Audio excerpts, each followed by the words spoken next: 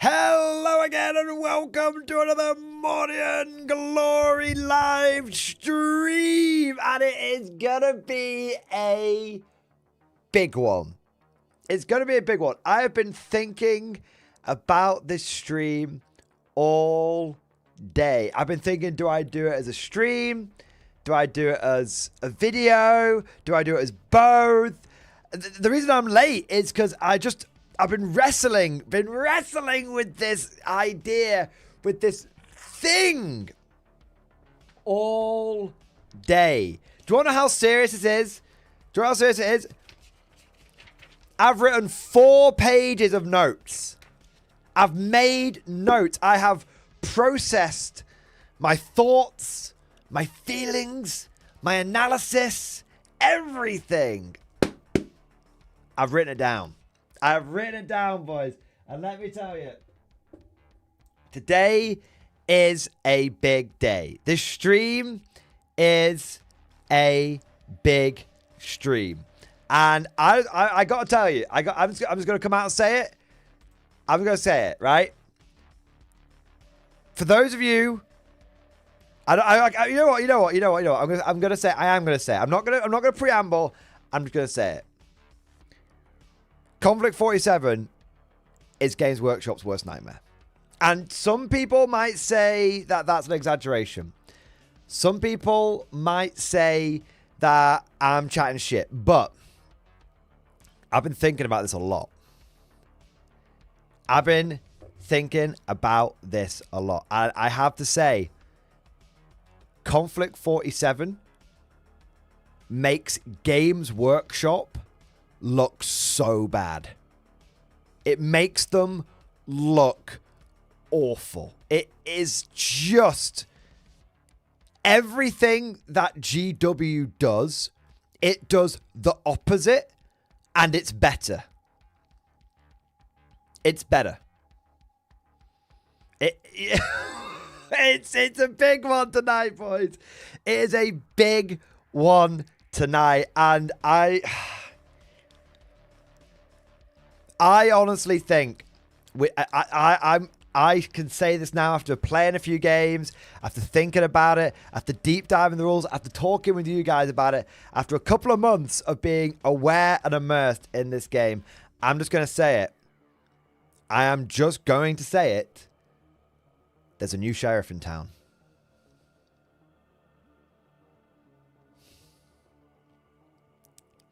There's a new sheriff in town. And if I was Games Workshop,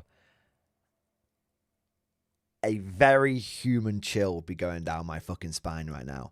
A company that fancies itself untouchable is going to feel very fucking mortal. And I've written 4 pages of notes. And I'm going to take you through step by step. I'm going to share with you how and why I think this. And this isn't just fucking baseless hype. This isn't just me just washing Warlord's balls. It doesn't matter if this game is made by Warlord or if it was made by someone else. It doesn't matter. This game, any wargamer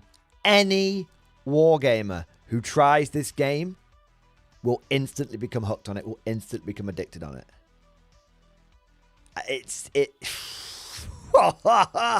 It may be one of the best war games that we have that has been released in a long time. A long fucking time. Okay? And I'm gonna go through it. I'm gonna explain it. I'm gonna state my case. And even if you are an ultimate Games Workshop ball washer, even if you are a number one GW fanboy, you will hear what I'm talking about tonight. You will hear what I'm talking about tonight. You will throw many arguments at me today, and I will be able to bat every single one of them down. you'll go, oh, but it won't be able to do that. Yeah, it can. Oh, but it won't be. Yeah, it can. It's honestly, it's so fucking good. Konflikt 47 is going to be big. And it is going to be big for the simple fact that it is a game that any wargamer that touches will enjoy it. Any one of them. And that's the big thing. That's the big thing. And, and Games Workshop is a very, very big company. It's a very... even Midwinter Minis. Even Midwinter Minis could play this game and would fucking love it. Would fucking love it. Alright? Big Games Workshop, they need to... if they ain't prepared for this, it's going to catch them in the backside. It's really going to catch them. So that is the opening statement, boys. What a hell of an opening statement. And you know what? I'm going to go a step further. I'm going to say this isn't even clickbait. This title is not clickbait. And I will prove it's not clickbait. All right, we're starting off big and strong tonight, boys. We're starting off big and strong. So we're gonna get the traditions and stuff done, and then we're gonna get into it. We are gonna get into it. I've got so much lined up, boys. I got so much lined up. Get your popcorn out. Get strapped in and strapped on. All I'm going to say, boys, it's going to be such a good stream. I'm so excited. I'm so excited. Right. So that's the briefing. By the way, to be clear, that's the big overall topic I want to talk about tonight. But of course, this is the Mordy and Glory stream. So if you've got something that you want to talk about, Warhammer 40k, Old World, Bolt Action, Battletech, everything. All right. Anything goes. It's still a Mordy and Glory stream. It's still just chatting bollocks. It's still a big deal. Okay, it's still a big deal. Got that in my head right now. It's still Drop Fleet. We can talk about Drop Fleet. All sorts of good stuff. All sorts of stuff. Good stuff. All right. So anything goes. Hobby, competitive play, everything. All right. So let's get into it. Starting off with our traditions. Traditions are very important on the Mordy and Glory channel. Traditions are what separate us from the renegades, the heretics, the traitors, are what make us the Emperor's true finest. His Japanese ghost troopers. Stand up and be counted. It's time for roll call, baby. Who is in the stream tonight? Who is hashtag Konflikt Curious? Who is hashtag Mordian's gone too far? Who is ready to have their mind blown? And then who's ready to have their mind blown, their nips blown off, and be jacked up to the tits? Who's fucking ready for it, boys? All right, let's see. Let's get the 07s flowing. Let's see. We have got Mad Larkin, Sadie Wilson, Sergeant Vivek, John Fryer, Wolf 58, Orc Squigs Oh My, The Lower Decks, Lee Whitehouse, Viridian Shallows, Cal Erber, Christian Steamcab, Gaza Gitz, Ozroth, Rankle Puzz, Chaos 7, Mark Coyles, Briggs, The Blonde Demon, Damn Legion, Tom Riddle, Avada Kedavra. We've got Rev, we've got Wolf 58, we've got Nostalgia Vivek, Butt Mounted, Creesville on Vocation, we've got Dustin Polos, Ripath, Sander Thematic, Cattage, Entry Decay and Eventually Death, Cool German Dude, The Men They Yearn for the Carpathians. We've got the Link Park 12, Bad Rabbits, say my name, baby. We've got Solarius, my boy. We've got Uet Magia, Chansey, the Ken Thought, Nick Heiltal, Justin Miller, Felice Machina, Swampy Turtle. 1 minute. It's popping off. I've lost my place. Swampy Turtle, Mad Larkin, Saban Wilson, JP Taylor, Drake Barfog, Mild the Knife, Mark Cole, Snacks a Little, Bad Rabbit. I've already said it, he's having it again now. Mingoich Jabronsky, Gaza Gates, Godlike Poet, JP Taylor, Wise Old Worm, Imp Agent, Mauld, Daniel Ibarra, the Kenthor, Rowan Straney, we've got Monokrov, Nick Hatfield, Viridian Shallows, Emperor Zayden, Agent Persuasion, Christian Glover, Rudy Garcia, Ripath, Denzel Wenzel, Rusty Mr. 2, Nick Hatfield, Sparks, oh shit, Matthew Edwards, Jesus Dominguez, we've got Nick Hatfield, Kit Bashing Kev, Gash, Spriggs going absolutely Ape, Ardog T, Strawberry Dream, Trench Rat, Mark Telemilan, Deastar. I think that's everyone. Tiki's probably here at some point as well. Welcome, welcome, welcome. Thank you so much for joining today's stream. Thank you for joining. And to everyone who has joined, it's going to be a good one tonight. I think you're going to like it. I think we're going to have a real back and forth. I'm going to present a case to you. All right? I'm going to present a case to you. And I want you to throw things back at me. Okay? Now, not only do I want to say a big thank you to all of you that have joined, but I also want to say a big thank you to all of you that have gone ahead and smashed that like button and subscribed to the channel. If you've not already done those things, please I'm being sensible tonight, guys. Please can I ask you humbly to go ahead and like the stream, and if you've not already subscribed to the channel, subscribe to the channel. And the reason I'm being sensible about it is because when I'm covering a topic like this, when we're covering something that isn't, directly Warhammer 40k, but we're talking about something else, it really is important to massage that YouTube algorithm, to boost it, to support it, to show engagement. Liking the stream, subscribing to the channel, chatting away, all of that is a huge help. So I am very, very grateful and very appreciative to all of you that do go ahead and interact with the stream. It does make a big help. It is a big help. Thank you, man. All right. I also want to say a big thank you to everyone who is popping off, baby! Coming in with super chats and member flexes and gifted memberships and all of that good stuff. And let's go through, say our thank yous, address our super chats, and once we've done those, we'll get into the topic. We'll get into the big topic of tonight, all right? So starting off, I want to say a big thank you to Curtis Thompson! Curtis Thompson coming in with the first super chat of the night, getting the stream started off right with the Giga Chat. Teaching my younger brother how to play 4th edition, 40k. Pictures and stream discussion. Thanks. Thank you, man, for your support. And let's take a look. Oh, yeah. Teaching my younger brother how to play 4th edition. He played Space Marines and learned the glories of the Emperor. It wasn't supposed to be fair. It was supposed to teach. I'm guessing you did. Well, if it's not meant to be fair and you're playing as Tal, then I'm presuming that you absolutely battered him. I'm joking. I like the terrain, man. Look at the terrain. Yes. There's a hill. My God, when was the last time we saw a hill on a 40k board, man? There's a goddamn hill. It looks like the opening scene to Fire Warrior when it's like the little Tau Enclave and the Marines turn up and batter everybody. Yeah. It's cool, man. We got a Devilfish, some Fire Warriors, and we got a little cheeky commander as well. And then look at them, boys. Assault Marines in all of their glory. Firstborn Assault Marines. Yes. And then we've got a tactical squad. My God. He was beautiful as the day I lost you. And then we've got a Dreadnought with classic assault cannon and fist combo. And a cheeky Rhino. Cheeky breaky Rhino. Nice.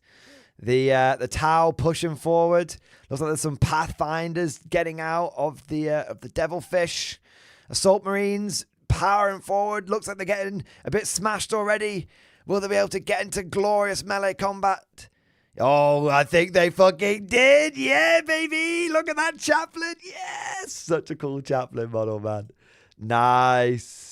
That's actually my brother has that chaplain model, and it goes around for until all the firstborn shit got basically taken away. That chaplain model went around and battered the shit out of me for like 10 years. Oh, man. Yes, the Marines. Purge and conquer, brothers. Purge and conquer. I love it, man. I love it. Excellent. Excellent, Curtis Thompson. Mad Larkin, what kind of teacher game doesn't run Triptide? I know, right? I know. You're meant to teach him to hate the Tau. That's what's meant to happen. Your game has just reminded me of another note on the page.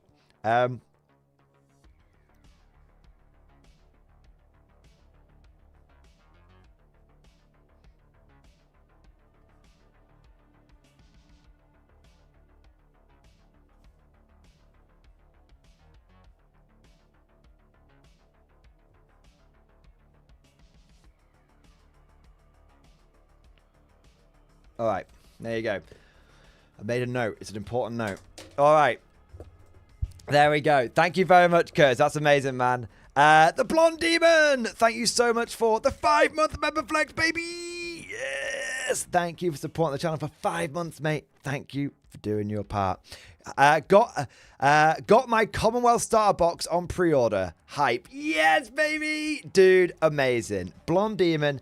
Absolutely awesome, man. Welcome to the Konflikt revolution. Yes. Welcome. The fire rises, brother. The fire rises, man. Holy shit. Welcome to Konflikt 47. You are going to enjoy it. There's no question about it. There's no maybe. You are going to enjoy it. I guarantee it. I fucking guarantee it, man. Dude, amazing. And Commonwealth is a great fucking starter set, and it's a great fucking faction as well.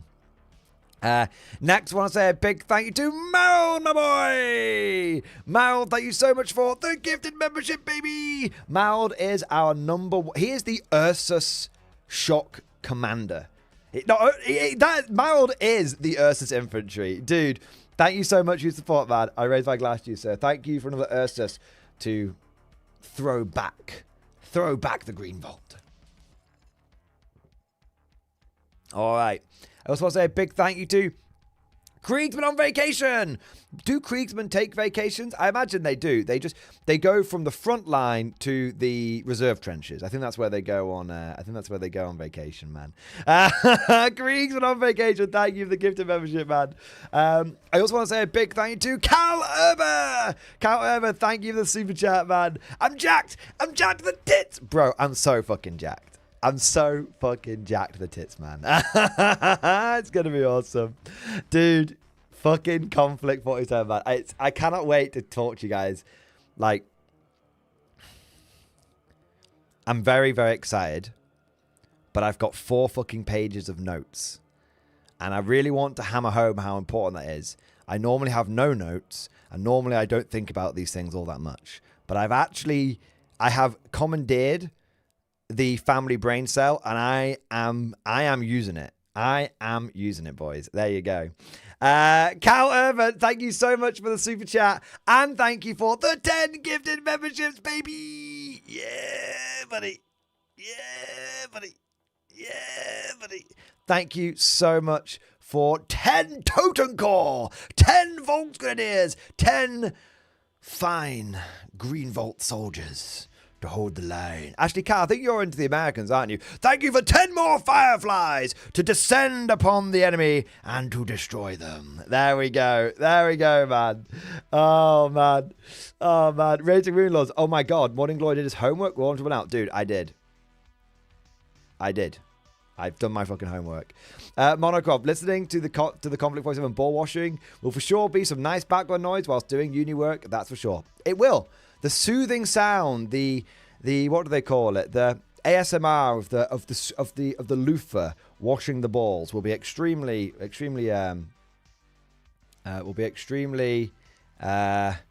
soothing to your ears. Oh man. I want to say next a big thank you to Jared Man. Thank you for the super chat, bro. Still in the UK, still no free Rhino. Konflikt 47 it is. Yes, baby. Yes. K47, baby. It's going to be big. It's going to be big. It's already growing exponentially. This is the thing, right? Konflikt 47 has barely been out, and it is growing exponentially already. Warlord Games has said that they are very happy with how the game has performed already, and it's not even fucking, like, fully out yet. It's not even hit its stride. It's taken, like, the first baby steps. This is the thing. This is it, boys. Oh my God. I also want to say a big thank you to the Lower Decks. Lower Decks, thank you for the super chat, man. Warp translation in 3, 2, 1. All right, let's have a look here. Woodimp, what the hell is in that box today? Wait, which box? Dude, slide into my DMs. Slide into my DMs. Whilst I'm doing this Lower Decks bit, slide into my DMs, man. Yeah. All right. Let's have a look, man.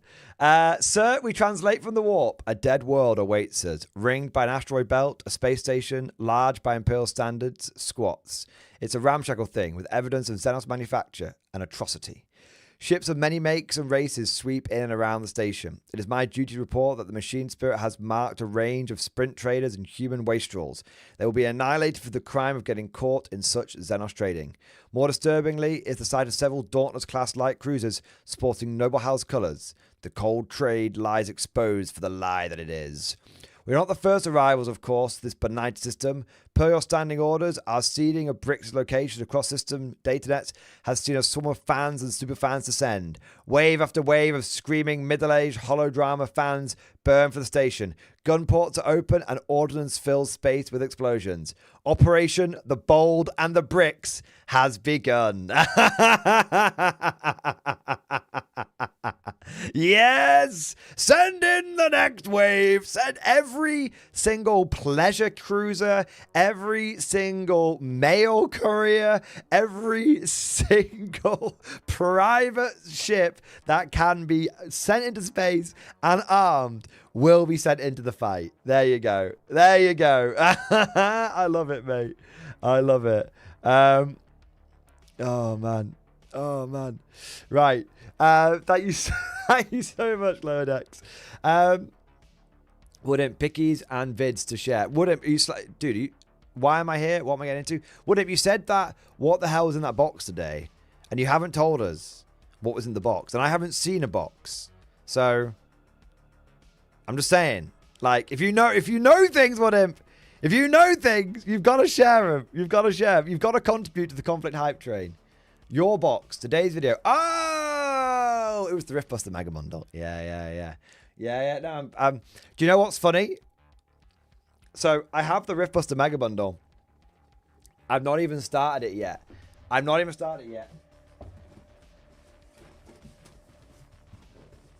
I bought more. This is half of what else is going to turn up. I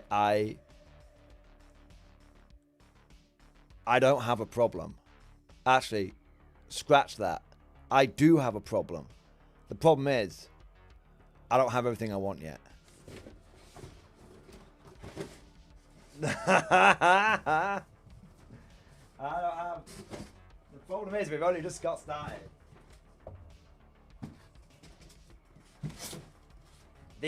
You look, right? Right, this is the thing. Look at all of the Warhammer that I have. Look at what happens when I, a Warhammer player, is excited about something. I go all in and then beyond. I don't need 21 Lehman Russes. I own 21 Lehman Russes. I don't need 5 Super Heavies. I own 5 Super Heavies. I don't need over 1,000 Imperial Guard infantry. But I have over 1,000 Imperial Guard infantry.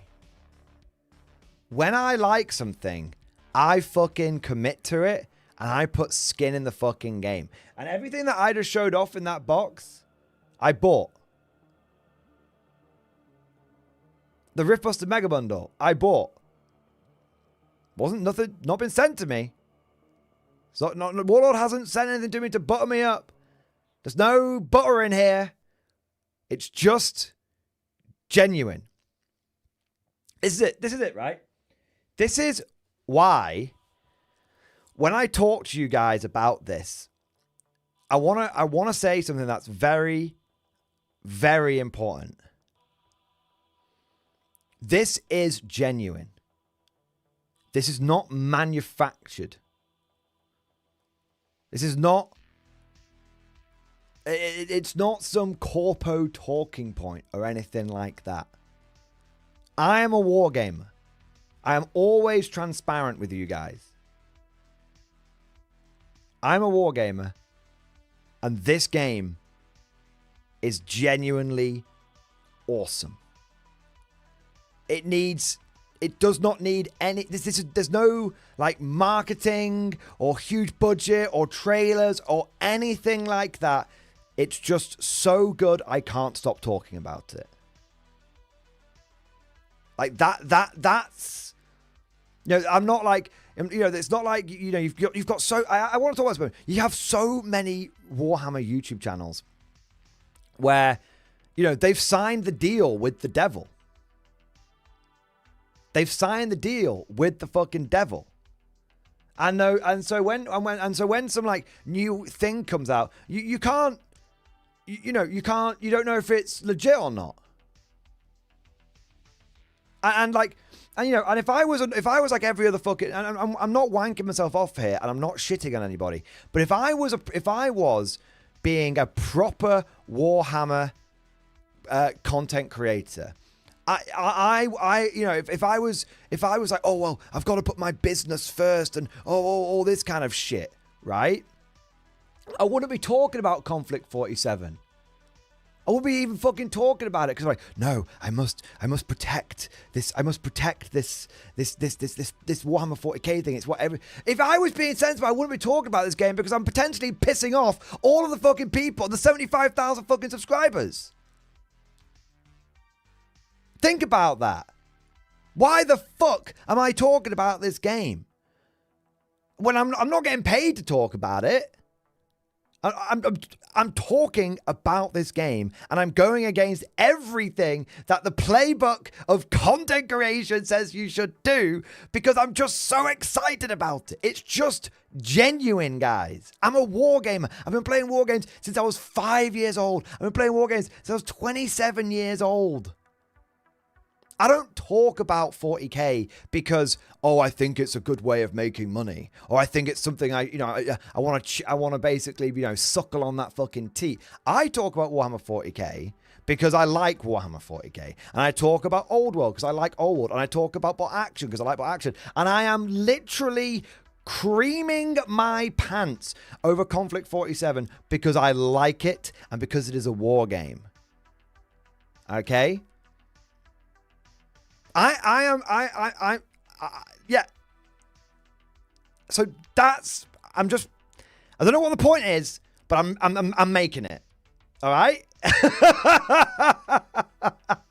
Right. My point is that I'm being genuine.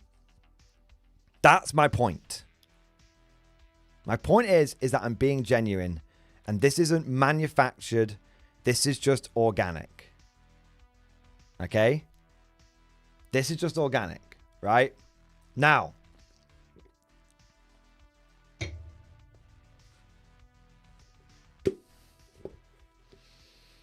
we need to talk. I've made some notes.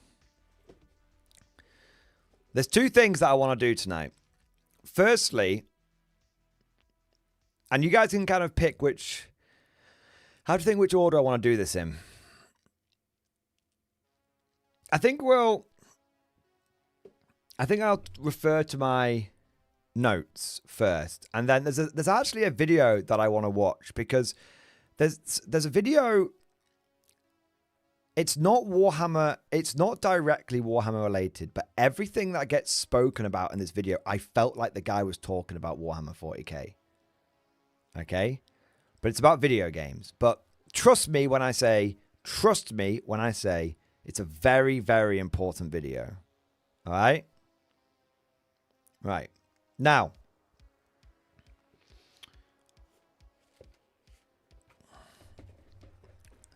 this video is this next bit. I've made some notes, but I was very excited, so I didn't write them down in any particular order. So it might be a little rougher than I mean for it to be. But I want you to bear with me. I'm looking down at a fucking notebook right now. I want you to bear with me.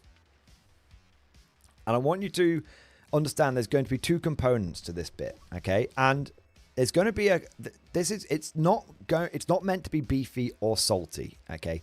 But there's two components to this next part, which is where we're going to be talking about what Konflikt 47 does right, and we're going to be talking about what Warhammer 40k does wrong. Because it's very important to understand that it's both of these things which make this game a genuine nightmare for Games Workshop. Okay, a genuine nightmare for them. All right, so I'm. There is going to be some Warhammer 40k bashing here, but understand it is not going to be emotional bullshit. It is going to be a legitimate and sensible criticism, which I think people will struggle to find fault with the current Warhammer 40k and approach that Games Workshop has. Okay? Okay. So, but it's not going to be the Warhammer shit. It's not going to be that.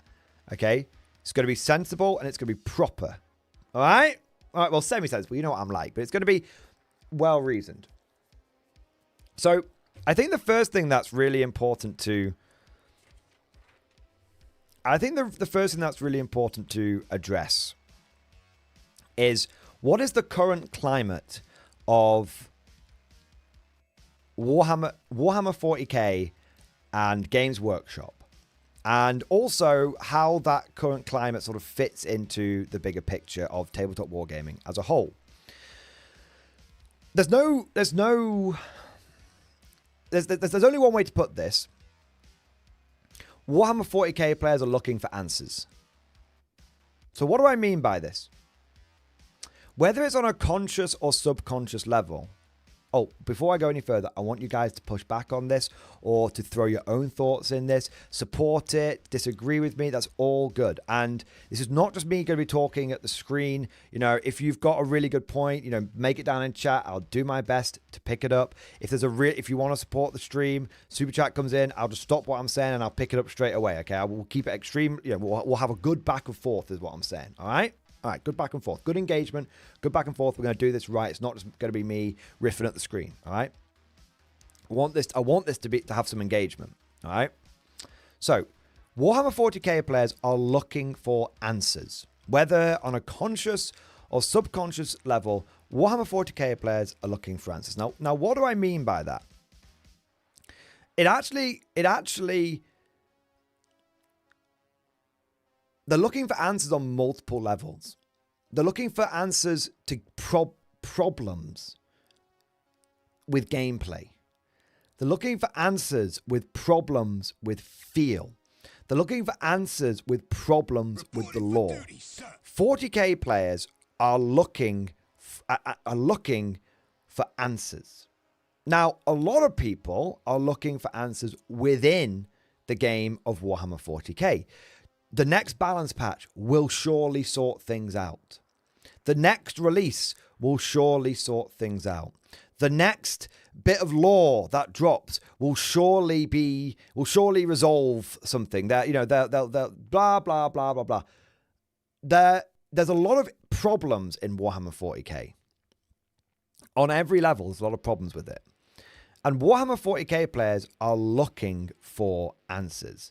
And a lot of and some people are looking for answers within the game, but a lot of Warhammer 40k players are beginning to look outside of Warhammer 40k. Now, not necessarily outside of Games Workshop, but they're looking for answers outside of Warhammer 40k. A good example of this is Horus Heresy and Warhammer the Old World. So Warhammer the Old World has started to see a real uptick in popularity. You're seeing videos that come out about the game getting more views. I keep a close eye on this shit, okay? Because I'm a content creator, I'm also a content consumer. I keep a close eye on this kind of stuff. And there are channels out there now which only cover Warhammer the Old World, and they are self-sustaining. And you've got channels out which would never have been heard of before. And not only are you seeing it become popular in the content creator space, but you're seeing it you're not just seeing people like... A good example is there are battle report channels that only covered Warhammer 40k who are starting to branch out and cover other games like Warhammer the Old World. But Warhammer the Old World is one example. I don't think it can be I don't think it can be overstated how massive of a fuck up the Horus Heresy release was. It is so much more damaging than anybody realizes, okay? And don't worry, we're coming back on topic. It's a very quick divergent, but it's very much part of the problem, okay? Why was the reception to Horus Heresy so bad? And why has Horus Heresy fucked up so badly? Okay. Now, you could argue, you could argue whether it's a good game or not. Okay. And I'm not actually going to get into that right now. If you think it's a good game, I'm not going to disagree with you on that, right? But the massive fuck up of Warhammer Horus Heresy was the fact that it totally and utterly failed to capture 40k players who are looking for an answer. It failed. 40k players saw the shit show. A lot of 40k players were looking over at Heresy with a bit of curiosity. They were like, oh yeah, I might go on a bit of a Heresy holiday. I might become square base and Heresy pilled.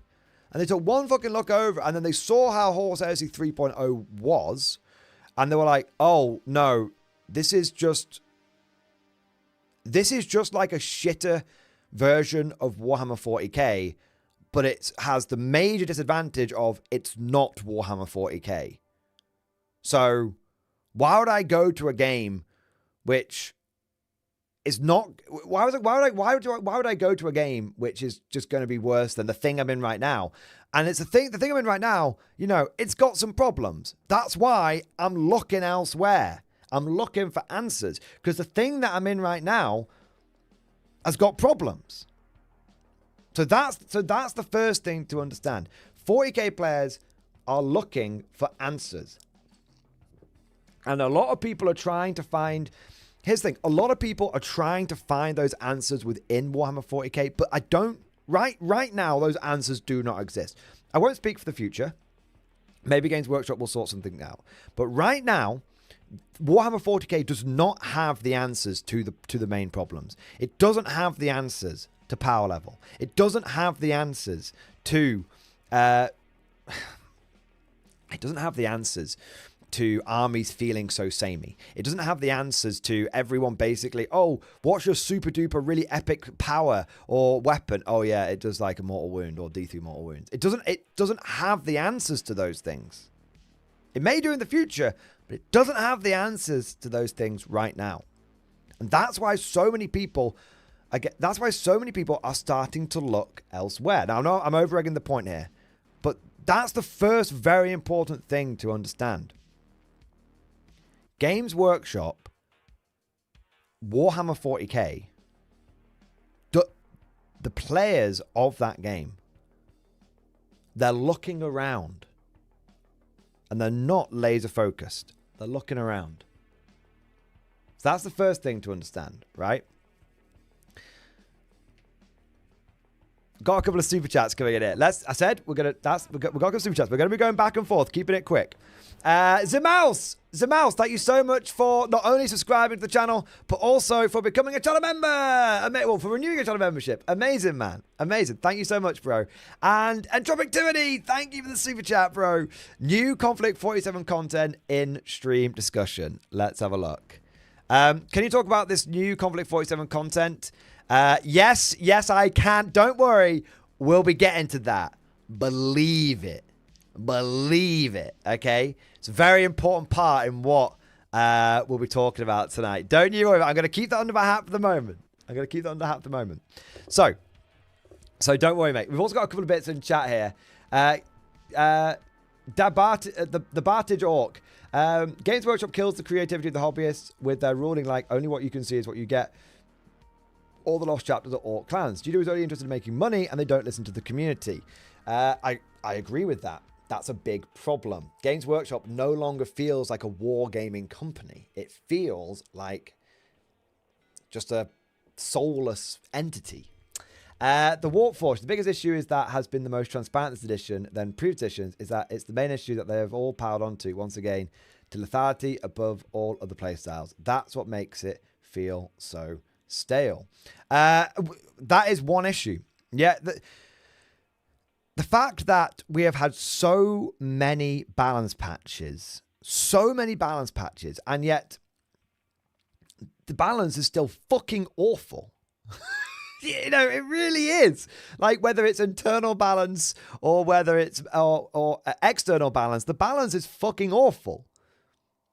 No matter what Games Workshop does, they never balance the game. I don't, you know, and I'm not saying that I'm not being a conspiracy theory. I'm not being a conspiracy theorist about this. I'm sure they're trying very, very hard, but no matter how much they rip out of the game, no matter how many times they pull, they try and balance the game is still woefully balanced. Yeah, woefully.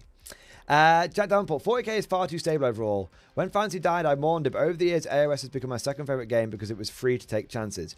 40k can't take the chances as it's the breadwinner. Jack Davenport, that's a very interesting point. But that is the death. That is the death. 40k doesn't take chances anymore. But that is what will ultimately lead to it struggling. Because there's only one thing worse than being bad. And that's being boring. And we'll come back to that in a moment. So, the first thing we said is 40k players are looking for answers. So that's one thing that's the first thing I want to say. Now, let me have a look at my notes here. Because I don't just want this to be a shitting on Warhammer 40k thing, because that's not really the point of this. It's more of a both of these things go hand in hand. Konflikt 47 and Warhammer. Konflikt 47 being good and Games Workshop having some problems is what leads to this being Games Workshop's nightmare. Okay. Now, let me start at the beginning of my notes. I think one of the first things to understand about Konflikt 47 is there is some real talent behind this game. When I say real talent, I mean the people that made 40k, that laid the foundations down of 40k today, no longer work at Games Workshop. They all got pushed out in what was essentially a corporate pogrom. Warlord Games, who makes Konflikt 47, is staffed by some of the titans of our industry. Rick Priestley, the man who invented Warhammer 40k. The only reason you're playing the game right now does not work at Games Workshop. He was pushed out of Games Workshop, and now he works at Warlord Games. Andy Chambers, the man responsible for the codexes which people still talk about 20 years later. I'm pretty certain, I can tell you, Guard 4th edition codex or 3.5 codex, Orc 3rd, 4th edition codex. I'm pretty certain Chaos 3.5, but I might be wrong on that one. Some of the greatest books, some of the greatest codexes ever written, does not work at Games Workshop. He works at Warlord Games and is actually one of the lead developers specifically on Konflikt 47. This guy was writing amazing games 20 years ago. He now has 20 years more experience, and that fucking shows. That fucking shows in this game. So one of the things so why is this a nightmare for Games Workshop? The reason it's a nightmare for Games Workshop is because the people making this game aren't amateurs. They're not amateurs.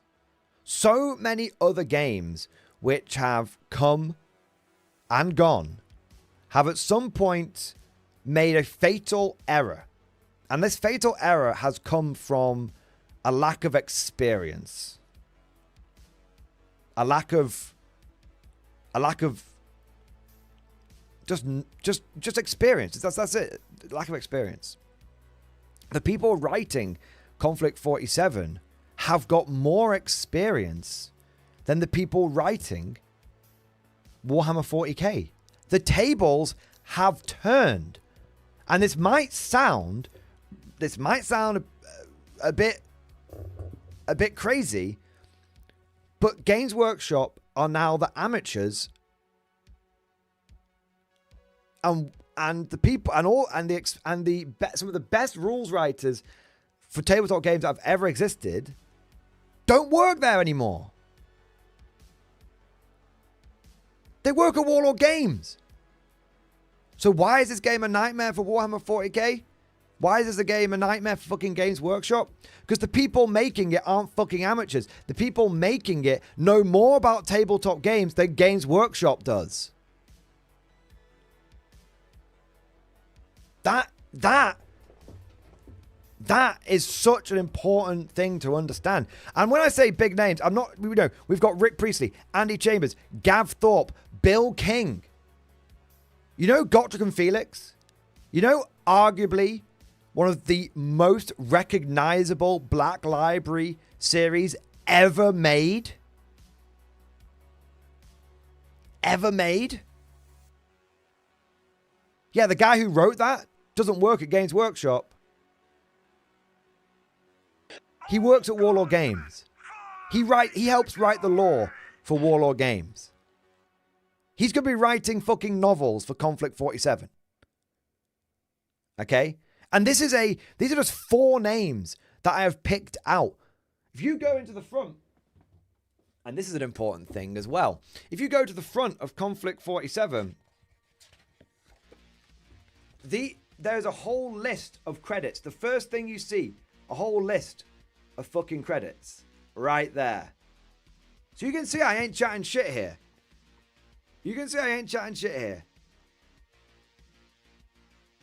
Like, there are some big names, some very experienced people which are behind this thing. And it fucking shows, as we'll get to as we move on. But before we do, got some more super chats coming in here. Spriggs, my boy, where is the back? Where's your dressing gown? No, here is the back. Where's your dressing gown? Well, I don't know what here is. What do you mean here is the back? I don't get that bit, Spriggs. But where's my dressing gown? It's downstairs. But I'm actually a bit warm. I'm taking this off. Oh. I'm taking this off. I'm too hot. I don't need a dressing gown. I'm too hot. Right. Cool German dude. Thank you for the Baneblade chat. Yes. It is the Baneblade chat. Having come into Warhammer, thank you so much for joining Super Chat, man. Having come into Warhammer from the gaming community, I see so many parallels of late 2010s, 2020s video game doubles being replicated by GW in Warhammer. One point being video games being party games being turned into esports. You're 100% correct. So many, and this is something we're going to get to with one of the videos we're going to watch later on. So many issues that are afflicting the video game community right now, and right now, and the revolution that the video game community is going through right now. There are identical parallels that can be drawn to what Games Workshop is doing right this second. Right this fucking second. Games Workshop has decided to go full fucking corpo mode at the exact moment when the general cultural trend is everyone is pushing back against corpos. Everyone is against shitification, enslopification. Everyone's pushing back on it. Everyone's pushing back on it. And Games Workshop has gone, we're going to really do... Games Workshop is going the exact opposite direction that everyone else is going in. Yeah. It's such a good point, Cool German Dude. It's such a good point. 100% agree with it. absolutely. Much of what I'm talking about in this video has actually been inspired by some of the things I've been learning that's been going on in the video game community recently. All right? Now, let's talk lore. I've got lore, gameplay, rules, loads of things. Okay? Loads of things. I've been really, really going deep on this, boys. I've actually mapped out arguments back and forth. I've actually fucking thought about this. The lore of Konflikt 47 is very good. It is that perfect blend of grimdark and dark humor. It is that perfect blend of here's the universe, but we are not going to answer every question. We're going to leave quite a lot of bits open-ended, and the reason for that is we want you guys to talk about it, what it may mean, and also we need to leave room for you guys to be creative. And this isn't stuff that I'm saying. This is coming directly from Warlord Games themselves. They have built the universe. They've built the world of Konflikt 47. But they're not telling you exactly what everything is. And they have purposefully left significant aspects of it open-ended so that you, the player, can make you, the player, can take it a step further. You, the player, can make that aspect of it your dudes. And you see this so in the reaction that the community has had to Konflikt 47 and the lore. People are out there building armies based off just these little threads that have been left hanging everywhere. Look at the army we were looking at yesterday. Chansey and his Romans. In fact, I'm going to take a moment. I'm going to bring these up on camera because this is actually a big part of this video, of what got me thinking about making this video. All right, give me a second. Give me a second.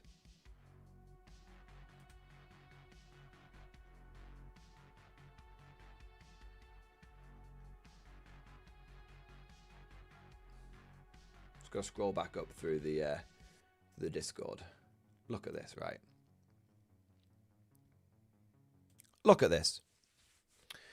So yesterday, Chansey completed his first Konflikt 47 army. By the way, this is a 1250 point conflict army, which is a pretty normal size for it. And this is quite an elite one as well. You can get a more hoardy one than this. Now, in Konflikt 47, the ultimate fate of Italy and how, it has divided, the nation's been split in half, as it did in World War II. And, some chose to side with the Allies, some chose to stick with the Axis. The ultimate fate of Italy is a big question in Konflikt 47. Where is Italy now, 4 years after the big split? Well, Italy still exists because there are Italian units. And so what Chansey has done here is he has taken this idea of Italy being in Konflikt 47. He's taken this question of what is Italy doing, and he has run with it, and he has built. Bear in mind, Chansey is a full-blown Warhammer 40k player. Okay, he loves his heresy too, but he's a full-blown Warhammer 40k player, and he has taken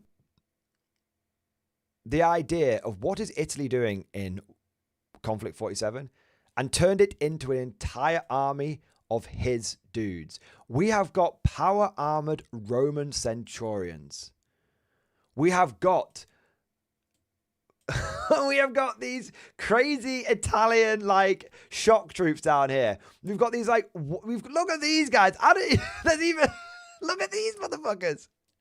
He's got Benito Mussolini in fucking golden power armor. And what is Italy doing in Konflikt 47? Well, according to Chansey, They're trying to restore. They're going to use the power of the rift to restore the Roman Empire. And look how cool this is. There is no other army like this in Konflikt 47 that exists right now. No one else has put the Centurion, has put the plumes on the Style Trooper heads. No one's put the fucking shields on the Style Trooper arms. No one's made Benito Mussolini into a fucking golden fucking armored bastard. Rome is eternal. And that's such a cool idea. And this is a custom, Chansey has done all the conversions here. This is a custom army. It's cool. It's very, very cool. And the inspiration, this is the power. This is the power of law. And this is why people who don't respect the law, you don't have to be a law guy to respect law and to understand how important law is.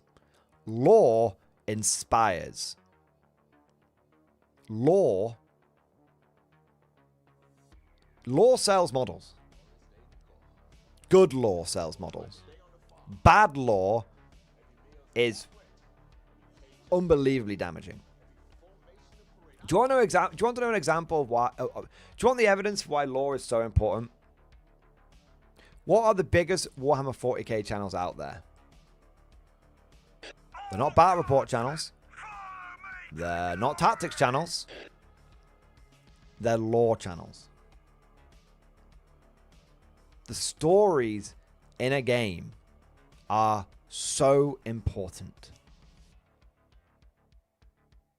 They're so important.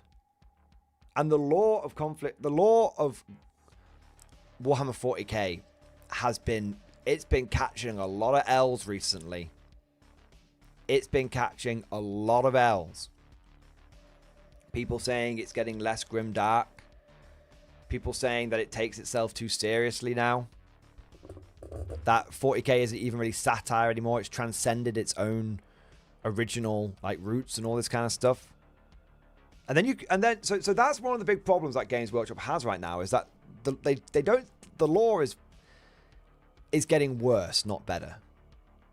And then you have something like Konflikt 47. Now, you may say this is a very unfair comparison because Konflikt 47 is a very new game and Warhammer 40k is a very old game.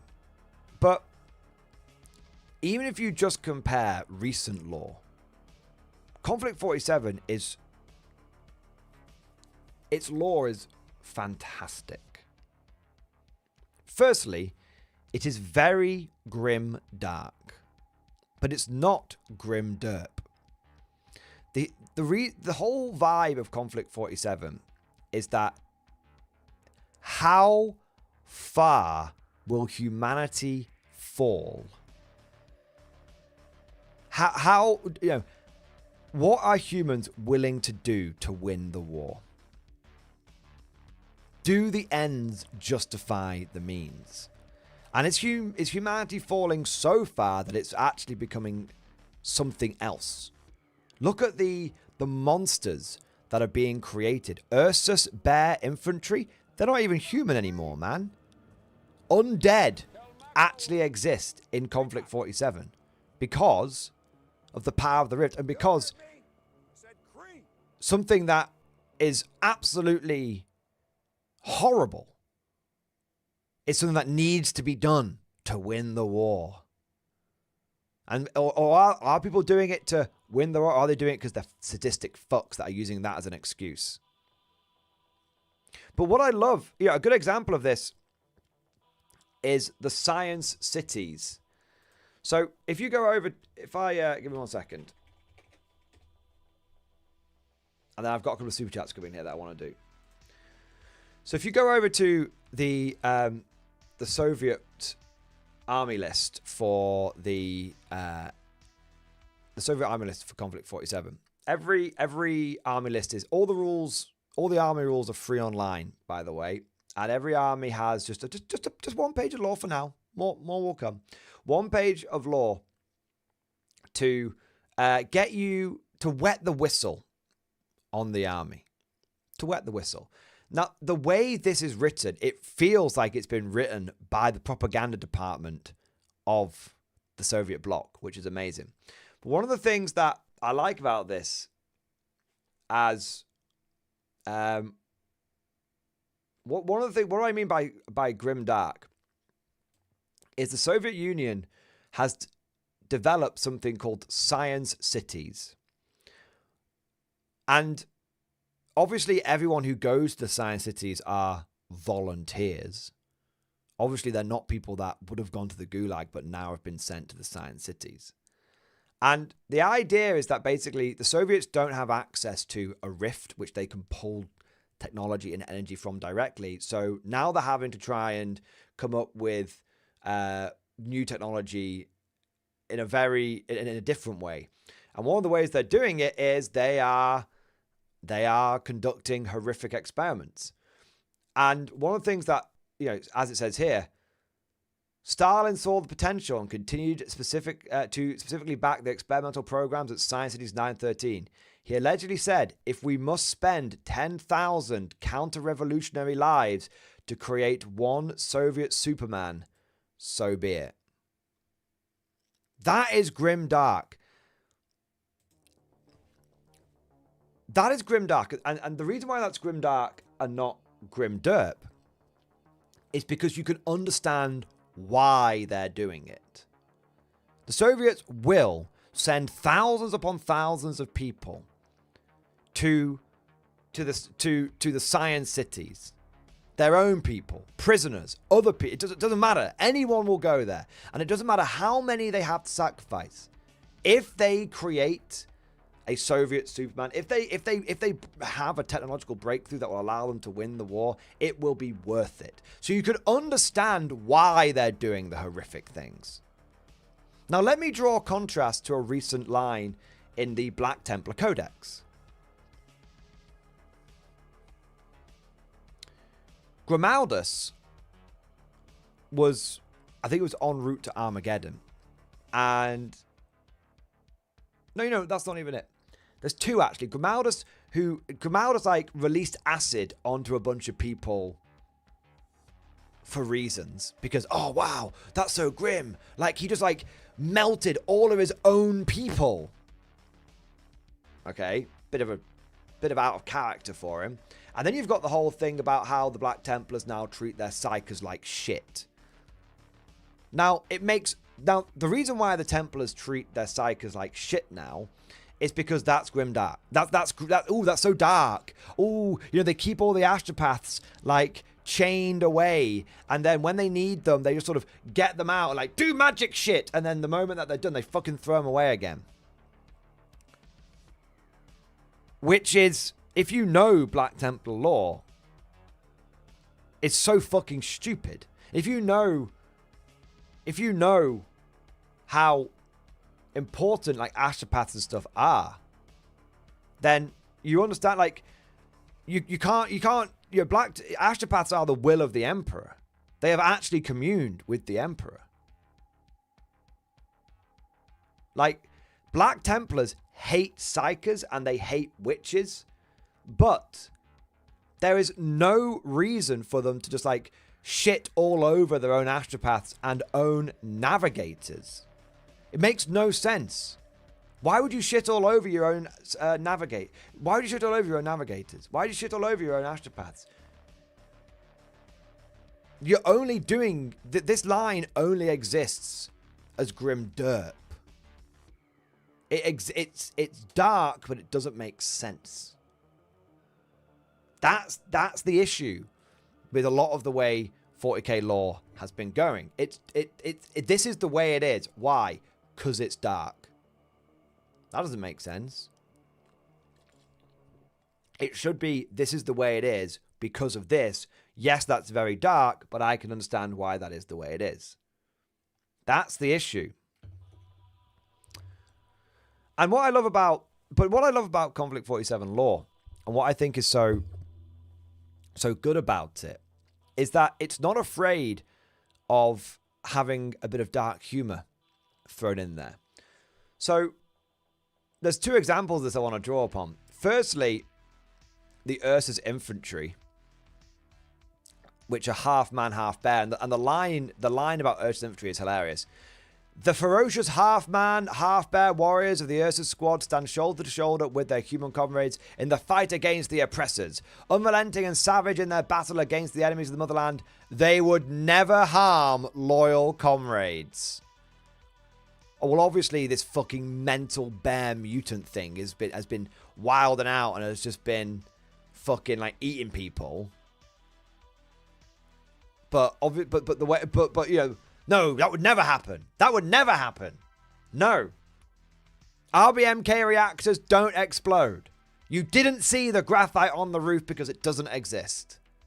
Do you know what I mean? And like, obviously what's happened is if an Ursus goes nuts and like eats like a normal soldier, well, obviously he was not a loyal comrade.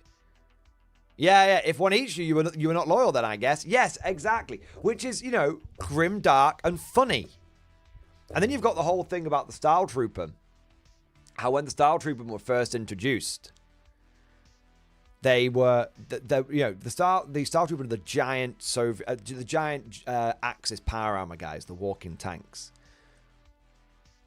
The armor was invented, and the first thing that happened was the Axis started bickering over who should get it, because obviously the army thinks that the army thinks that it should get it, but then like the front line, the infantry thinks that they should get it because like, well, it's power armor for infantry, we need this. But but for some reason the artillery part of the army was like, no, we should have it. And that actually leans into like real life history about why did the crews of Stug tanks wear artillery uniforms and not tank uniforms? There's a whole, it's a reference to that, which is really cool. And what's funny is the artillery actually ended up winning the argument, getting the first super heavy power armor, and then when the first time it was deployed, it completely screwed the Soviets over. Not because the Soviets didn't expect it, but because the Soviets captured some intel, captured a map of German positions, and they were like, oh look, that's an artillery company that's just like exposed. Why have they put their artillery on the front line? Those stupid Germans. Right, well, we'll punch through there, we'll wrap this whole bit up. And so they go and attack the artillery company, only to find out that it was not artillery. It was not artillery. You know, which is funny. But like, it's funny, but it's also like, it's a bit, you know, it's dark, it's tragic, it's rational, it makes sense. Like, yeah, it's crazy. So again, you've got this Konflikt 47 law is very, you know, it's only just beginning, and it's already starting from such a strong position. And then, you know, people, and this again, why is this a nightmare for Games Workshop? Because Games Workshop is over there and is having to contend with things like female custodies, and that's still a thing. They're having to contend with that. They're having to contend with changing the law around Eldar Wraithbone. Having to contend with some of the crazy shit they're coming up with like Black Templars. They're having to contend with will they or won't they female Space Marines, which they're having to contend with all of this shit. And there's all these things that, you know, all of this fucking shit going on with it. And then you look over at K47 and there's none of that. There's none of that. It's just good. It's tight. There's quality. It's grim dark, but it doesn't take itself too seriously. But it rationalizes why things are happening. It takes the time to explain why things happen, but it doesn't tell you exactly what the hell's going on, because that leaves an element of mystery that we the players can start exploring. The Blonde Demon, to be fair, longer a franchise exists, the more this sort of thing builds up. Yeah, no, exactly though. One of the big things that, one of the big issues with Games Workshop is that they're getting very long in the tooth, and that comes with advantages, but it comes with problems as well. And a younger, dynamic company which can come along with something that's fresh, a new perspective, a new pair of eyes, or just do things that do things differently to the way you do things, and it shows up the way that you do things as being bad. That is something that's playing against Games Workshop right now. Games Workshop is being shown up badly. It's being shown up very, very badly. And we'll get, and I've got notes, I've got pages, boys. But before we get to that, a few more super chats, all right? A few more super chats. Like I said, we're going back and forth. I want to say a big thank you to JP Taylor. Thank you for the 11-month member flex, man. 11 months, nearly X-Force. I'll give it to you early. X-Force, baby. There you go. Thank you for your long-term support, mate. GW has become a model company, not a game company. Yeah. I'm going to actually disagree with that one. Because I'm going to agree and disagree with it. I am going to agree with you because on the one hand, they're definitely having issues with rules writing at the moment. And some of the best things about Games Workshop are some of the models that they produce. But the issue is that a lot of the models that they produce now are actually have a lot of problems. Like the ergonomics of Games Workshop kits are very bad. Very, very bad. Like I do not believe that Games Workshop can legitimately claim to sell the best models right now. I'm not saying Konflikt 47 is selling better models. I don't think that's true. But not yet anyway. But Games Workshop used to be able to say that they sold the best miniatures in the world. And I don't think that's true anymore. Unknown Entity, who sells better?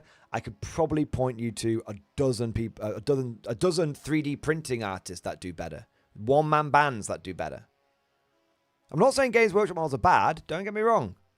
Don't get it twisted. Don't get it taken out of perspective. Games Workshop still makes some very good models, but you cannot say that those kits have no problems, and you cannot say that they are unequivocally the industry leader when it comes to this kind of stuff now. That you can't. They're still very good. But the industry has grown beyond their grasp, which is why you're starting to see things like the Garmac situation. If you don't know what that is, well, we might come back to that later. But Games Workshop, it's like that scene in V for Vendetta. Chancellor Sutler, he will respond the only way he knows how to. Games Workshop will respond in the only way they know how to. And that's why you're getting them. That's why you're seeing them go after so many people. So, and a part of that is IP protection. Totally understand that. Totally get it. But that's the only lever they choose to pull. And they have a lot of levers they can pull. Yeah. So, there are a lot of, there's Games Workshop makes good miniatures, but they're not the only game in town anymore. And every year that goes by, a little bit more power slips away from them, and would, you know, get to the point now where you can't say they're the people that make the best miniatures. You can't. Ellen, I think this is coping Mordian. GW still makes the best models by quite a lot. I'm not saying there aren't other good artists out there, but producing that quality on that quantity has merit. Quantity and quality are two different things. I never said Games Workshop didn't produce the most models. They probably do produce the most models. But they don't produce the highest quality models. It's not even really the main point of this. We're just, well, we're kind of just, you know, well, I guess it is. It's the main point of what JP Taylor is saying. I don't think that I don't think it's as cut and dry as it used to be. Games Workshop used to be able to go, oh, we're not a games company, we're a model company. And now I'm like, are you though? Because you cut out a lot of the models. Like, you're constantly discontinuing fucking models. And B, you constantly, you know, you no longer make the best miniatures in the industry. I think, look, I sure as hell can say, Elden Lean, you can say it. That's true. You have the ability to say that, and we can agree to disagree. But I will say this, Elden Lean. Maybe this is a halfway point that we can both agree on. I think that the point is at the very least now up for debate. I think that I think in the past it was unequivocal. I think, you know, Games Workshop did make the best models, and now I think the point is at the very least up for debate. I think that's a fair way of looking at it. I want to say a big thank you next to Nick Hatfield. Thank you for the super chat, man. Now that my Soviet Army starter kit is on the way, I decided to research my faction. It led me straight to Tiki. I love it. Yes, baby. I love it. Oh, man. Tiki's lore videos are great. For sure, man. For sure. And I love the fact that you've got the Soviet Army starter kit. Yes, baby. Yes. Yes. It's so... it's so cool seeing people picking this game up, man. Because... it's honestly just so good. You're going to love it, man. And I think the Soviets are a really, really good faction. I think all the factions are really good, but I think you're going to really enjoy the Soviets. They're going to feel like you expect them to feel. Tiki, thank you for the Banzai! Thank you for the gift of... not the gift of measure. Thank you for the super chat, man. Banzai for International Waters. Pictures of Clash at the Caribbean 2025 crew in stream discussion. Let's have a look, man. Let's have a look.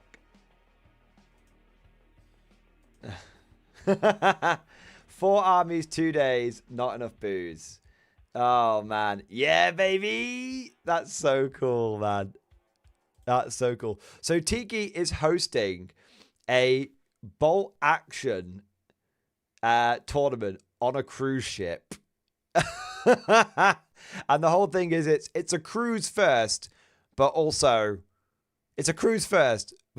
we're gonna play some games. But it's not really a tournament. It's more of a social event, a bolt action social event on a cruise ship with lots and lots of booze. Amazing. That's so cool. That's so cool, man. I love it. Metric, my boy. Metric, thank you so much for the Bane Blade. Yes, yes. Amazing, man. Thank you for the big super chat, man. I had this idea with the Commonwealth robot that they have voice boxes like Mr. Gutsy from Fallout, calling the Axis Huns, and to the US saying, the Union Jack beats the Stars and Stripes. Any more ideas for some lines? Bro, I love that. Yes, yes, 1,000 times yes. The British automatons will absolutely sound like Mr. Gutsy. That is brilliant, and I love it. You've got to have some classic sort of Dad's Army lines. They don't like it up 'em, sir.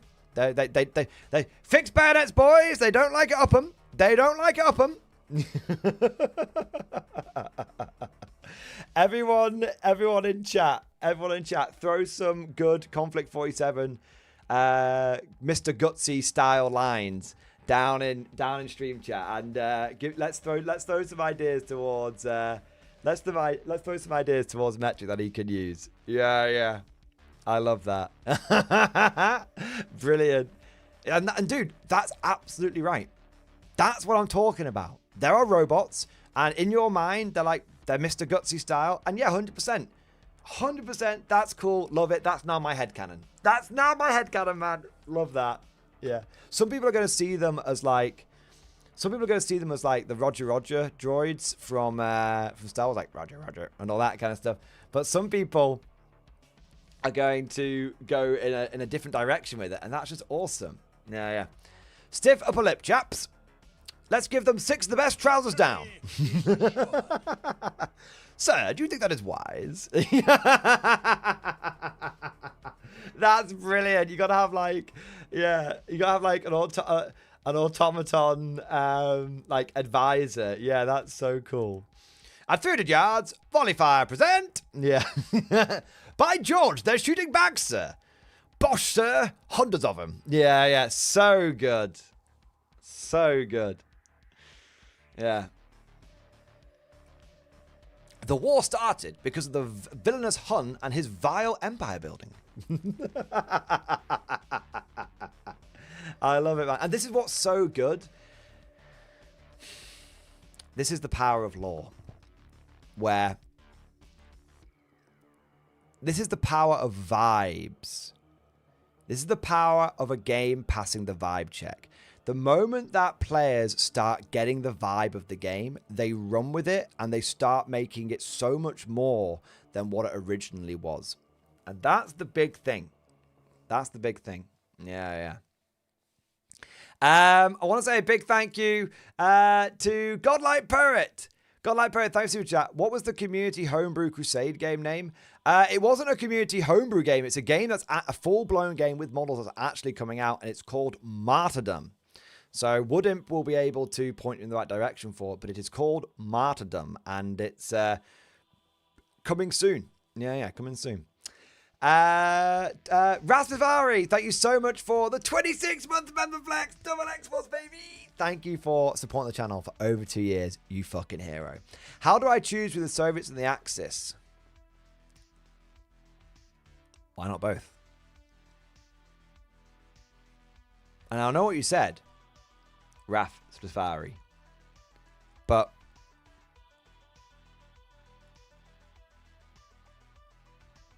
you can get 2 full Konflikt 47 armies for less than half the price of a single Games Workshop army. A single Warhammer 40k army. This is something I was going to get to later, but we'll touch upon it now. We'll touch upon it now. If you buy the... I have like 5 40k armies and 1 Old World already. I mean... Let me just show you something.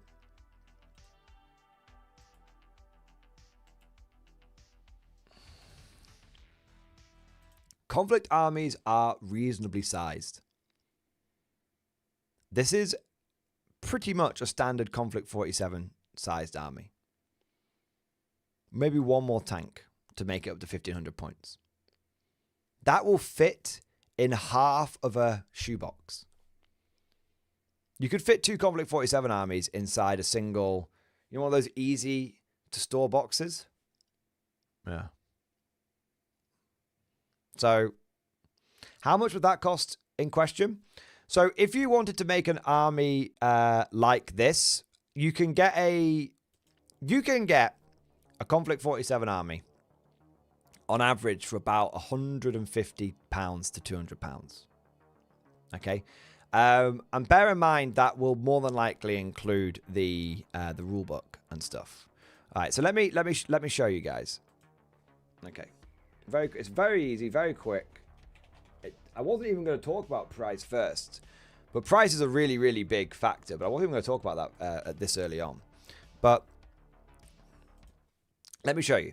So the Konflikt 47 starter set comes with some Germans and some Americans, and comes with the rulebook, and comes with all of the Rift dice and everything that you need.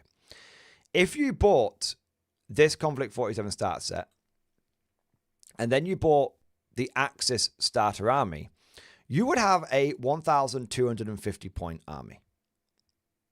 That is a very, Konflikt 47 is played at basically 1,250 or 1,500 points. For the Americans, if you got this half of the American starter set and then got the American starter army, you actually do get 1,500 points with that. So for the Americans, it's 45, let's say £50 plus £110. So it's 160 quid. Now, bear in mind that Wayland Games sells this for 20% off. So that's going to be roughly 30 quid off. Roughly. So for less than if you bought the Konflikt 40, if you split a Konflikt 47 starter set and then bought an American starter army for roughly for £130, you'd have a 1,500 point army for the Americans. Yeah. That's and for the Germans you get you get 1,250 points. So if you wanted to go to 1,500 points, you'd have to like buy one extra box on top of that. But again, you're looking at for the Germans, I think £200 unless you get it from a third party retailer, at which point you're looking at £160. What about Soviets? Oh, Soviets are even easier, mate. Piece of piss. So the Soviet starter army is actually really solid. So the Soviet starter army, I mean, I think it's about 1,000 points. That's about that. I mean, it's about 1,000 points. So if you bought one of these and then bought one or two other units, you're looking at 150 to 200. You're looking at between 150 and £200. Yeah, it's the same for everyone. You can if it costs you £1,000 new in box to get a Games Workshop new in box, £1,000 to get one Games Workshop Warhammer 40k army, you can buy an army, a full army, and not all killer, no filler. This is something we're going to get onto in a moment. All killer, no filler for every single faction of Konflikt 47. And you're not like having to do any stat padding or math magics to get there. 88 quid on, yeah, if you go over to Wayland Games, by the way, has been selling this shit out like hotcakes, man. But, loads of game stores will sell this for 10, 15, 20% off. But if we look at Wayland Games, for example,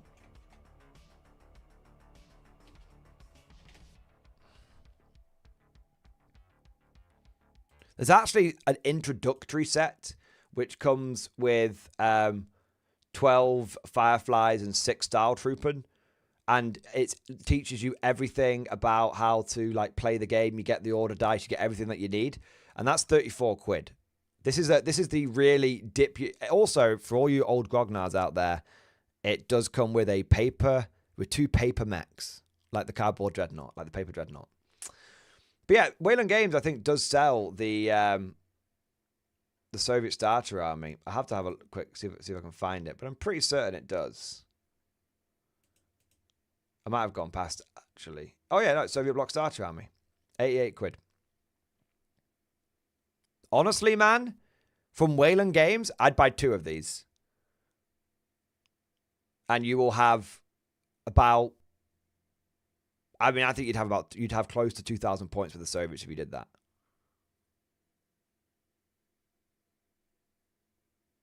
Yeah.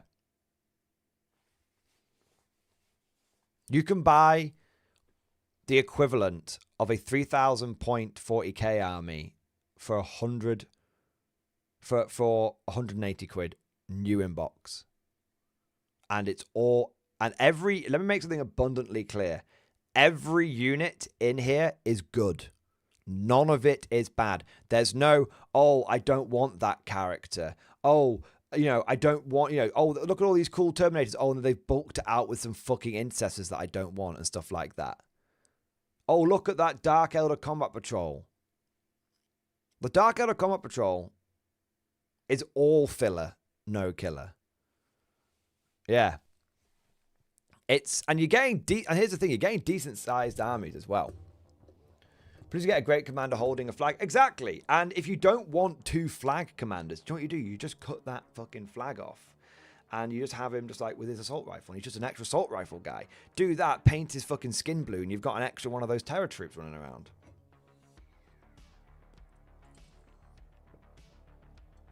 Yeah. So yeah, it's Rasazari. It's, you want Soviets for less than the price. For the price of a combat patrol and a codex, you get a full army. You know?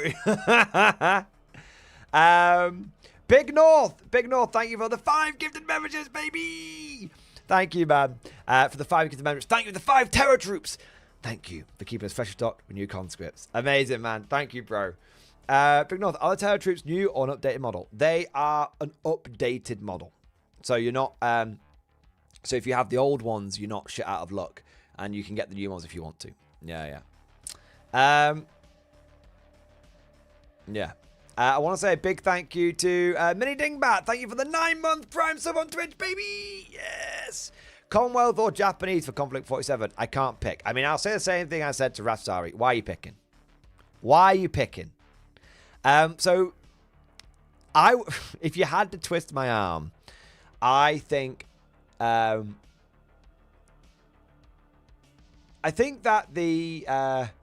I personally am leaning more towards the Japanese, but that's because Japanese are one of my favorite armies in bolt action. So yeah. But yeah, I think the Commonwealth are going to play like they're going to be slow and unrelenting. Think of them a bit like traditional Death Guard. So the automated infantry are quite slow. They only move forward and shoot, like 4 inches a turn. They're very slow. They can move faster than that if they want to run, but they move very slowly. But they're very, very tough, and they've got a lot of firepower. So that's how it sort of exemplifies the Commonwealth doctrine. It's going to be slow, grinding. They are the unstoppable force, right? The Japanese are much more like Dark Elder, I would say. They're Dark Elder meet Tau. So they've got... they have got speed and punch on their side. But they're very melee orientated. But they have fantastic firepower as well. But they are... not particularly durable. Most, if everyone else's vehicles are like average toughness 9, the Japanese ones are toughness 8. The Japanese don't have access to like toughness 7 infantry, whereas everyone else does. They've only got access to maximum toughness 6 infantry. So the Japanese are fast and reliable, but fragile. The Commonwealth are slow and steady and durable. Yeah. That's the best way of looking at it. So hopefully that helps. So whichever army style you prefer. They have cloaky or something like that also. It's more like phase shifting. So they can like teleport around the map. The Japanese can teleport around the map and stuff. But every time they do a teleport, they have to roll a leadership test. If they fail the leadership test, the unit goes into the warp, but doesn't come out. And the whole unit dies, which is brilliant. Tercio, thank you for the super chat, man. Mordian, your videos convinced me to buy the Soviet starter arm and get into K-47. Consider this your finder's fee. Hey! Amazing, man. Tercio, thank you so much for your support, man. And welcome. Welcome to the Konflikt Revolution, brother. Welcome. The fire rises. Amazing, man. Entropy, decay, and eventually death. Thank you for the super chat, man. My buddy and I are buying into K-47. Yes, baby. Yes, baby. Oh, my days. Pictures in stream discussion under Old Gamer Vader. Let's have a look, mate. What have you been working on? Oh, wow. Oh, wow. Oh, wow. Oh, wow. Look at this. Starter set, United States Army, Axis Starter Army. Amazing, man. And you got some extra stuff as well? So Panzerschreck team, heavy sniper team, specialist medic, Hauptmann Heinrich Gross. You got the reload minute. You got the dice bar. You got the totem core. Yes, man. I love that. And then Nagjäger, Falcon guys, Centurions, Shotguns. My God, you've gone hard. You've got, oh, there's more heavy infantry, Locust Mech, Shrek Wolfen. My God. Oh my God. That's so fucking cool, man. And you've had loads of extra. Is that like extra American and German infantry as well? Fuck yeah, bro. Wow. Wow. Dude, that is so fucking badass, man. I mean, you've nailed it. You've got such a nice selection of units there, and all of them are great. You've got fast movers, you've got melee, you've got support stuff, you've got line infantry. Obviously, I'm going Axis. Yeah, baby. Nice. I love that. That's so fucking cool. Dude, I love it. I love it. I love it, man. That's fucking great. That's fucking great, man. I'm jacked. I'm jacked to the tits. So John Davies, does Deadly and Tank Hunters stack? I don't know. I don't see why they wouldn't do if you've got both rules. Why? What's you thinking? Give me the context.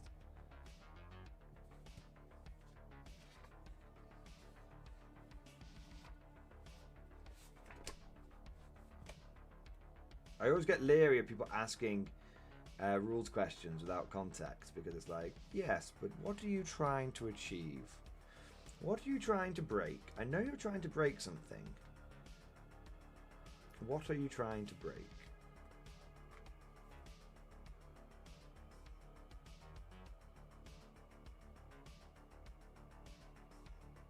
Tank Hunters. Tank Hunter users are equipped with specialized close quarters anti-tank weaponry. This includes anti-tank grenades, magnetic mines, satchel charge, lunge bombs, Molotov cocktails, and the like. If Tank Hunter unit wins an assault and scores damage against an armored vehicle, determine the damage result as for weapons with a pen value of +1 or more, rather than superficial damage. In addition, these troops don't suffer from tank fear when assaulting fully enclosed armored vehicles.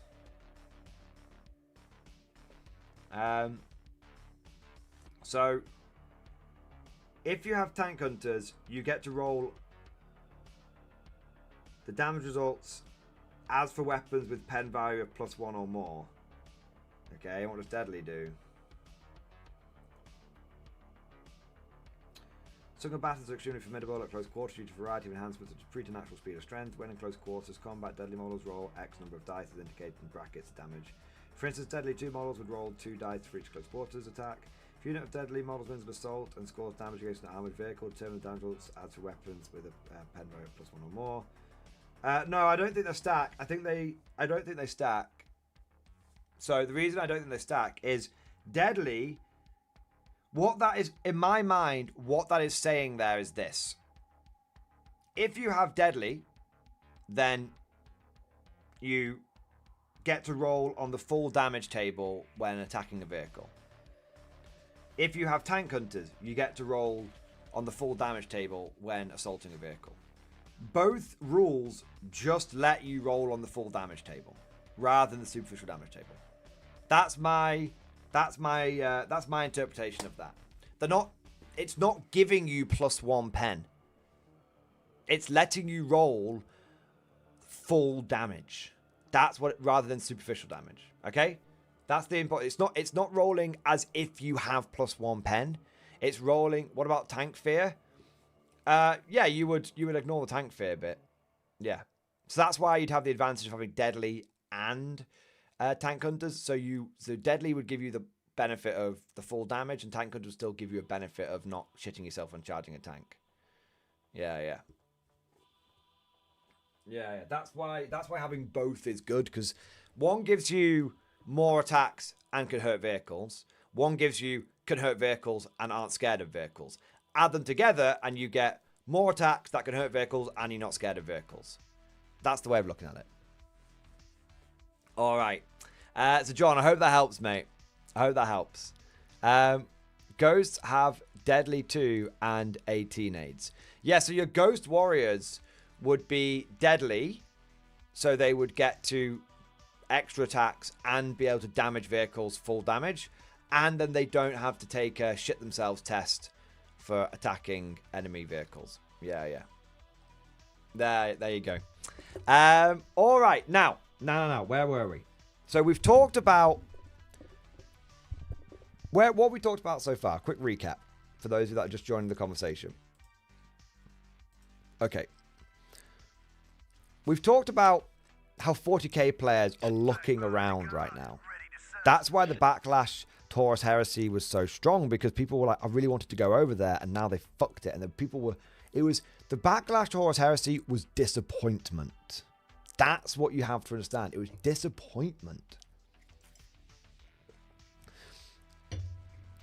Then you have to understand why this is a nightmare for Games Workshop. Because why is Konflikt 47 a nightmare for Games Workshop? Because the development pedigree behind this makes games... The people that are designing this game are very, very good. These are not amateurs. These are professionals. Games Workshop, in this case, is the amateur. The minds working on Konflikt 47, they've got the likes of Rick Priestley, Andy Chambers, Gav Thorpe, Bill King. They've got some very, very capable people working on this. Talked about the lore. Games Workshop's lore stumbles have only made... and Games Workshop's lore stumbles and Konflikt 47's very tight lore has... and lore that feels grimdark, not grimderp. That, you know, rational grimdark, as someone put it in chat, it's fantastic. Again, Konflikt 47 shows up Games Workshop because it makes their... it highlights their mistakes and issues even further, because it shows that things don't have to be this way. Here's the thing. People will always assume, oh, well, it has to be this way because it's always been this way. It has to be this way because how else could it possibly be? And then someone comes along and shows them, oh, this is how, you know, actually you could do things this way. And people suddenly go, oh, wait, why are you guys doing it the shit way now? Because there's a good way of doing it, and I can see there's a good way of doing it. So why are we doing the shit thing again? That's important. Now, we need to get on to gameplay and rules. Now, this is something that's very... there is a, I would say, somewhat uncomfortable truth with that the Warhammer 40k community needs to accept. There is a reason why Warhammer 40k has become so balanced and gameplay like focused.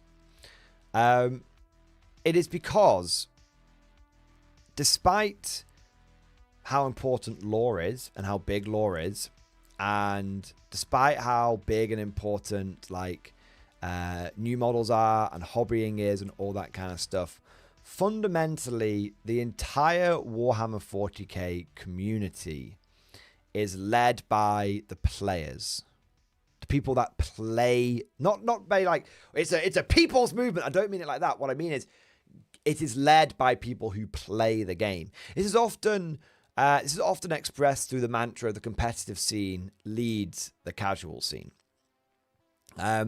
Although I would argue with how far competitive players sort of gone now, the competitive scene in many ways has consumed the casual scene, but that's in a gameplay specific vibe. But generally speaking, Warhammer 40k is led by the people that play the game. Okay, it's gameplay first.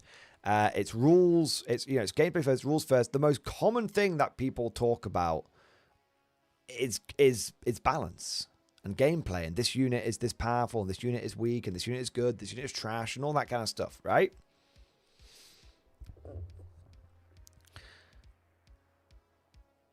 However,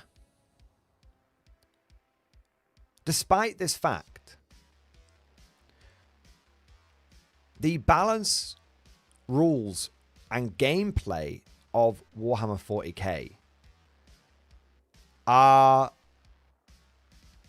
a bit of a mess. The rules commentary is now... The rules commentary and the balanced data slate is now longer than the core rules of the game. So much has been rewritten, papered over, edited, redacted. And that's just the existing rules commentary and balanced data slate. Think about how much has been added and taken away, especially on the balanced data slate front. So much, it's a mess. Now, I'm not saying gameplay for Warhammer 40k is bad. I'm not saying that, you know, it's a trash game or anything like that. Don't. When I say it's a mess, I mean it's messy. It's very, very messy. You have to know the core rules, but then know the commentary on those core rules, which can actually contradict what the core rules are saying. Great example of this being how out of phase works. It's not like your shooting phase. It's actually this weird, like, pseudo sub-realm that you're now in, out of phase. And then you also have to be able to look at the balanced data slate. You need to have to look at the FAQ. You can't look in your codex for the points. You've got to look on the Minotaur field manual. It's messy. And it got pretty messy pretty quickly. It's not something that's, oh, well, it's just built up over the course of the edition. Nah.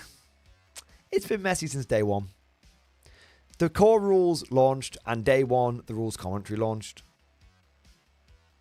Day one, FAQs. You know, I say day one. Basically, in the first month, FAQs launched, rules commentary launched, balanced data slates were launched. Think about it. Within 2 weeks of, I think it was 2 to 4 weeks of 40k 10th edition officially launching, they had to do the whole towering FAQ. Towering change. It's now, if you know, it's messy. It's very, very, very, very messy. However,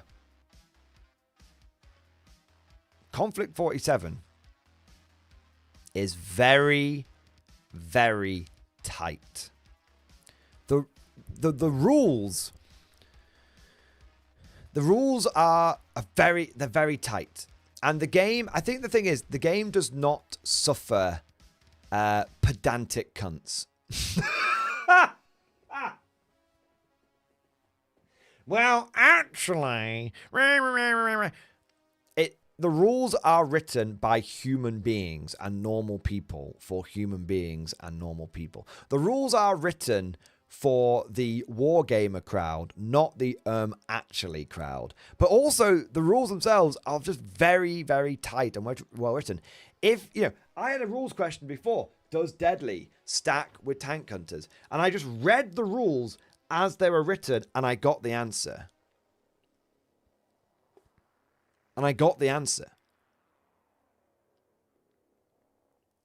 Like, if you have, when me and Mordy Bro were filming our battle pod, the one that came out last weekend, there was a question on, when I do an assault over a mech to a unit defending a hedge with a unit that is large and fast, how far do I get to assault? And all we did was read the rules, and we got the answer. Just the rules. No FAQ. No balanced data slate. No rules commentary. Just, we read the rules. Okay, what does large do? Large does this. Okay, what does fast do? Fast does this. Okay, how do assaults work? Assaults do this. Okay, how do Rex work? Rex do this. Okay, so if we add all of that together, just by looking at the rule book, we got the answer. And there wasn't a, oh, but are you sure it works like that? It was a, no, that is how it works. And that is a very layered, niche situation which we came across. And the answers were in the book.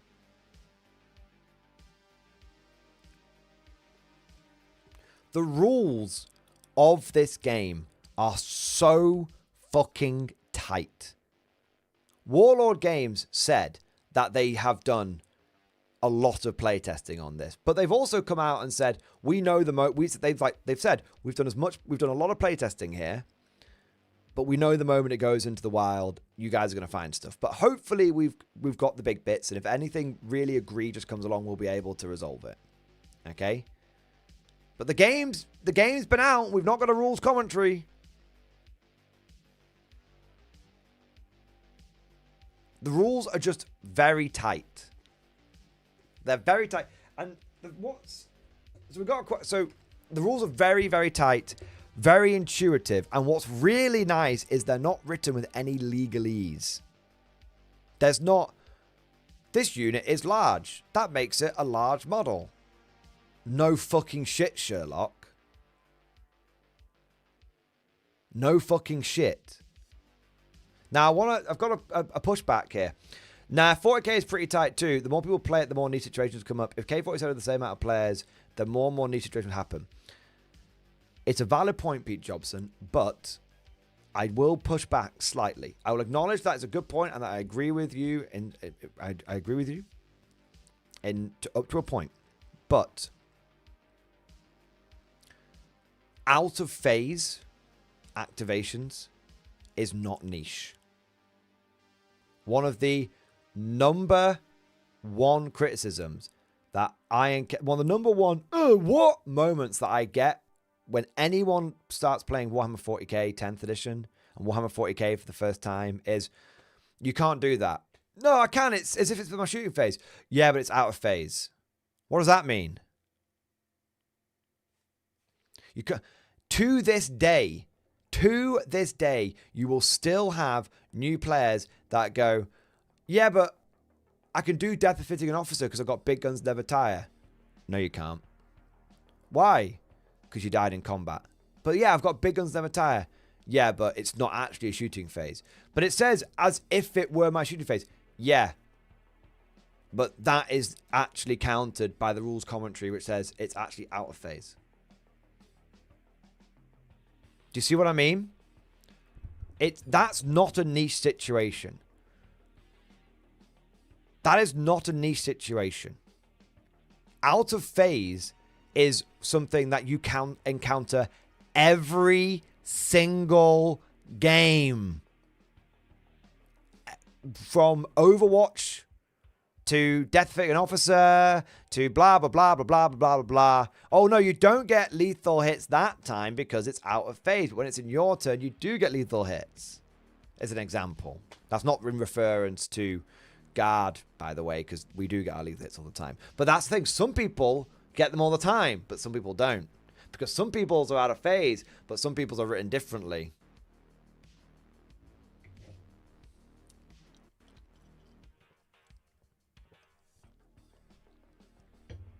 That's Warhammer 40k rules are not tight.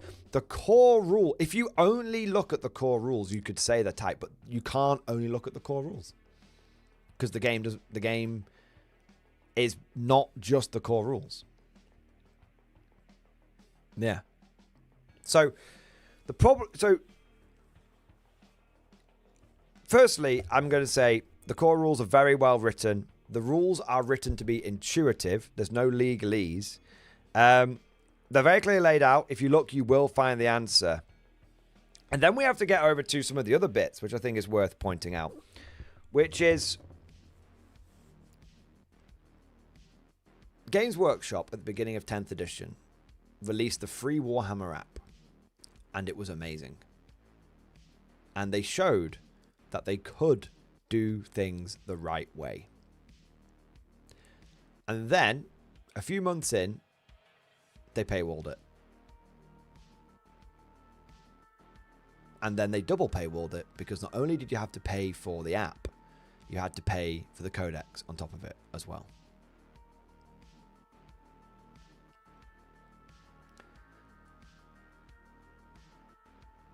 Warlord Games has an army builder app. Not only is it an army builder for Warhammer 40k, it's an army builder for not for Warhammer 40k, army builder for Konflikt 47. It's also an army builder for Bot Action and a couple of other games as well. It has a free trial for 7 days. which does not automatically renew because they know that people are likely to forget. And if it auto-renews, then people will start getting charges coming out, which they weren't expecting. So it's 7-day free trial, and it does not auto-renew. You have to choose to renew it. It also costs $1.99 a month or 20 quid a year if you buy it in a yearly go. You do not. That is the only paywall to it. It's the only paywall to it. And it is a tool. Let me make something clear. Your rules are not locked behind that paywall. All of your army rules, your codexes, as it were, are available free online. So the whole thing is the Army Builder app is a convenient tool that is not mandatory for you to engage with the game. You can just look at your army lists, get out a pen and paper, and write your list down. Oh yeah, as Chan said, don't forget, if you pay for a year in one go, they'll give you a £10 voucher. So they'll charge you 20 quid, giving you 2 months for free, and then they'll give you 10 quid as a store voucher. So actually, it only costs you £10 for the year.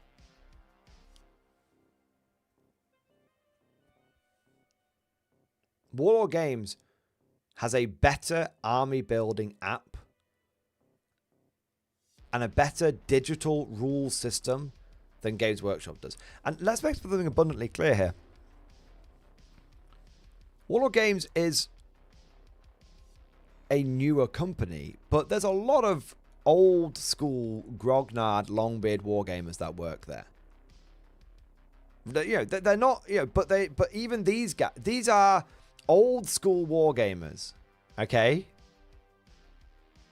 But even these motherfuckers are better at online fucking shit than GW is. Jesus Christ, the Warlord Game Store is better than the fucking GW store. Fucking hell. Oh, man. This is what I mean. Konflikt 47 is a nightmare for Games Workshop because it keeps showing them up. How much is your app, Warlord Games? Yeah, it's £2 a month, or if you buy it all in one go, it's 20 quid, and we'll give you a £10 voucher, and it's not mandatory, and it's got a free trial which doesn't automatically renew. Games Workshop, how's your app? Well, it's more than 3 times the cost. Oh, well, it's 3 times the cost, but surely I get all the rules then. No, you've got to spend £30 to unlock each army's rules in there. But I can still, like, build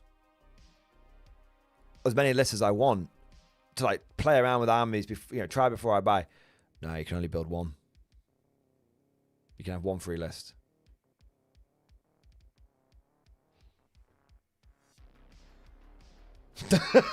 It's just like...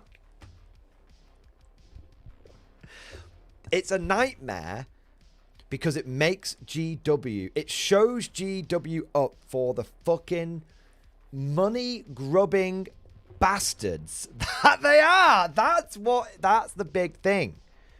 Anyway. Now, that's the rules point of view. But then we need to get to gameplay.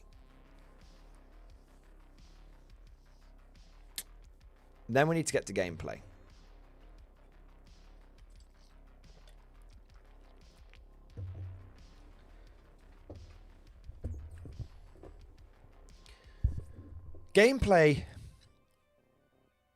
is so important to a tabletop game. It sounds so obvious, doesn't it? It sounds so obvious. Your gameplay has to be good. Now, I'm not going to say that Warhammer 40k doesn't have good gameplay. I'm not going to say that. I think Warhammer 40k, it plays the way it plays, and some people will enjoy the way that it plays, and that's totally okay. So we're not going to shit on GW here in any way, shape, or form. What I am going to say is this.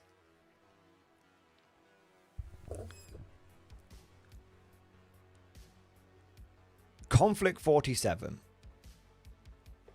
is fundamentally a very, very good game. It's a very... It's just a proper game. It's not a board game. It's not a fucking kiddie game. It's a proper, solid war game. It's a game that you can...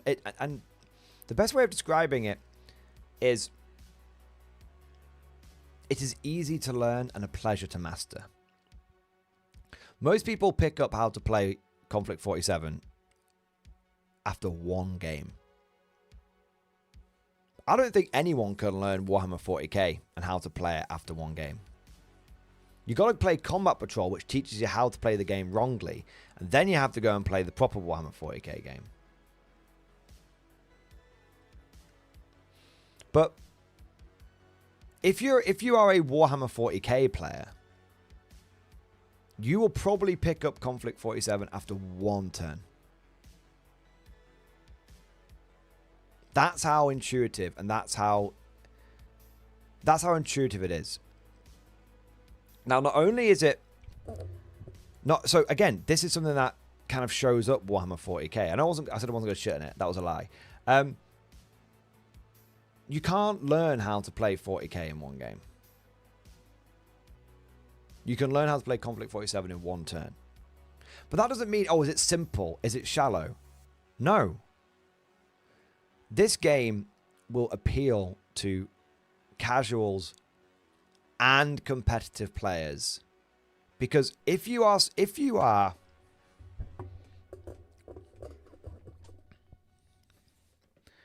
I'm a competitive player. I like playing games and I like winning games. But I'm also someone that likes to win because I played a good game. I found a good tactic, a good strategy, a good combination. And it wasn't because, oh, I found something that was broken and I was basically able to abuse that to victory. I don't like that kind of shit. I like to win a game because I like to win a game on my terms. And I really do feel like Konflikt 47 is one of those games where if you are a competitively minded, skill-based player, you will fucking love this game. You will find it so addictive. I actually think for as competitively focused as Warhammer 40k has become, it's in some ways it can be so dissatisfying. Because you turn up because the combinations are just so obvious. Put this guy in this unit, deliver that unit into combat, win.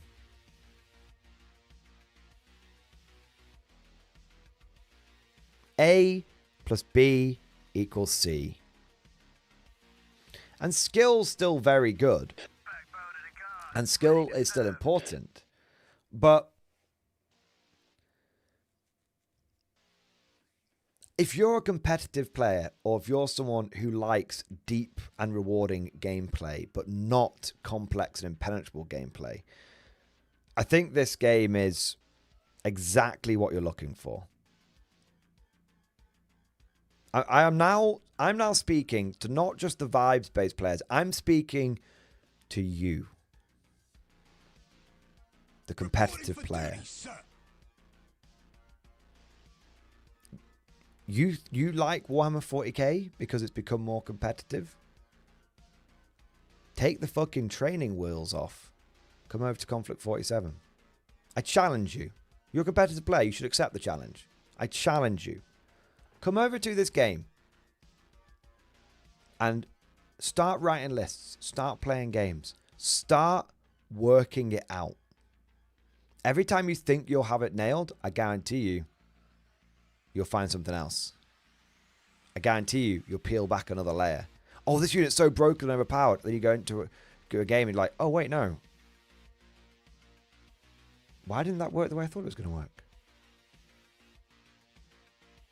I thought if I spammed, like, all of these light mechs, I'd be unbeatable. But my opponent had a single medium mech and it just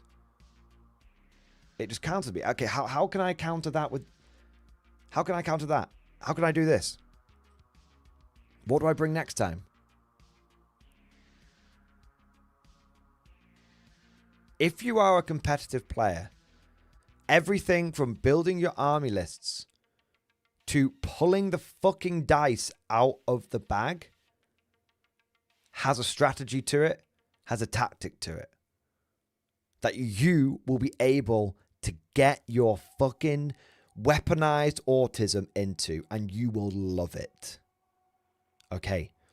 And okay, I know that it's a pseudo IGO-UGO system, but I really need to be able to make sure that when this unit goes as well. How can I make that happen? There's an answer.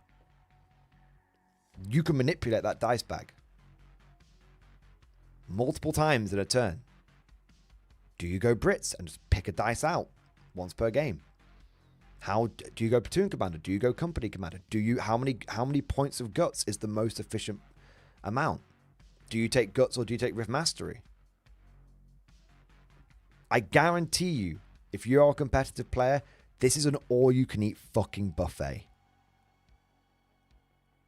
This is an all-you-can-eat fucking buffet. And do you know what's also cool? If you're a casual player and that all sounds a bit much for you and you just want to be able to roll some dice, then you absolutely can do Sunshine and you'll still have a great time. You'll still have a fucking great time. You won't, you'll because the rule, you don't need to be a grandmaster to enjoy this game. But if you're someone that wants to become a grandmaster, this game will be an all-you-can-eat buffet. I think that's one of the most important things about the gameplay of this thing. It's very, you have big power trip, epic moments like the rail cannons, but they're alongside tactically satisfying moments that reward good gameplay and good skills and good tactics. And then there's just the right amount of randomness and luck thrown in to make things different every single game. Yeah. Another quick thing to mention. There's no admin in-game. None of this. Okay, got to pause the game whilst we add all the points up. None of that shit. And one of the most important things about this game is how engaging it is. There's none of this, okay, I'm just going to sit back and let my opponent do his turn while he plays fucking Yu-Gi-Oh! Pulling out fucking these cards and put these ones back. No. A dice gets pulled out the bag, you do that, then the next dice, and the next dice, and sometimes it'll be their turn, sometimes it'll be your go, blah, blah. It's very, very, very, you are engaged with this game every single activation because it's not I go, you go. It's the dice bag. The dice bag is one of the most genius mechanics ever invented. It's so fucking good. Yeah. The dice bag is something that when you're a competitive player, you look at that and go, it's randomness. I don't like it. It's randomness. And then you actually... The dice bag is the thing that will catch the most competitive players off because I guarantee it'll be the number one thing that competitive players won't like, and then they'll encounter it and then they'll love it. It's the number one thing that so many people go, I'm not sure about the dice bag, and then they fucking encounter it and play it and they just go, wait, no, what? This is great. Why was I worried about this? Yeah. Just because of it's good for casual players because it goes back and forth, and that's just great. We're having a great time. We're all doing stuff. And it's good for competitive players because there's strategy for how you can manipulate that dice bag. Only problem with dice bag, maybe it's not good in big formats. There's already I've played multiple apocalypse-sized games of like Bolt Action, which uses the dice bag, and it's so easy to make it work on a big scale.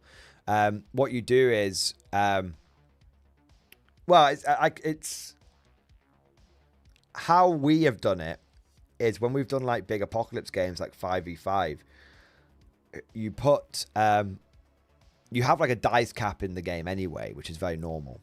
Like, let's say maximum like 20 dice. Each player gets 20 dice.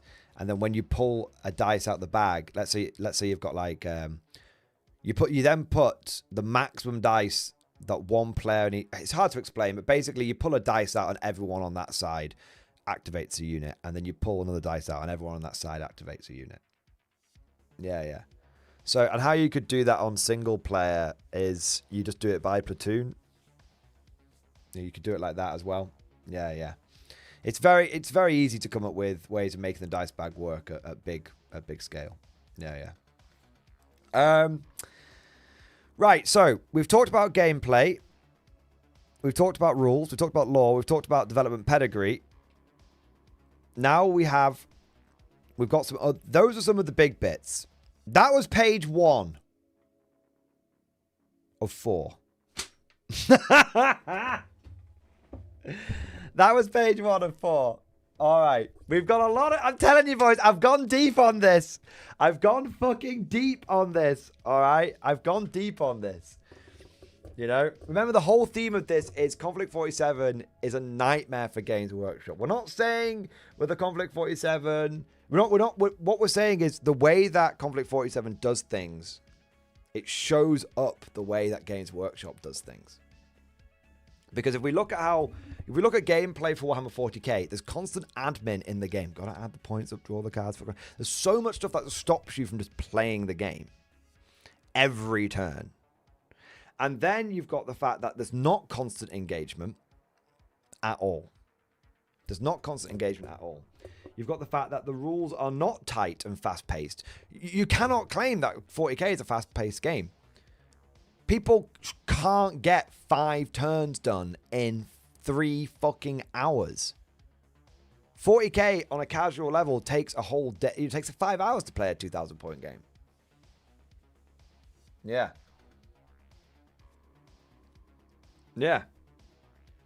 Like, 40k takes forever, and everyone feels like they're constantly like rushing around playing the game. You're playing at full speed, and yet you need 5 hours to play a game, or you need 3 hours to play a game, and people time out. 3 hours and people time out. Konflikt 47, 2 hours, and we get through 6 turns and everyone's chill. Yeah.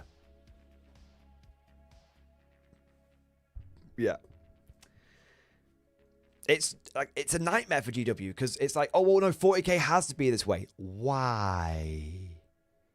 I can see how someone else does it. Why is it this way? This is the thing.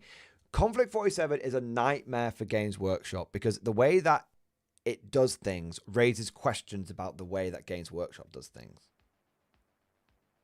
That's what's that's what's fucking flipped my fucking head about this game, man. It's made me go, why?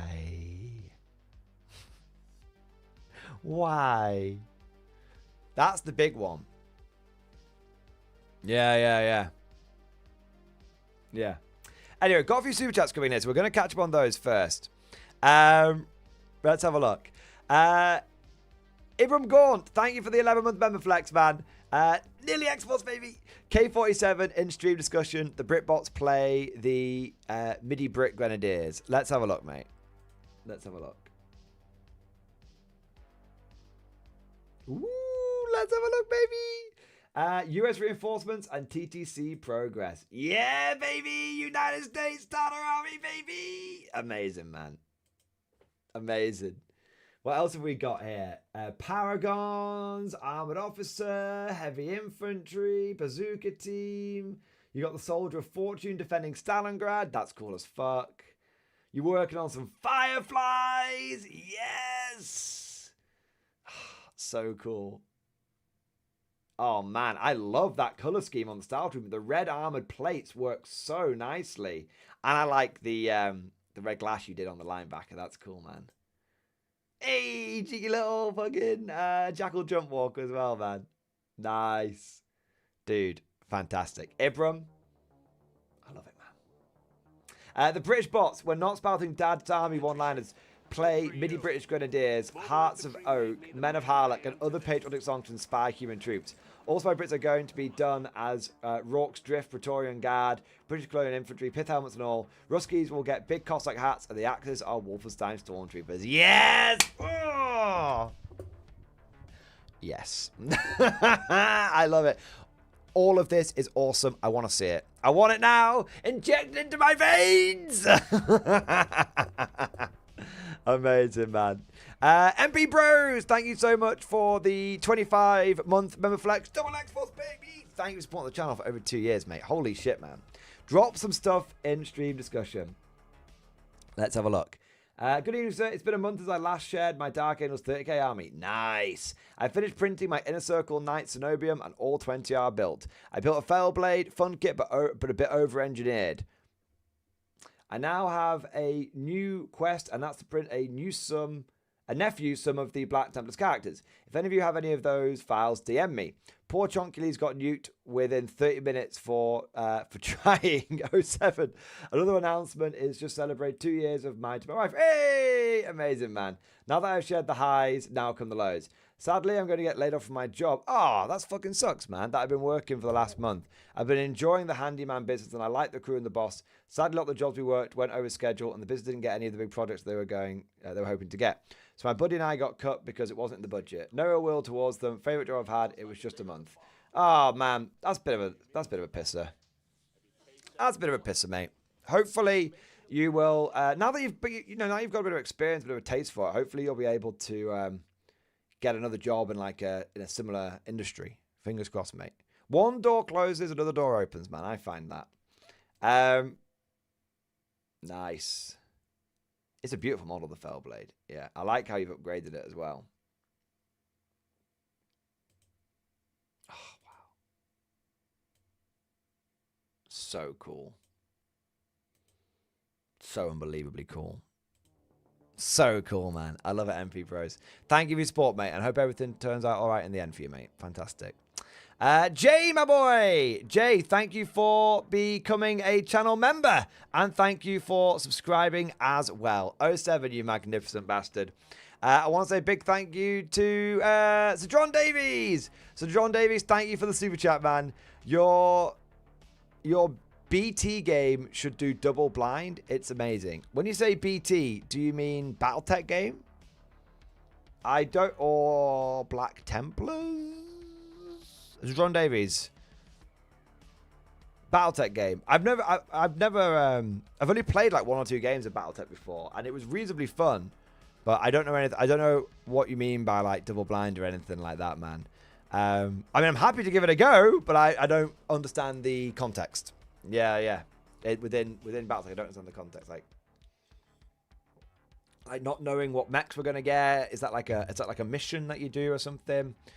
Yeah, like I'm happy to do it, but I don't know what the context is. So yeah, if you could give me a bit more, it might I can say yay or nay. Probably say yay, but I can say yay or nay. Yeah. Russell W, thank you for the gifted membership, man. Thank you for the support. Thank you for doing your part. I also want to say a big thank you to Russell W for the Giga Chat. Yes, it is the Giga Chat.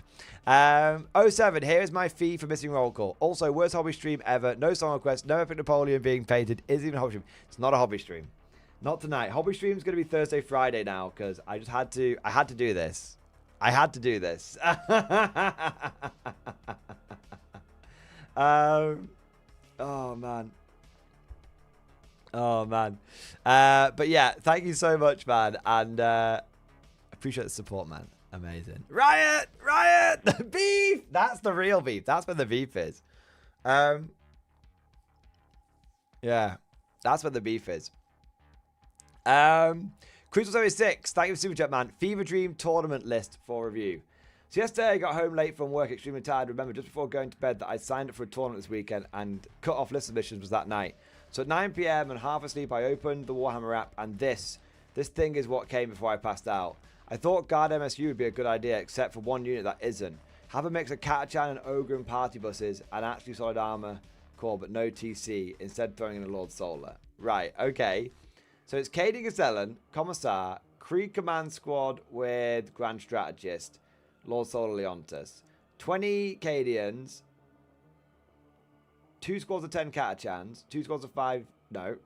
4 squads of 10 Death Corps of Krieg, 3 Chimeras, Taurox, Rough Riders, Hellhound, Vank, Ogren Squad. I don't hate it. Triple Vank with orders. Good. Ogrins and Catachans in Chimeras and Tauroxes. Good. Rough Riders and Hellhounds. Good. Some extra infantry. Good. Hey, I don't hate that list. I don't hate it at all. Yeah. Let us know how it does. I wouldn't be surprised if it ends up doing all right. Yeah. I want to say a big thank you to Sources with 87. Thank you for the Giga Chat. My Lord, Lamentations, A New Hope, and a list of you in stream discussion. Praise be our Emperor. You've gone Gene Silicor. Yeah, he's gone Gene Silicor. How did I know? I thought, yeah. My Lord Commissar, a great emptiness has beset my soul. In my greatest hour of need at the grand tournament, the dark gods ignored my prayers. None has been more faithful than I. I have collected every facet of the ruinous powers. There's nothing left, yet I am discouraged through, though humble. I am discouraged, through my discouraged though humble, my grand tournament performance was. For I've seen the light of the Emperor. A new luminescence shines from my soul. Where once was darkness, now he has said, let there be light. So I, a humble somewhat of his will, ask only that you review this list to see it sufficient to spread the word of his coming. Praise be the octopus. Praise be the four-armed Emperor. Right. Swordsman Smith.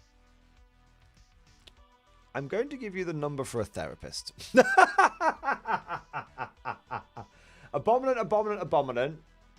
Biophages, Patriarch, Reductor Saboteur. 5 hybrids with auto pistols. 5 hybrids with flame pistols. 5 hybrids with flame pistols. Goliath Truck. Aberrants. Ridge Runner. Jackals. Metamorphs. Pure Strain. Well, I fully support it because it's at least one step closer to the guard. And, you know, at some point, you're going to go to Brood Brothers and then you'll be back.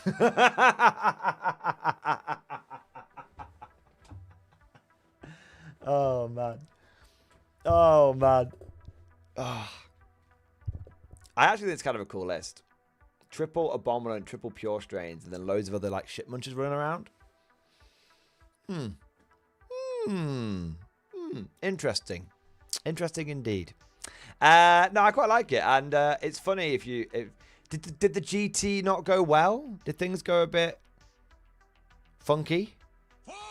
Have you basically been battered at a GT and now you're having an identity crisis and you're like, oh, I'm going to go and buy a new army? Been there. So John Davies, thank you for the super chat, man. Double blind equals you and your opponent are in separate rooms, identical maps. A ref goes between to check moves. You can't see opponent's units unless you have line of sight or sensor scans. Also, e-war gear. So to John Davies, that does sound amazing. Don't get me wrong. That does sound amazing. It might be slightly specialist for my first ever game of BattleTech, but I like the idea of it. Yeah, I like the idea of it. It's something I've always wanted to do. Yeah. All right. So we're all caught up on super chats. Give me a second. I'm going to have a quick comfort break, and then we're going to get into... We've got some more stuff to talk about. And I think this next one's going to be very important.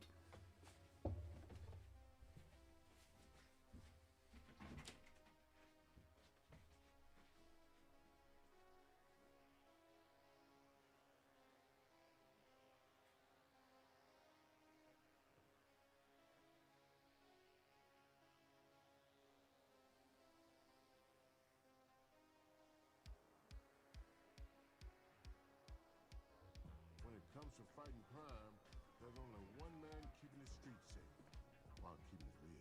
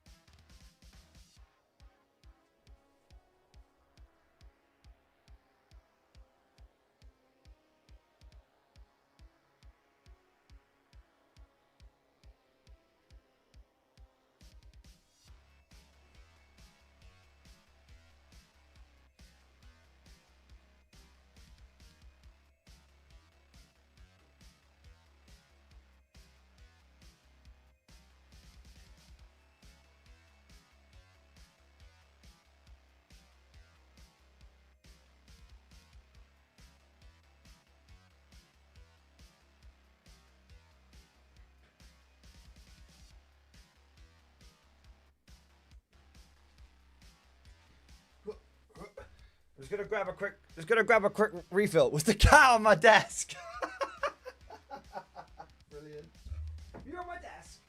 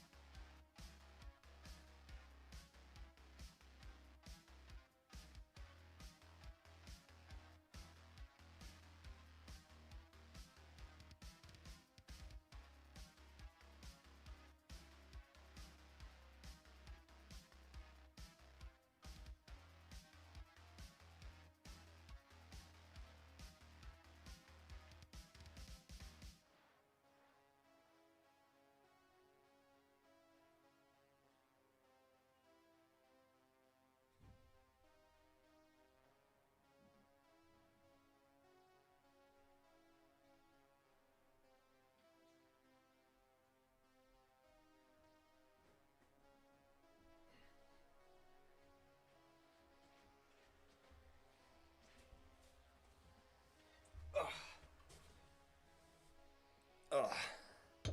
Right, I'm back. Are you staying in or going out? What are you doing? Come here. Come here. Come here. Yeah? Oh. Cat. Alright, go on then. Come on then. You don't want to stay in here when I close the door.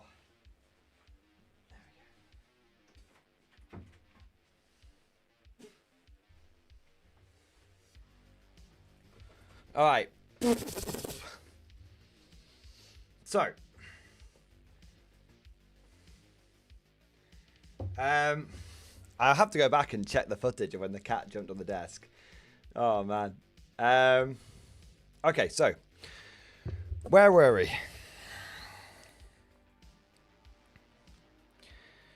So, let's take a quick stock of where we're up to. All right. Let's take a quick stock of where we're up to. For those of you that have just joined, a quick summary, as it were.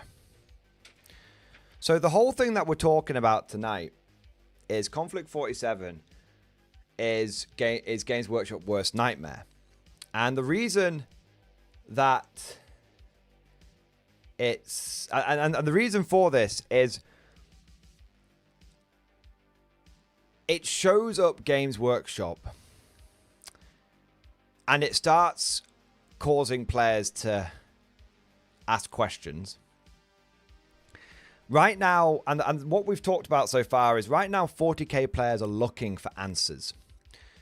There's a lot of problems, issues, things that are happening in 40k, from real life things like prices, like why is this thing so expensive? Why is the price going up when you made like this much money and all this kind of stuff, to, you know, why is gameplay, you know, this way, and so on and so forth. So there's a lot of people, you know, why has this model been discontinued, so on and so forth. So for a lot of 40k players, I'm not saying all, I'm saying there is a significant number, I'm not even going to say the majority, I'm going to say the significant number of 40k players who are looking around.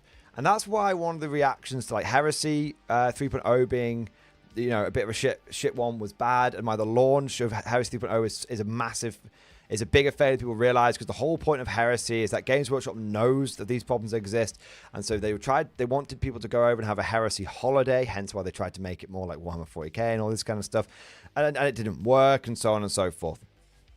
So 40k players are definitely looking around, and I think it needs. I want to make something clear here. I'm not saying anything that I don't think people can... I mean, people can always disagree with stuff, but I don't think I'm saying anything that doesn't have a grain of truth in it, okay? 40k players... There are 40k players, quite a lot of them, who are looking around at other game systems right now. Who are looking, you know, who have dissatisfactions with Warhammer 40k. And when I say they're looking for answers, and these people are looking for answers, and sometimes that answer is, I'm going to wait for 11th edition to fix these things. Sometimes it's, I'm going to go and play Old World. But the thing is that the point is that 40k players right now are looking around. And Konflikt 47 is a nightmare for Games Workshop, because it provides a lot of answers to the frustrations that 40k players have, and it's not within the GW bubble. And one of the things so that's one of the things. And then the other thing we've talked about is development pedigree. The people that are working at Warlord Games on Konflikt 47, there is some unbelievable professional pedigree there. You've got Rick Priestley, the guy that made Warhammer 40k. You've got Andy Chambers, Gav Thorpe, and many others who are working there on it. And in some ways, the pedigree that is working on this game, actually, we don't know who's working on the games that Games Workshop, they don't tell us. But, you know, there's a real risk that this is not a game that's being developed by amateurs. This is a game that's being developed by professionals, and that's something that I don't think Games Workshop's had to really contend with before. It's a game developed by professionals, not a game that's being developed by amateurs that's just riding on sort of anti-GW hype. This is the other thing. Right? Konflikt 47 isn't good because it shits on Warhammer 40k. Warlord Games isn't good because they shit on Games Workshop. Konflikt 47 is good on its own merits. And all of the problems that we talk about with Warhammer 40k are Warhammer 40k's problems based on their merits. So that's what's important to understand. Warhammer 40k is going to do some stuff right. Of course it is. Of course it is. But the problem for Games Workshop is that Konflikt 47 and the way Warlord Games is approaching this is really showing up the way that Games Workshop does things and approaches things. Okay.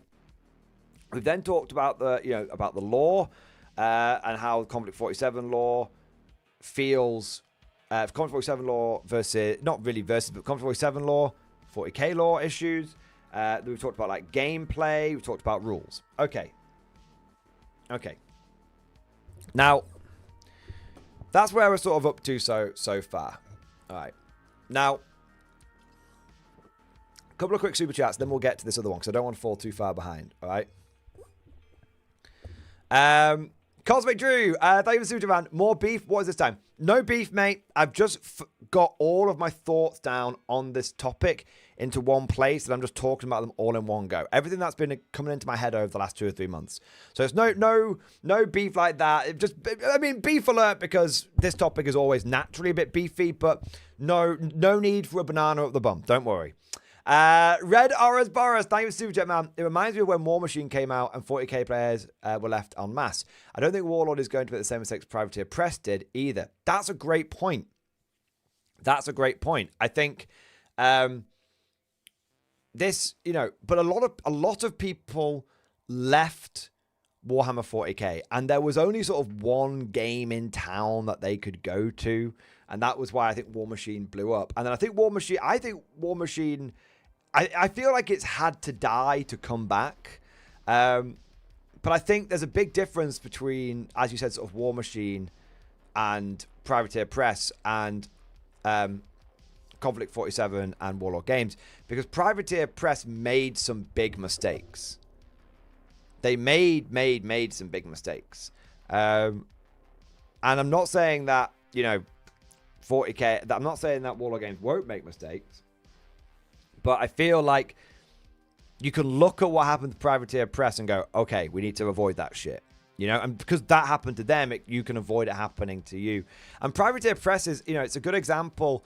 There was a lot less industry experience at the time, and there was a lot less personal experience at the time. Whereas, again, I think, Privateer Press was a company, was essentially like, it was not in a horrible way, but it was a more amateur company than 40k was at the time. And so they were enthusiastic amateurs that had huge success that probably got a little bit out of hand, and then things started to wobble a little bit. Yeah. But yeah, I think Red Orange Boss, I basically agree with you 100%. Yeah.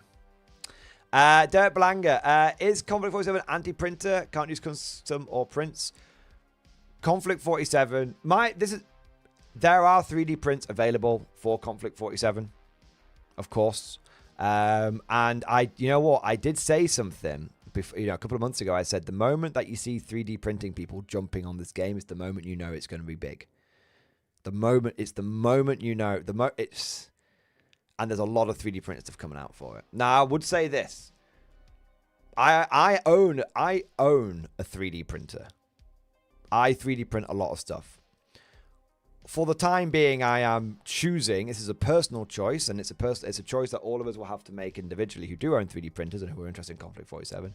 At the moment, I am choosing not to 3D print stuff for Konflikt 47, even though there's some really beautiful stuff out there. And the reason for that is I want to support this game. That's it. It's my personal choice. I want to support this game.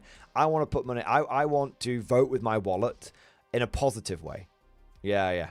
So Derek, there's loads of great 3D print stuff out there. Go nuts, fill your boots, mate. It's not, and the game is not. No game is really anti 3D printing. I mean, Games Workshop's like, oh, you can't use it on store. But I know people who have used 3D printed stuff at Warlord HQ at Warlord events. Especially with bot action. I mean, what can they do? I mean, it's World War II stuff at the end of the day. Warlord Games, they want you to buy the miniatures because they want you to think they're worth supporting. And I right now think they are worth supporting, so that's why I'm buying the shit and not printing it. That's it.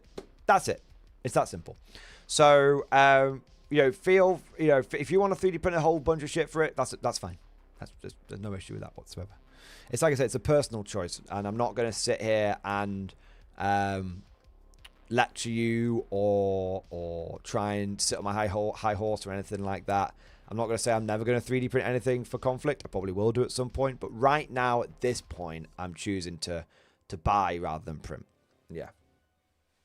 But you do you, mate. You do you, boo. You do you. Right, so let's have a little look. Let's have a little look here. So we've got a few. The next, so after this point, I'm not going to lie to you. There are the thoughts. It's a stream of consciousness. My notes are a stream of consciousness. Okay. So the one thing that I think I want to say is this.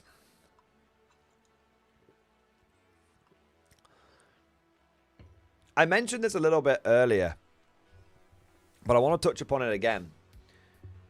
What I think is very important around Konflikt 47 is that the excitement for the game is organic, it's natural, it's not forced. Now that's not, I want to make something clear, that's not to say that the hype around Warhammer 40k is, you know, is not any of those things, you know, but the point is that the hype is coming from the community, not from Games Workshop. I'm going to be real, Warlord Games definitely could be better at marketing. Warlord Games could be better at marketing. You know, they've only just got an Instagram page. I think like a year ago. And they mostly just put stuff up on the Warlord community stuff. And they send like a newsletter out. That's kind of it. They haven't got some like... They affiliated you. They are at least getting better. Dude, like, it took a lot to get an affiliate link. They were like, oh, well, we kind of have this affiliate link. Just give me the link. Well, we're going to bring it back at some point. It's like, fucking hell. So, Warlord Games, there's no, like, manufactured hype coming out here. They're not blasting the radio waves. They're not blasting the internet with this. Like, the hype around this game has utterly and entirely come from people in the community trying it and going, it's amazing! Ah! So, I think that's, and the reason why I'm mentioning this it's because it's definitely, you know, whenever you hear about a new game, whether it's a video game or a tabletop game or something like that, whenever you hear about a new game or something like this, there's always that element of, you know, is it actually good or is it actually good or is this like manufactured hype? And I think what's so important to recognize with Konflikt 47, and it is spreading, you know, more, you know, Wayland Games keeps fucking selling out of it. They're like the only people that stock it, but not there's quite a few people online that stock it, but Wayland Games is like the biggest stockist of this thing right now, and they just keep fucking selling out of it. And like, I think it's so important to recognize that the hype of this is coming from the community, and the people, you know, people are buying into this game because it's good and it's exciting, and they're not because they're being told it's good and exciting. It's because they're trying it and going, this is great. And then it's so exciting, they have to fucking start telling people about it. People, you know, I'm sure loads of people are getting sick and fucking tired of me banging on about this game, but I can't fucking stop talking about it because it's just so exciting. I'm constantly excited about it. I'm just like, yes, I gotta talk to you about it. There's been a few times over the last few weeks I'm like, oh, I probably shouldn't talk about Konflikt 47 so much. Do you know what's kind of crazy? There's been a few times here and there, like a few streams here and there, where I was like, I'll pull back on the Konflikt 47 hype for a moment. I'll pull back on the 47. Do you know what? People, I pull back on it, and do you know what happens? People in the community go, hey, Mordy, what's happening with Konflikt 47 at the moment? And I'm like, oh, do you guys want to talk about it? They're like, yeah, we really want to talk about it. It's very exciting. It's new and interesting and fresh. We want to talk about this. And it's like, oh, interesting. So it's, you know, so, because obviously sometimes I'm banging on about it, and people go, I don't want people, and I get worried that I'm pissing people off. And so I dial it back a little bit. And whenever I've dialed it back, the community has come rushing in and just been like, what you talk about K47 Mordy? And I'm like, oh, okay then. So, yeah. So I think it's, the hype is coming from the community.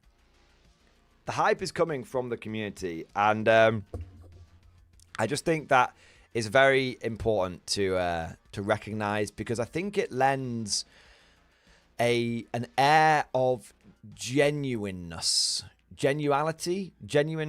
whatever the word might be. It makes people believe, it makes people believe the hype is real. They're not like, oh, it's just some fucking corpo marketing campaign. No, they see it's that people are excited about it. Because the company that's making it is basically doing fuck all marketing around it. And the people that are excited about it are excited about it because they're excited about it. Not because they've been told to be excited about it. It gives an air of genuine intent. Exactly, Drex Martel. It's all fun and games. Genuinosity. That, I don't know if that's the word. That doesn't sound right, all fun and games. But it gives an air of genuine intent. It does. And I think that's why people are willing to take a punt on it, because the people that are telling them this game is worth it are their fellow wargamers. That's why it's worth mentioning. Swordsmith 87 coming in. Swordsmith 87 coming in with some interesting counterpoints here. The K47 setting will hurt its marketing. 40k fans don't want less sci-fi, and World War II gamers don't want any sci-fi.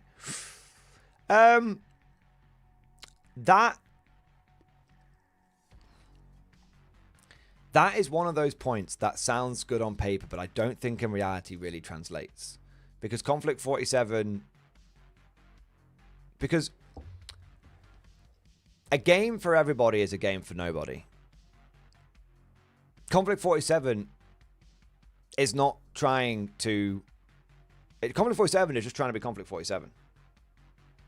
It's a sci-fi game. And if you're someone that likes World War II, you'll play World War II games. And if you're someone that likes sci-fi games, you'll like Konflikt 47. And the thing is, people could enjoy more than one game. I think what's important to understand... I actually think what's important to understand is people enjoy more than one game system. Sometimes I'm in the mood for Konflikt 47. Sometimes in the mood for Old World. Sometimes I'm in the mood for Warhammer 40k. Sometimes I'm in the mood for bolt action. When I have some spare time and I want to play some video games, sometimes I want to play some first-person shooter or third-person shooter like Helldivers. And sometimes I want to play like a city building game. Like I'll download Pharaoh off GOG and play that for a day. I think war gamers like war games. That's what I think. It's that simple. Not every game is going to be for everybody, but not every game should try and be a game for everybody. And Konflikt 47 is it's very simple. It goes, hey, this is what we're doing. If you like it, come and try it out. Yeah. So I don't agree, but I understand. I want to make something clear. I don't agree with you, but I respectfully disagree with you, but I understand the point you're trying to make. Yeah. I understand the point you're trying to make. And I recognize the point you're making. Okay, so what was the next thing I was going to say? So we've talked a little bit. Oh, yeah, this is very important. I think this is very, very important. In fact, I'm going to skip ahead a little bit here. I'm skipping ahead a little bit. No. Okay. So, Forward, you dogs, to victory! One of the issues... I've picked a scab on my arm. All right. I'm going to make a controversial point here. I'm going to go controversial. Swords of the 7, a game for niche World War II, but also sci-fi fans, isn't a threat to 40k. I think the idea that it will eclipse 40k is unrealistic at best. So firstly, it's important to understand, or it's important for me to reiterate the point that I am making, which is I am not saying that Konflikt 47 is going to destroy Warhammer 40k. In fact, I haven't made that point at any stage in this live stream. The point of this video is that Konflikt 47 is Games Workshop's worst nightmare. The reason why Konflikt 47 is Games Workshop's worst nightmare is because it shows them up. Because Games Workshop chooses to do things in a certain way. And Konflikt 47 has literally nearly every single point done the opposite of what Games Workshop does, and is better for it. Is better for it. And we're going to get into a little bit. That's my point. So I don't think, and I think what's also important to understand, or an important point that I would like to make, is so the stream title is just an attention grabber. No, I don't think so. Konflikt 47 is Games Workshop's worst nightmare. This game is going to be big. I don't think it's an attention grabber in any way. I think it is actually the least clickbaity title I've probably done in in months. Yeah, no, Matt, no. Like Swords and Smith. Look, mate. Okay, I'm actually really glad you're in the stream. I really am. And I always appreciate you being here, and I always appreciate you pushing back on me. And you know that. I know that we don't see eye to eye, man, but I always appreciate you being here because I don't want to be in a fucking echo chamber. I want people to push back on me. And if you were here at the beginning of the stream, or if you go back and watch it, I said at the very beginning of this, I want people to push back. I want people to push back on me because I want to be able to address questions and stuff as they come up, right? So please understand me. I am not positioning this as a me versus you situation, and whilst we may disagree, I respect you massively, all right? But I want to say something to you now, personally, to you, but also to many of the people that are going to be in the same camp as you, all right? Many of you that are going to be in the same camp as you, all right? Die-hard 40k fans that love 40k, and, you know, they're like, this is just fucking great. And not only do you love 40k, but you love 10th edition and everything about it, okay? Okay, right? I'm addressing this to you guys.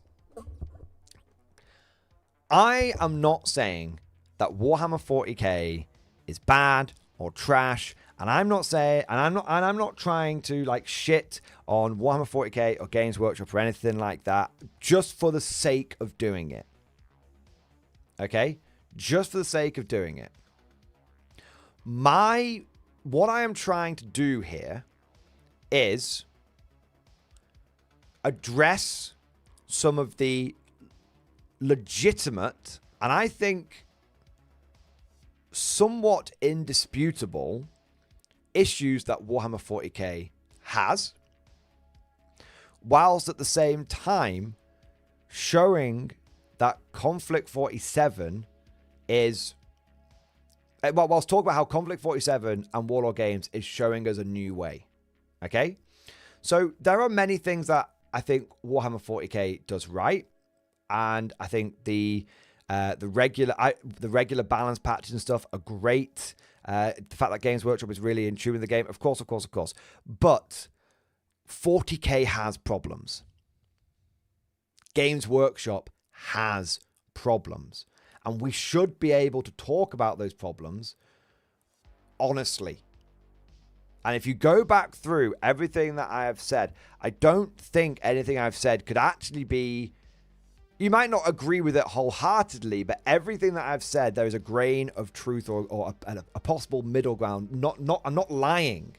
I think that's the important thing that's worth mentioning here. I'm not lying. I'm not making shit up. Okay? There has been issues with the direction that GW has chosen to take the lore in, for example. There are issues with gameplay in Warhammer 40k. The fact that you need 3 hours to play a game and people are still timing out, The fact that there is, a fundamental issue, you could say, of the I-Go-You-Go system within the context of 40k is that there's a lot of just sitting around doing nothing. I might get an Overwatch, I might get a reactive move, but it's not a lot. The fact that the rules are messy. I'm not saying you can't follow the 40k rules. I'm not saying that you won't find the answer, but the fact that things are very messy at the moment. So I've been really fair. I have been really fair throughout this, and so hopefully when you see what I'm saying and when I talk about it, you can see that I am being fair about it. And whilst we may not agree, hopefully you can see that at the very least this is my perspective, and that's a perspective you might not agree with, but it's my perspective. I'm not just like lying or stepping on Games Workshop or stepping on Warhammer 40k to make Konflikt 47 look better. I've said from the very beginning, Konflikt 47 doesn't need to shit on 40k to be a good game. A good game is a good game. And Konflikt 47 fundamentally is a good game. So that's one thing I want to say. Secondly, I want to actually speak to all... So that's the first thing. Okay, that's the first thing. I actually want to talk about another thing though, Swords and Smith. And again, so all of the 40k fanboys, of which I am one, but all of the diehard 40k fanboys who are naturally going to feel very defensive, and it is natural to feel that way, the moment someone starts coming in here and starts bashing it, hang on a second. Every single Warhammer 40k player... Okay, that's a massive exaggeration. If you are someone that likes Warhammer 40k, especially from a gameplay point of view, I think you're going to like Konflikt 47. Okay? And I think what's important to understand that this game doesn't need to be I have to play this or Warhammer 40k. The point that I really want to make to a lot of you guys is this. This game can be something that you enjoy alongside Warhammer 40k. Yeah. This game, it shouldn't be something to be feared. It should be something that you look forward to because I think you will enjoy it. It's that simple. How much do you think that just the fact of starting into a different game will hurt K47? Has anyone else heard this in their house? Oh, so now you have another hobby. So that's not something I've personally heard. I've always had the understanding that if you shit on someone for pursuing their interests and pursuing their hobbies, that the person doing the shitting in that situation is actually a problem. Yeah. My parents always encouraged me to... My parents never were never upset if I tried something and didn't like it, as long as I tried something. As long as I tried something. Because the whole point is when you're growing up, you're trying to find things that you're trying to find things that you like. And this is something that I've carried through into my adult life. Mrs. Mordium is a beautiful and amazing person, but she likes to try, and it's not actually a negative. There's no but here, and she likes to try lots of different things. When I go to Subway, I get the same sandwich every single time. When Mrs. Mordium goes to Subway, she gets a different sandwich every single time. If I was to pick where we would go on, out for a nice dinner, I'd probably pick the same few places every time. Mrs. Mordium would go, oh, there's a new place that's opened up. Should we go and try that? Okay. So, but I never worry when Mrs. Mordium buys a new hobby thing.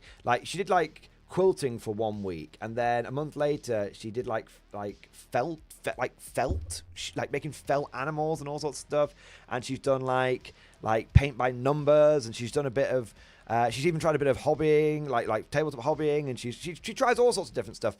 And the point is that I've never discouraged her from doing any of that.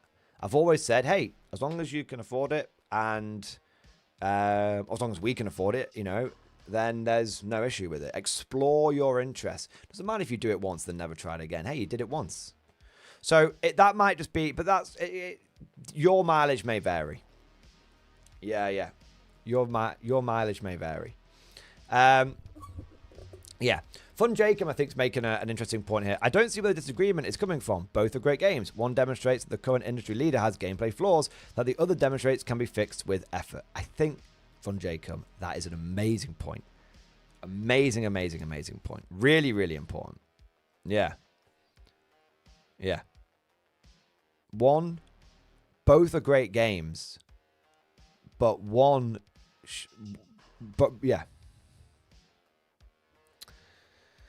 yeah, both are great games, but one is showing up the flaws in the other. Yeah. But according to the GW fanboys, they don't need fixing; they do no wrong. Well, here's the thing. We need to be able to talk about this kind of stuff, because otherwise there are flaws and they won't get fixed. Yeah. Swordsman Smith 87. I guess two kids both playing different sports factors in. Of course, mate. Of course, everyone's situation is going to be different. Of course it is. Yeah. But I think what I would say is, whenever you start talking about another game or you start criticizing Warhammer 40k, there are a lot of people that are going to rush in and defend it because they think that you're trying to take that thing away from them, and that's not what I want to do. I don't want to take that away from you. I want to try and show you there's this other thing that you can also enjoy. You know, you can enjoy both tea and coffee. Yeah. Does Konflikt with 7 use the pull out of the dice form from a bag system? Yes, it does. Unlike by action, there's ways of manipulating that, so there's randomness, but you as the player can control that randomness. Yeah. All right, so with all of that said,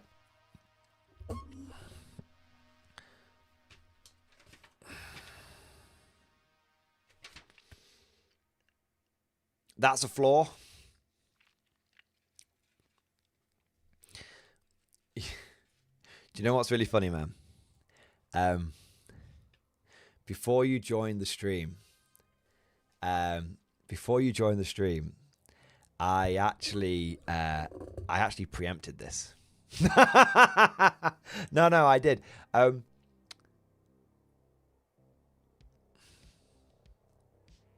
lot of die-hard Warhammer 40k players, they don't like the idea of the dice bag. The idea of it seems unappealing. Okay, and yet. And do you know what's kind of funny? This was the same problem that I actually used to say the same thing. No, honestly, I could get Mordy Bro on here right now. When he first tried to get me to buy action, I was like, I'm not pulling dice out of a bag. That's fucking stupid. Nah, I fucking hate that. The dice bag is one of those things that is very alien to someone who's only played Warhammer 40k, and it is alien, and it's weird, and it sounds wrong, and it sounds like it's not going to work, and you don't want to engage with it. No. I totally get it. And then let me promise you this, and this is something that you'll have to take me on my word at. Okay, you'll have to take me on my word at it, because there's no easy way to explain it. It's a vibe thing.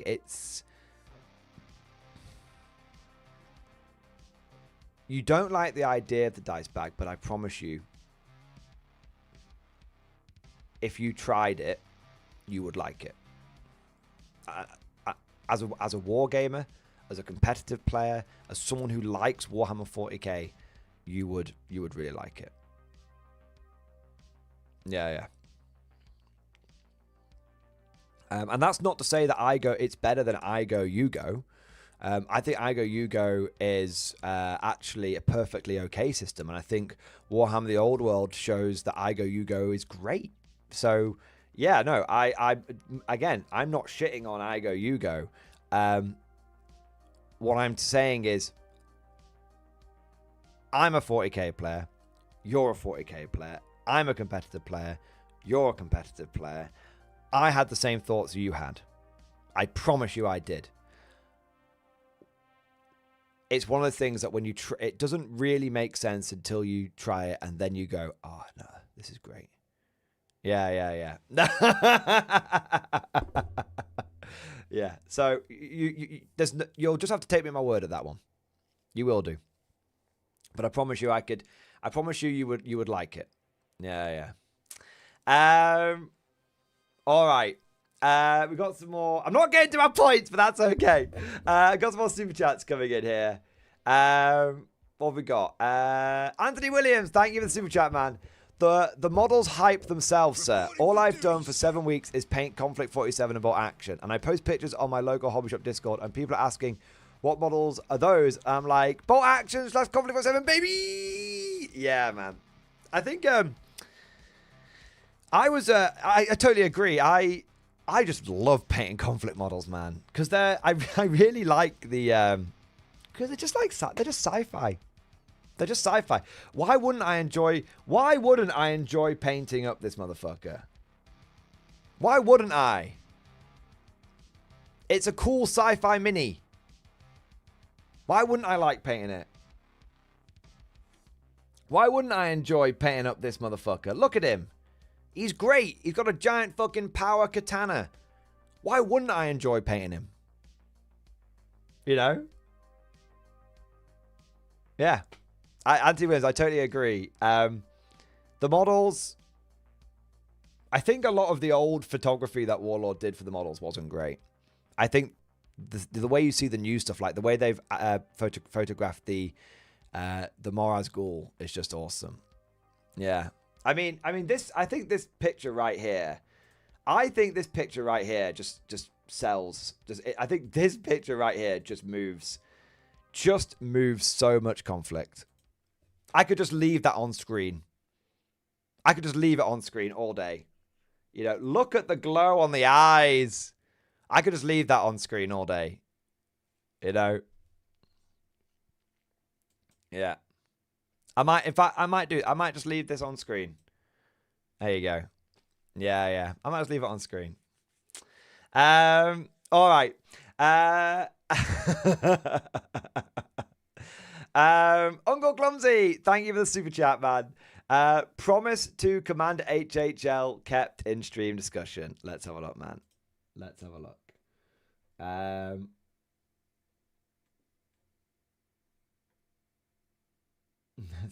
I promised Commander HL in a pre-stream we were talking about my Lost in the Damned Army. I kit bash for Eye of Terror. Those are the days. I touched these guys up a bit as they were in a real state. They're a mix of old Ogryn, Rat Ogre Spawn, Demon Prince, Inquisitor bits, and whatnot. I have more in storage somewhere. Oh, wow. Those are great, man. You can really see the old minis shining through, man. Holy shit, bro. Those are mental. Those are absolutely mental. Even because these are all metal. These are all fucking metal, and I can't believe what you've managed to do with converting those metal minis, man. I feel like that might be the power of green stuff. Yeah, I feel like that's the power. That is the power of green stuff truly on display. Yeah. Love that. Tight, yeah. Tight. Love that, Uncle Clumsy. Love it. Yeah, love that. So cool. Ishmael, my boy, thank you for the Pain Blade. Yes, thank you, man. Just went 100% 3D printing for 40k. Now Konflikt gets my money. I'm in it for the hobby and the kit bashing. GW pushed me away with anti-hobby practices, law changes, and I like the Konflikt I go, you go system better. Like, well, dice pull system. Yeah. Ishmael. Yeah, I think that's... I think Games Workshop could double their profits in 1 year if they sacked off the scummy business practices that they think are making them more money. So, I have a theory. I think Games Workshop hires a lot of people who have got great CVs. I I think they hire a lot of. I think they hire a lot of people who are going to have MBAs, and they were going to have like marketing degrees and degrees in this and degrees in that and so on and so forth. And because they're a big corporate company, and so they have to do things like that. Well, they feel like they have to do things like that. But I think the issue that I think that leads them to doing the business practices that they do, because that's all it's similar to what you're seeing in the gaming industry. Yeah.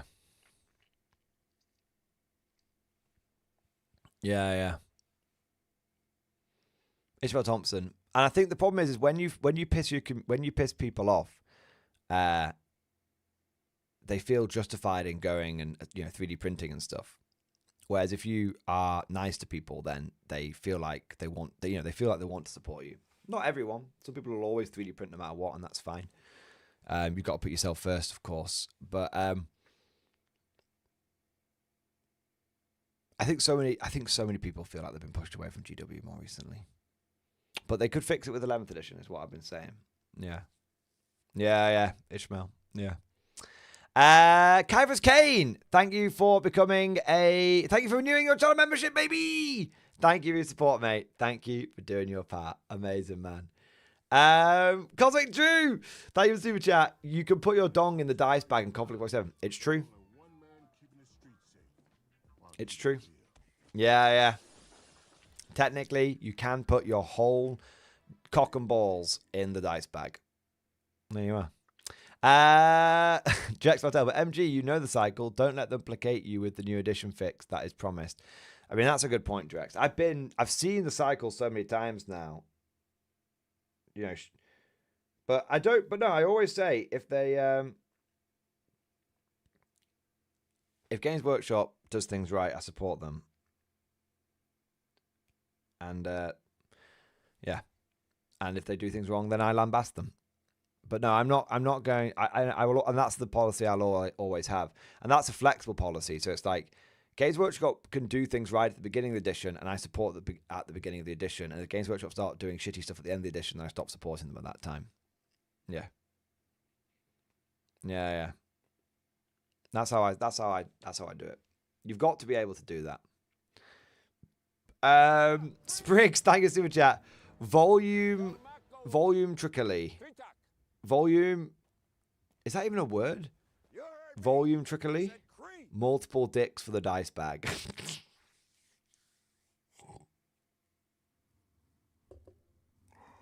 Everyone's gonna turn the dice bags into fucking man thongs, aren't they?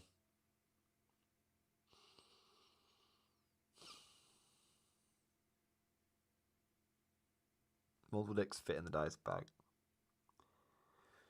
Volumetrically. If it ain't broke, no need to fix it.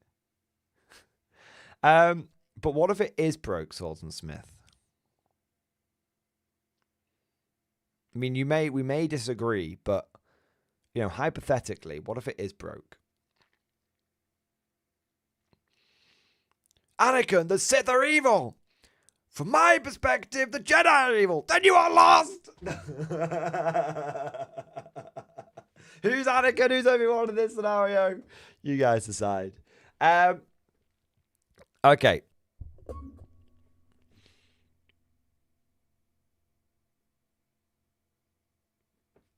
I do want to talk about something here.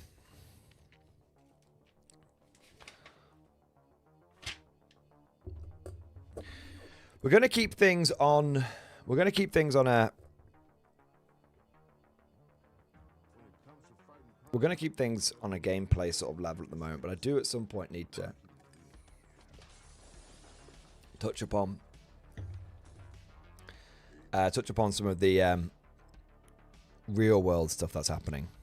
So I'm going to go out there and I'm actually going to say something controversial as fuck. And I might be wrong here.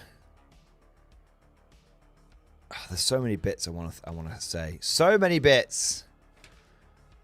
Where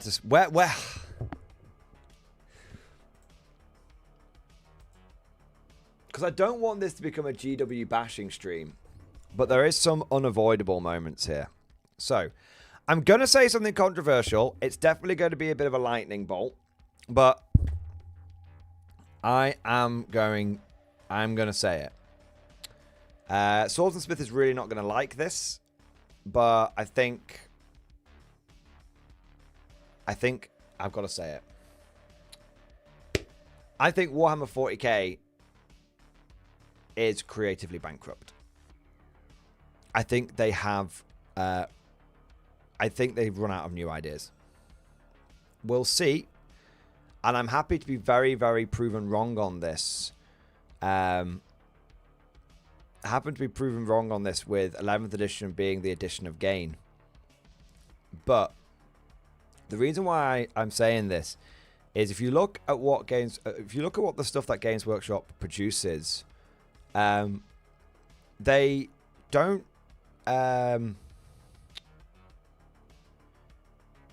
they don't really produce anything that's truly new.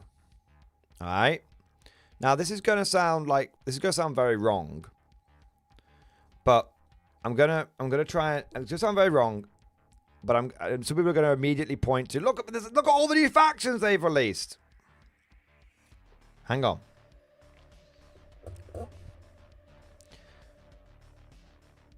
Games Workshop, when they did Angron coming back, and when they did the Armageddon campaign book, sounds obvious, but where did they do it? On Armageddon. And yet it was just, oh well, let's and I'm not saying that's a bad thing, but what they chose to do is essentially release Armageddon, the first war for Armageddon again. Okay, so we're talking, and this is from how would you know as someone that self-professedly doesn't follow the law? I'm not talking about the law here. I'm talking about models and I'm talking about models and gameplay and releases and stuff like that. Okay, when they redid the Space Wolves, well, that's just it. They redid the Space Wolves, and the Space Wolf models are beautiful, and they're really good, but they're just remastered. It's like when a games company releases a remastered edition or a definitive edition. It's not necessarily a bad thing. I really enjoy Dawn of War definitive edition, for example, and I really enjoy Age of Empires 2 definitive edition. Please don't get me wrong. Definitive editions and remasters can be great things, but Games Workshop, if you look over what they've done over the course of 10th edition, a lot of it has been they have remastered something or reskinned something. All right. So when you have a faction, when you look at like Thousand Suns, and this Swords and Smith is going to get really upset with me for saying this, but I'm going to say it. Thousand Suns, World Eaters, Death Guard, and Emperor Children. Each one of those releases, they've basically they've snapped that off from the Chaos Space Marine book, and then they've expanded on it a little bit. But each one of those factions is quite similar to each other. So you get a Demon Primarch, you get one or two standard power armor guys, you get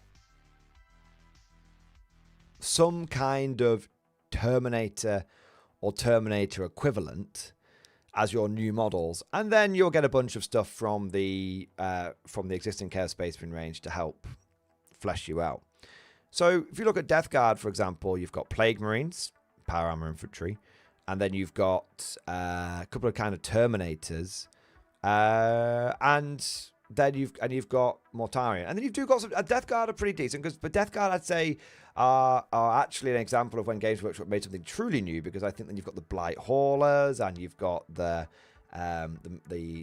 Plague Burst Crawlers, and so I think Death Guard are actually, if you look at Death Guard, they're actually pretty well rounded and they do very well for that, which is great. And same sort of Thousand Suns, and they pretty well rounded and they do pretty great. And then you've got like World Eaters, and it's like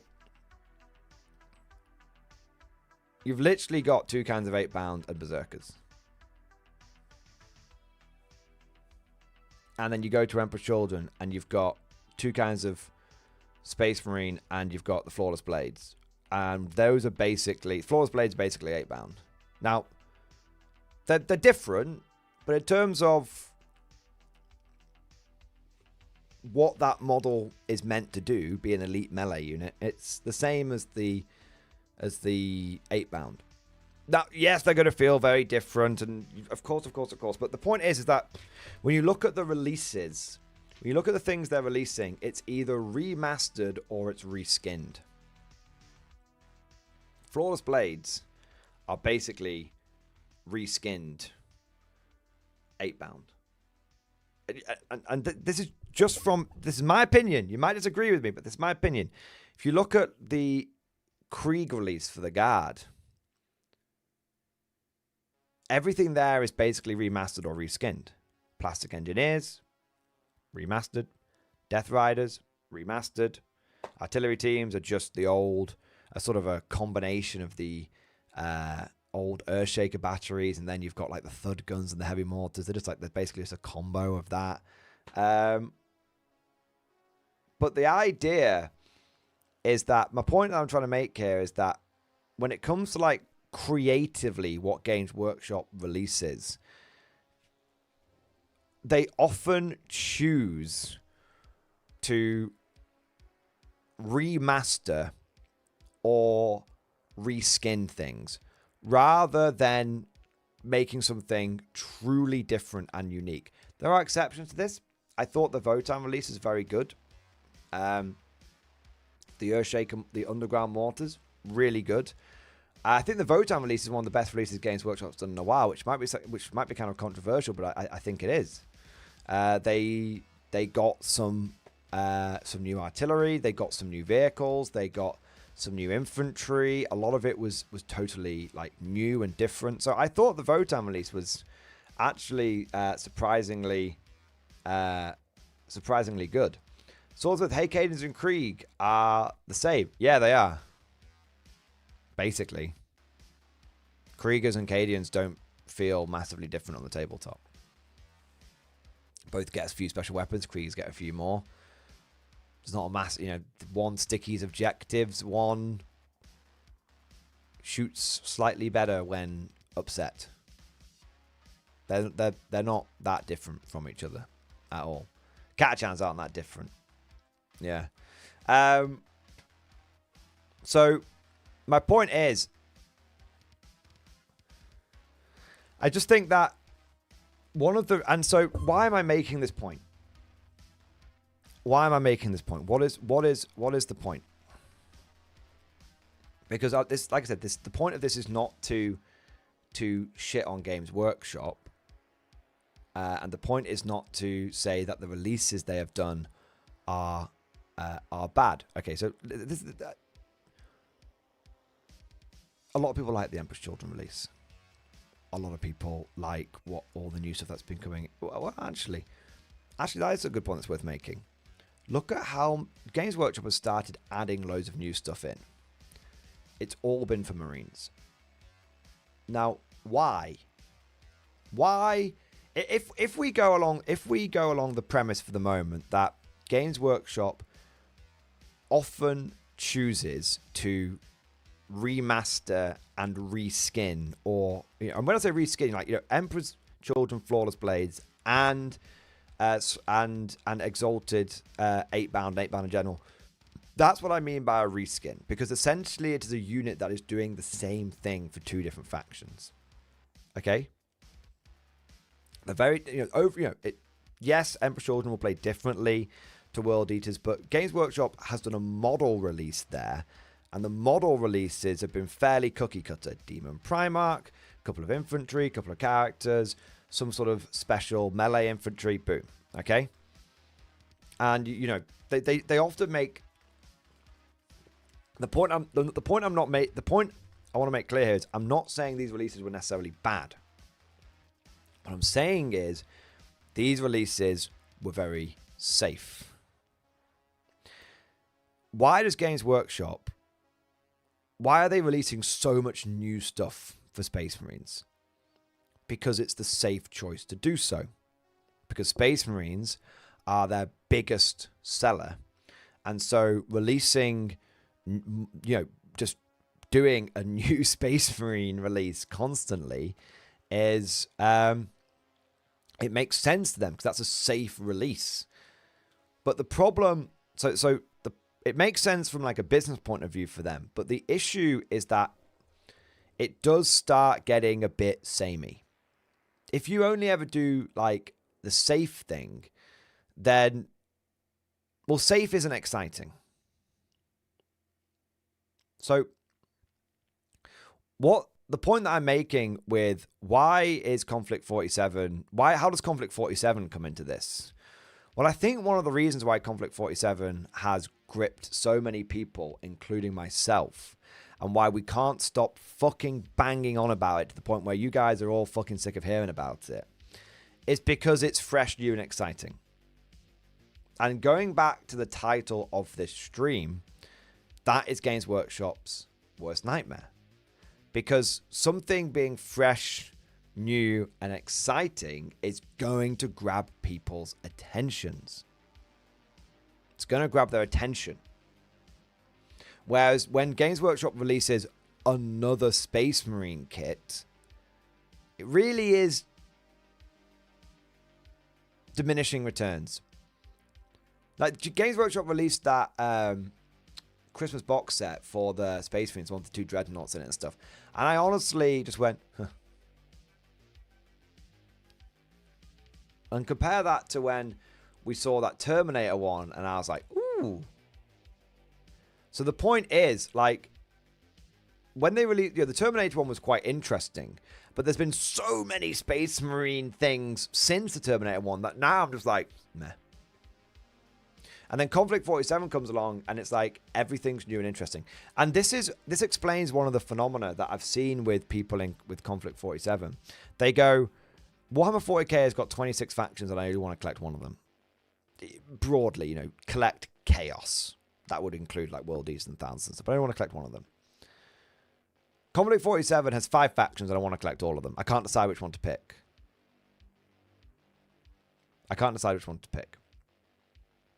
Okay, so what it's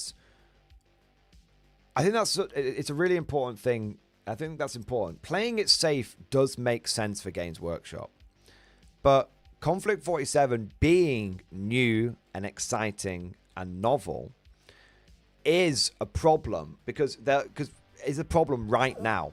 Because so if you're a tabletop wargamer and you look over at Games Workshop and it's another Space Marine release, and then you look over at Konflikt 47 and you see these mad bastards, you're going to be like, what the fuck is that? Like, what the actual fuck is that? And, you know, you're going to see something like, you know, like the fucking bear bastards, and you're going to be like, what the fuck is that? Or my favorite, I mean, these guys, I fucking love these guys, but my personal favorite is like, what the fuck is that? That is this is the standard reaction to the new Mollet Walker. That is the most boxy, dumpy, ungainly, just piece of shit I have ever seen. I want 3 of them.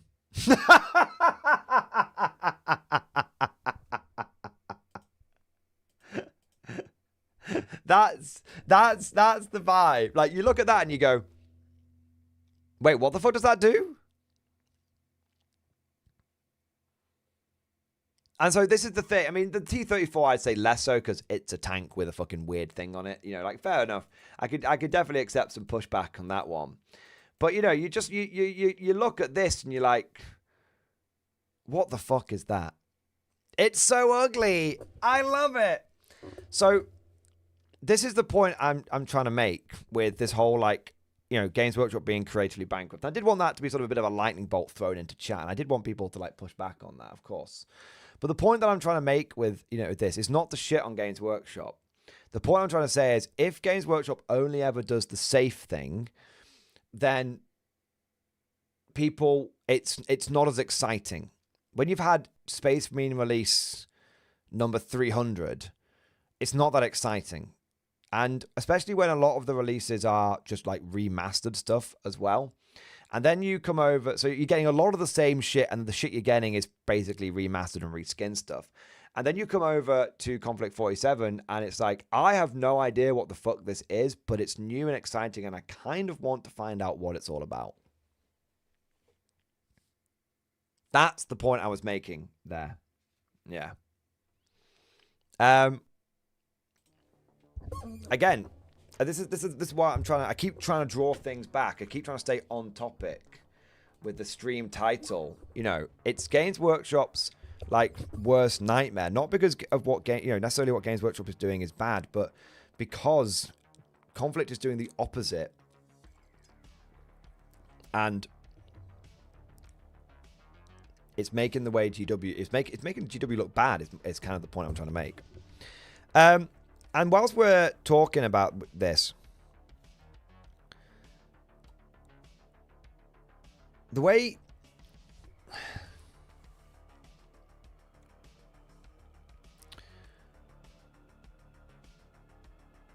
Games Workshop is arguably, and I would say arguably, creatively bankrupt. I think also their business practices are... I think the way they do business is bad. Which is a lot of video. But Mordian, $280 million profit last quarter. Yeah. But it's a meme in the guard community that every time we get a new box, it has to have horses in it. We're not the tank faction anymore. With a horsey faction. Every single box set that... Not every, it's not fair. It is often perceived that Games Workshop boxes have a lot of filler in them. So why this is an epiphany that I had recently. Why does Games Workshop price the characters so highly? Why is an individual character £30 now? It's crazy that. Why is that character £30? The reason that character was £30 is actually quite simple. It's so they can make their box sets look like a better deal. So this is one of the things that really I found really interesting when looking at how people were reacting to the new boxes that Games Workshop announced, like the artillery platoon and stuff. And loads and loads of people were saying the Krieg one is the worst one because it's the worst pounds to points. And I actually fundamentally disagree, because the Krieg one is the best one because because it's all killer. Everything in that box is useful. If you just look at pounds to points on box sets, then if Games Workshop releases a box which is just 5 £30 characters, which is 150 quid, and then sell it to you for 105, 110 pounds, you'd think that, or sell it to you for 100 pounds, you think that's an amazing deal because you're getting 100 pounds worth of stuff for 150 pounds. But you're not. You're getting 5 infantry models. You're getting 5 infantry models. It's actually a terrible fucking deal. So, Games Workshop boxes do have a problem with pork. They have a problem with filler. And then you come over to Konflikt 47, and every starter army is just a knockout. There's no filler. Konflikt 47, bolt action. There's no filler in any of these. Look at this. I'll just whilst I'm here. Every single unit in here is good. Every single one. The Ursus are some of the best shock infantry in the game. The ZP gun T-34, fantastic for digging units out of cover.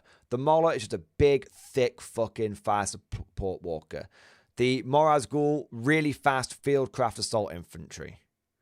Platoon commander with the flag is epic. And here's the thing. You're going to want more than one platoon commander. So you could build your entire Soviet army just buying 2 of these boxes. 2 of these boxes. The British. There's no filler in here. The Percival is a really good medium mech.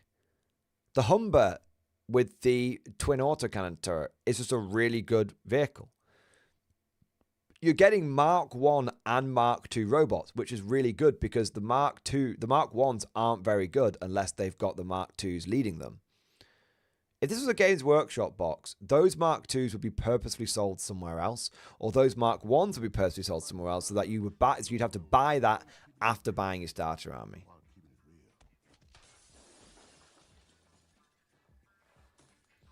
The point is, there's no pork in here. There's no pork in here. Same with this one. If you wanted to buy a really good Japanese army for Konflikt 47, you just buy 2 of these things. You wouldn't even think about it. Ghost Warriors, great. Assault Frame Infantry, great. Couple of platoon commanders, great. Couple of, 2 light mechs and 2 medium tanks, fucking great. The thing is, there's no filler. And again, Konflikt 47. So the reason why this is a nightmare for Games Workshop is, why can't we have that? Why can't we have that for Warhammer 40k? Why can't I have Games Workshop? Why can't I have a combat patrol that's a Lehman Russ, a platoon of guardsmen, and a heavy weapon squad?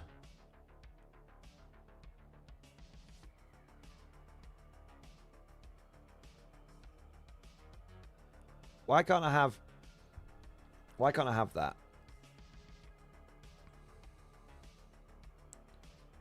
Why is my current combat patrol 10 fucking horses, a Kazakin, and a command squad, and the command squad can't join anything?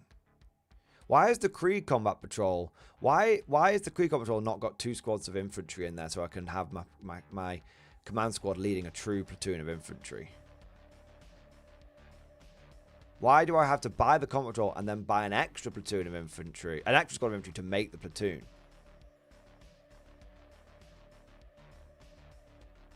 That's my point I'm making here. People accept the bad. People accept the pork. People accept the pork in the Games Workshop boxes, but why is a company like Games Workshop that is infinitely bigger than Warlord Games doing this? It's just it just brings the bad business practice to light. That's what it is. It brings the bad business practice to light. Yeah. Judge, more. They aren't interested in that sort of service anymore. It's all about profit margin. They are too big now. It's musical chairs. Don't be the last executive to sit down. Yeah. Well, I don't know, because Games Workshop's very successful, so I don't know. I don't know if that's necessarily the case. It's not like, I mean, are you saying they're trying to milk everything before everything goes tits up? I don't know. I don't know. Like, I'm not saying Games Workshop is going to go tits up. I don't think they will do. But I also think there's many examples in history of companies thinking they're too big to fail, and then they fucking fail. Yeah. Yeah.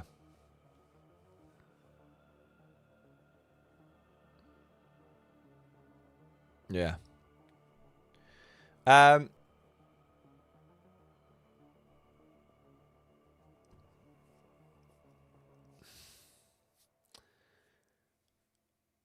Yeah, although eventually Blockbuster. Well, the thing is, I don't know if they will Blockbuster because Blockbuster went out because technology moved on.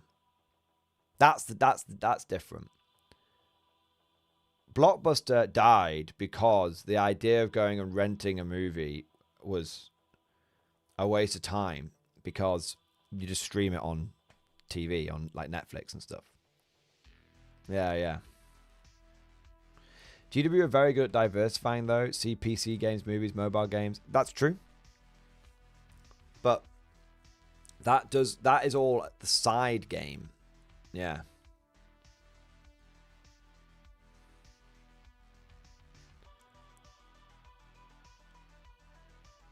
Yeah.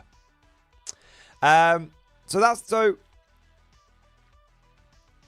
I do think no FOMO boxes is no FOMO boxes as well. So what's kind of funny is when Konflikt for 47, let me see if I can find it here. Yeah, here you go. So when Konflikt 47 first went on sale, they had this thing called the Riftbuster Mega Bundle. And everyone sort of just presumed that it would go away. Like it was just a marketing thing. Like, oh look, it's the Riftbuster Mega Bundle. That's just like a fun like marketing like hype thing. No, you can still buy it. Warlord Games just doesn't do FOMO boxes. What they just don't. They don't do big FOMO boxes. If you want to buy a box set for Warlord Games, you can just get it. Yeah, it's crazy. No FOMO boxes. They do no FOMO boxes. Games Workshop just FOMO boxes. Sales, they do sales. There's a sale. Right, look at this. Imagine seeing this. Imagine seeing this on the front of Games Workshop's website. Winter Warhammer 40k winter sale, 15% off, and then like all the Space Wolf shit was on sale. All everything that could be related to like snow and cold and shit was on 15%. Imagine seeing that on Games Workshop's front page.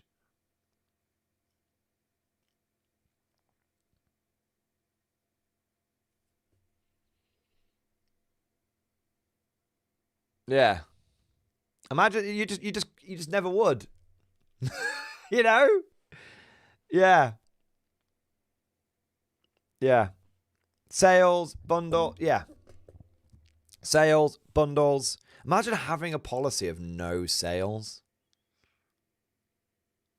I mean, I don't think even the most die-hard Warhammer 40k fan has to say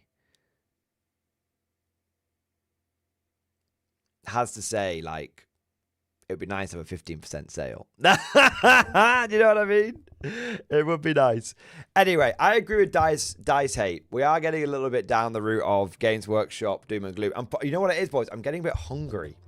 And so my blood sugar's coming down, and so I'm shitting on 40k more than, and that's not what I want to do here. But the point is, going back to the main point.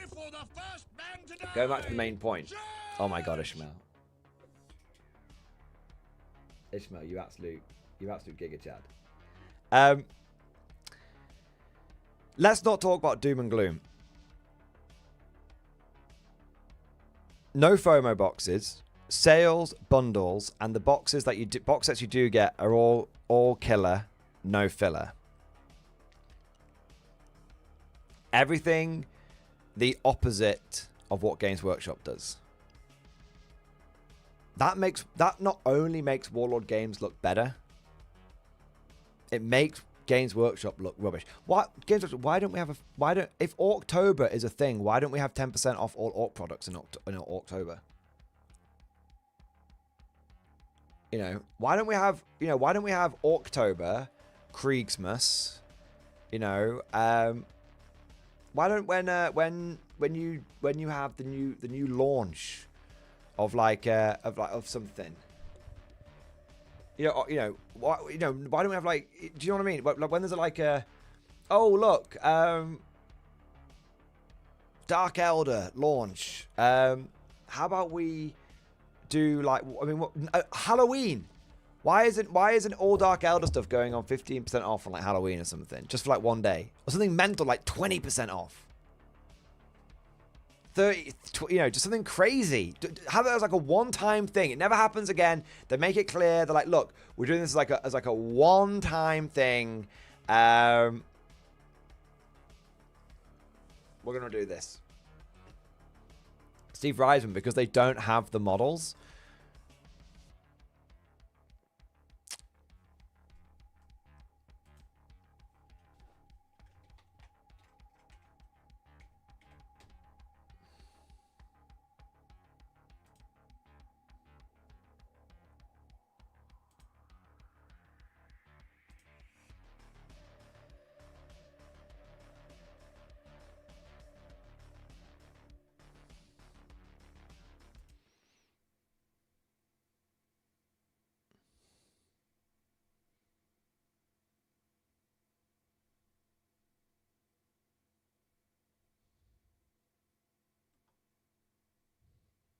I don't know.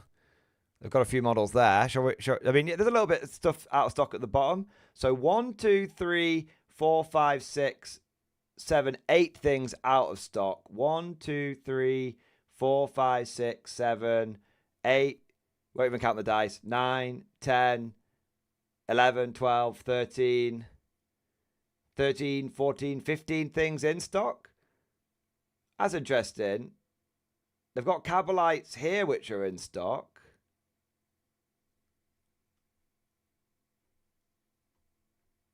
That's a unique model. That's a unique box.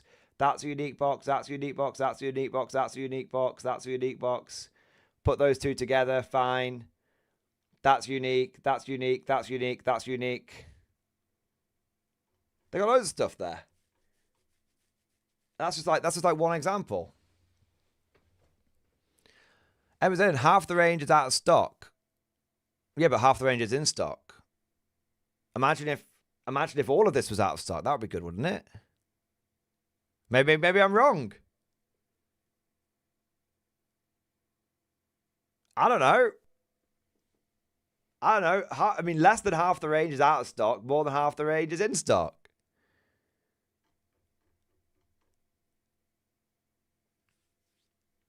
Being 50% out of stock is a huge problem. Why?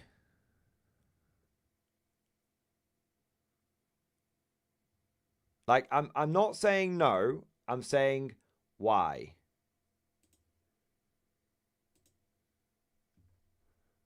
Look at all that. That's one niche faction. I even chose a niche faction. What if we go down to fucking Space Marines, man? How many things are out of stock for Space Marines? Their biggest fucking line.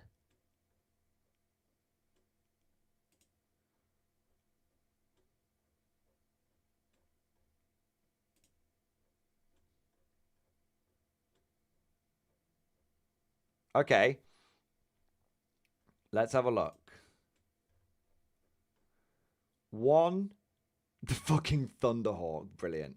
1, 2, 3, 4, 5, 6, 7. Well, actually, we'll count it all. 1, 2, 3, 4, 5, 6, 7, 8, 9, 10, 11, 12, 13, 14, 15. I mean, these are fucking old. 16, 17, 18, 19, 20. 20 out of basically 200.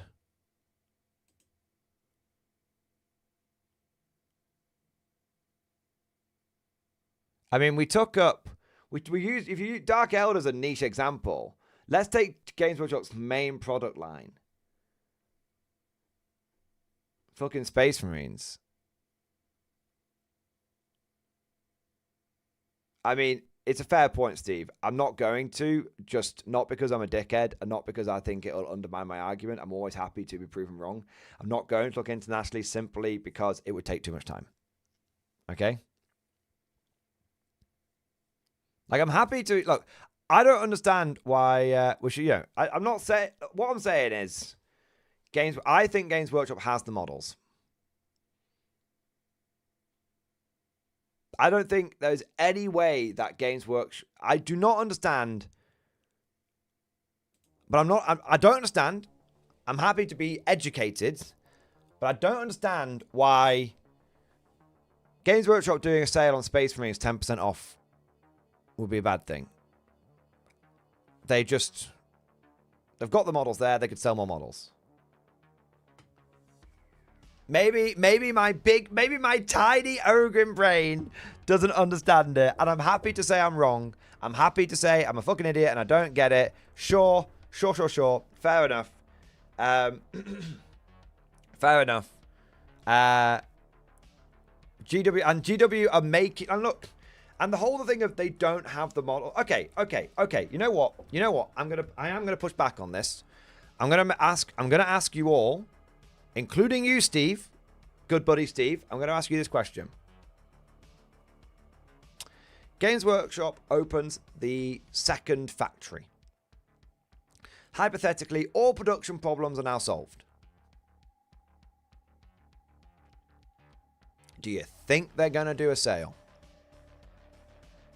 Do you think if Games Workshop had all the production capacity that they wanted, do you think they'd do a sale?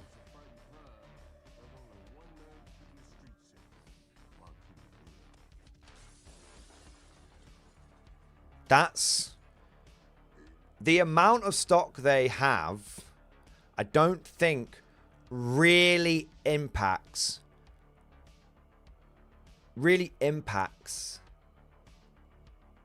why they don't do a sale.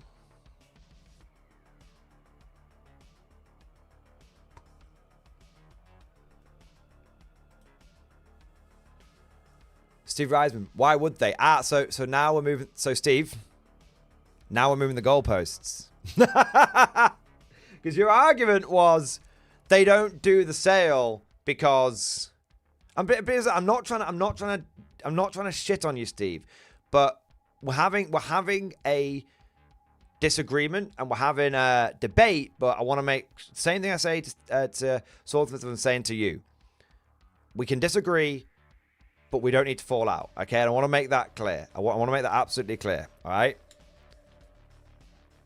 Your argument was they don't do a sale because they don't have the production capacity. I'm not sure how those two things are linked, but I went, okay, I'll go with it. So when I threw back at you, second factory comes online, everything, they solve all the stock problems. So are they going to do a sale now? And the answer is no. So now you're like, well, why would they do the sale? Well, you know, you're moving the goalposts a little bit. Do you know what I mean? And that's okay, but you are moving the goalposts a little bit. To answer your question, why would Games Workshop do a sale? The same reason that every motherfucker does a sale. The same reason that every motherfucker does a sale. Because they want to sell shit. Because people love a sale. Customers love a sale. There's a whole million reasons why people does a sale. Yeah. They stopped doing sales as it damaged the perceived value of the product. It adjusts people's buying habits, which is why there's sales at the FOMO boxes that offer more value. GW out here thinking they're fucking good. You know what? Did I say? I fully believe that is the case. And I'm going to say fucking GW out here thinking they're goddamn Gucci. You sell little plastic models. Oh man. Oh, we can't do a sale on our premium product. People will think less of us. What are you talking about? What are you talking about here? What the fuck are you talking about? Fucking hell. You know what? They are the Gucci of the industry? Nah. Maybe. But being the Gucci of your industry does not make you Gucci.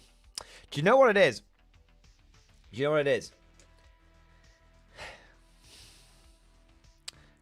This is one of those marketing degree things.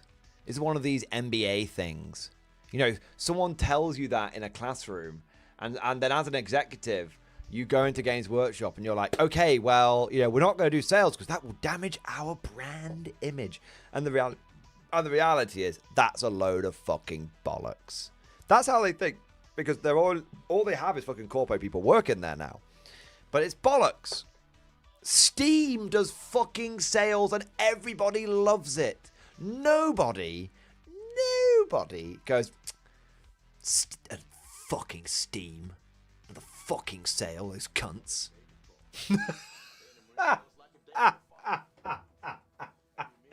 Yeah. Yeah, this is the thing. People like sales. Sales are a positive thing. Wanking yourself off in a boardroom and going, we won't do sales because we're the fucking Gucci of our industry, and we're a premium product and we don't do sales because that would damage our brand. Fuck off, GW. No, it wouldn't. No, it wouldn't. What the fuck are you on? Yeah.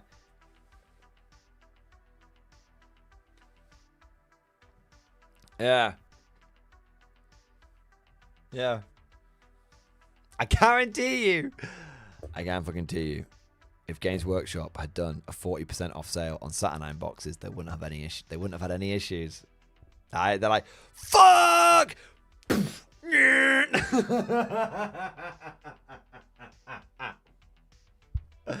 Oh my god. Yeah. I guarantee you, man. Yeah. But did they have any issues? I mean, really? Yeah, I mean, I think they had quite a lot of issues with Saturnine. I don't think Horus Heresy 3.0 it was a disastrous launch, and it completely failed to do what Games Workshop wanted it to do, which was to keep people inside the Games Workshop bubble.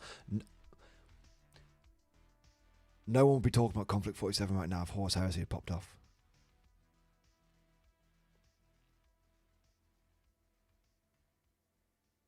Think about it. I wouldn't be talking about Konflikt 47 right now.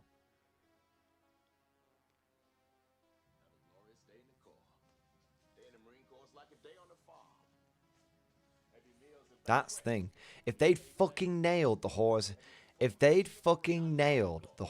Heresy 3.0 launch, we would be doing I'd be doing so much fucking Heresy content right now. Everyone would fucking love it. I'd be loving it, you'd be loving it, we'd all be there fucking, oh, Heresy!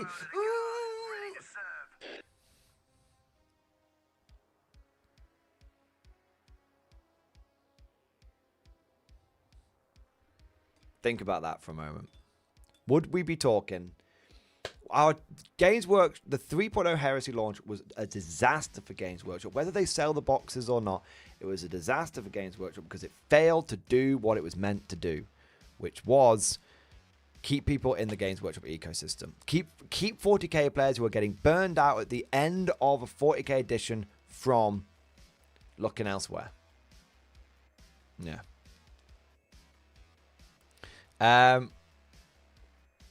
So if you want an alternative perspective, FOMO and selling through trade covers most of those issues. Sure, there is the occasional miss, but the graph is up and to the right.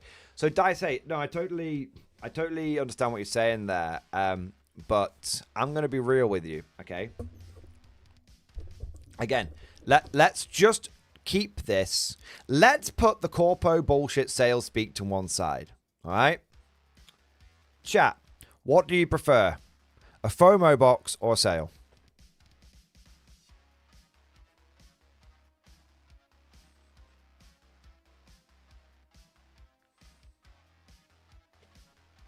Sometimes it doesn't need to be more complicated than that.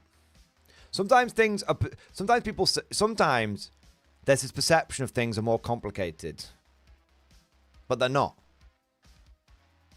Games Workshop does Games Workshop very well may use FOMO boxes as some weird fucking pseudo sales bollocks.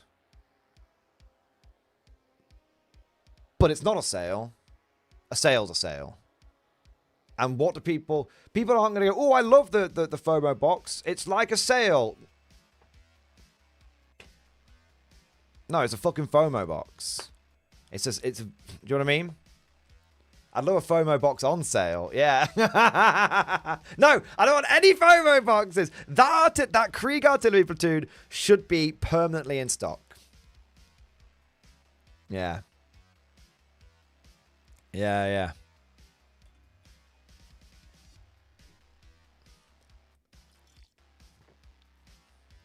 Yeah, we don't want any fucking FOMO boxes.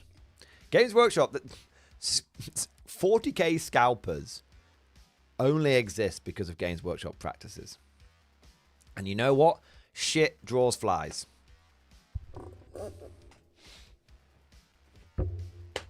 There you go. Dice, I agree. I'm just telling you why. No, dude, I understand. You are playing, you're playing devil's advocate. You're trying to come in with some explanations of why they do what they do. Totally get it. Totally get it. Yeah, don't worry. We're not hate. As I said to Swords and Smith, and I said to Steve, and I'll say to you, we're having a back and forth. I'm throwing things out there. You're pushing back. I'm pushing back on the pushback. We're having a great time. This is exactly what I wanted. The conversation has definitely morphed away from Konflikt 47 and to us just basically shitting on Games Workshop, which is really not what I want this to. I want to get back to the main topic, but this has been a good I'm not going to artificially stunt the conversation because this has been a great push back and forth, and I want to keep this going back and forth. Yeah. So I don't mind the conversation has diverted and evolved and all that kind of stuff, but yeah, I just want to make something clear. I know I recognize we've gone down this rabbit hole, but I'm not too worried about it. Grabbing each other's dice bag cod pieces. All right, shall we do some? Speaking of wanking off, should we do some super chats and then get on some Konflikt 47 hype? All right. So, firstly, I want to say a big thank you to Chris K. 1 minute. No, to Cosmic. Cosmic, that was super chat. You can see up in nothing but a dice bag. Cosmic, I don't understand. Are you saying that? Look, I'm going to tell you. If I put actually, that's actually a good point. The dice bags are very large and roomy. If I use one as a cod piece, you couldn't tell if I was excited or not. F in the chat for Mrs. Mordian. I want to say a big thank you to Chris K. Thank you for the super chat. I'm trapped at a metal concert. Send beer and snacks. Oh no, woe is you. I'm trapped at a metal concert with all of these goth muscle mummies. Stay strong. I believe in you.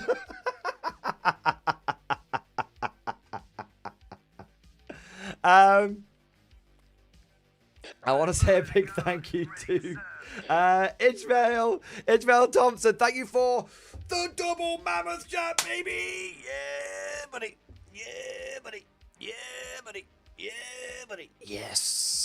Yes, mate. Dude, thank you for the big support. You absolute fucking Giga Chad. You absolute fucking big dick swinging player. Thank you for going above and beyond and for just thank you for the big support, man. Holy shit, bro. Can we get an 07 in the chat for Ishmael? Biggest super chat of the night so far, man. Amazing. Konflikt. So, Ishmael's coming with a hot take here. Konflikt may actually replace 40k because 40k is evolving past the tabletop into an IP or brand. It seems to be the evolution of everything popular getting infected by corpos is evolving into a lifestyle brand. Doesn't work. Look at D&D.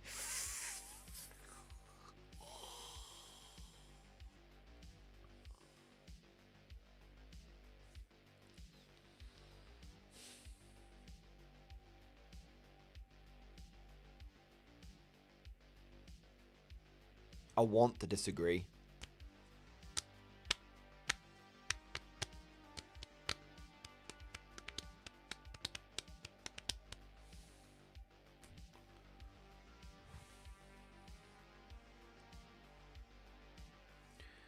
a lot of big corpos. I don't know. I'm so torn on that one. Okay. I'm so torn on that one because on the one hand,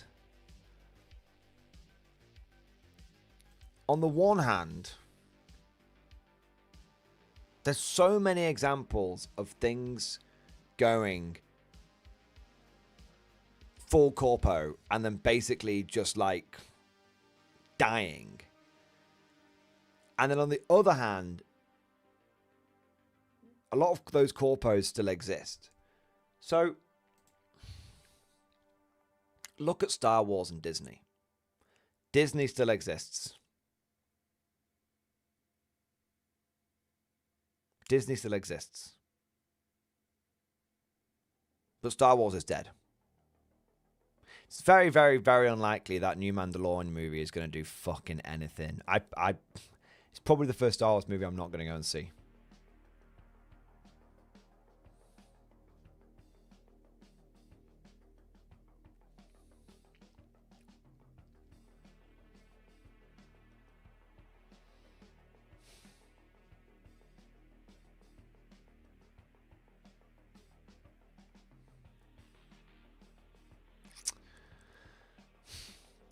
I think there is a world, and this is a controversial take. Controversial take. And this is all, I want to make something clear. This is a take I am making before 11th edition. Okay? Okay. It's controversial. It's a take I'm making before 11th edition. 11th edition may completely reverse my opinion on this, and I want to have that caveat in place. I can see a world in which Games Workshop exists, but 40k is greatly diminished.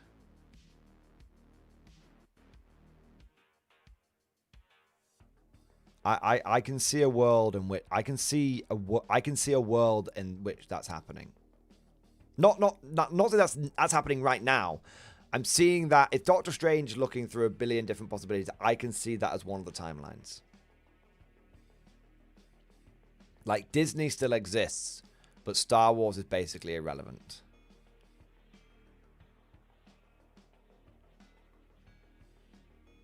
Games Workshop can exist, but 40k could go through a period of irrelevance.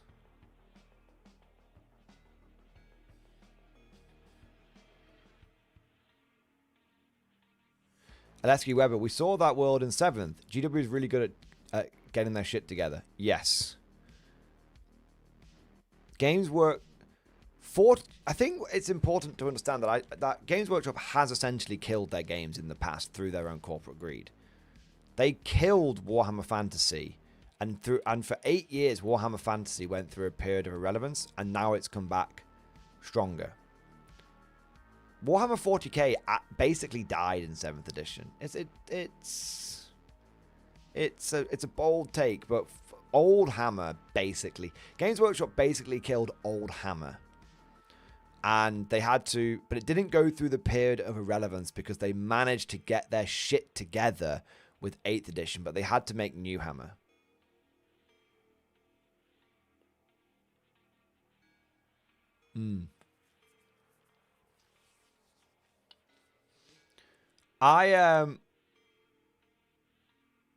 MG, on what you are thinking, will 40k look like fancy battles in due time? I don't know.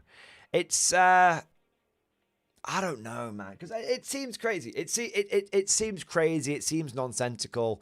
It seems stupid. It seems unbelievable. I don't know if I believe it. I don't know if I do. I don't know if I do. I don't think it can be. I don't think it's anything that can be said with any degree of certainty. And again, I'm not fence sitting here. I'm not fence sitting. I'm honest opinion. I don't think it can be said with any degree of certainty that, 40k will go through the same thing that happened to Warhammer Fantasy. I don't think it can. And I don't think you can say 40k will go through the same issues that Star Wars. But I don't know. It's still very, very, very, very successful. It's still very, very successful. It's making loads of money. It's constantly sold out. I don't think 40k is there yet. Yeah, Dice and Glory. 40k is still madly selling though. Yeah. I don't think it's there yet. I don't think it is. And this is something I've always tried to be. I'm not one of these people that goes 40k is dead, 40k is dying. Even throughout this entire conversation, I've never said that. I don't think 40k is dead or dying.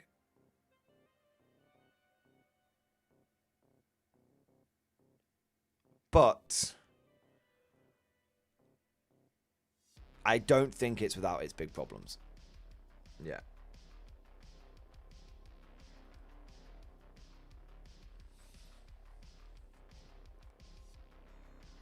Yeah.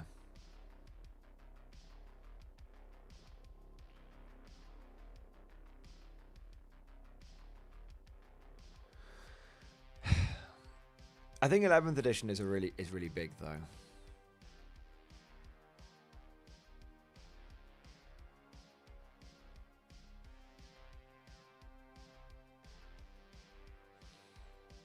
If I were to say one thing, I think there's a very significant part of the Warhammer 40k player community which is hinging a lot of hopes on 11th edition.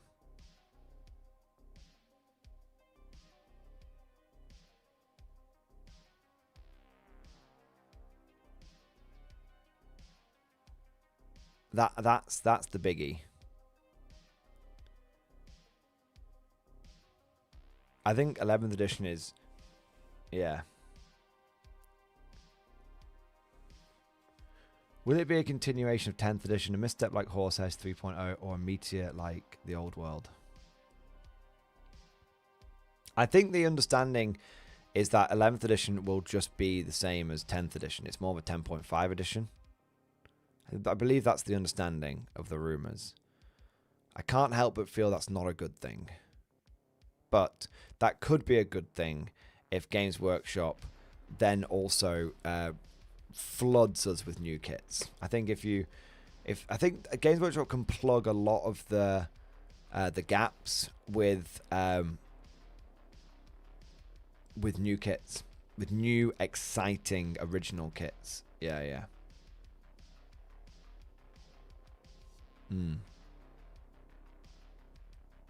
I think that's the biggie. I honestly think a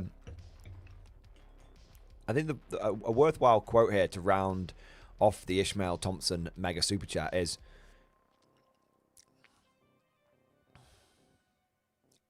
to quote Helldivers, a game for everyone is a game for no one. I think 40k is trying to be a game for everyone. And I think we're getting to an interesting crossroads of what Games Workshop decides to do.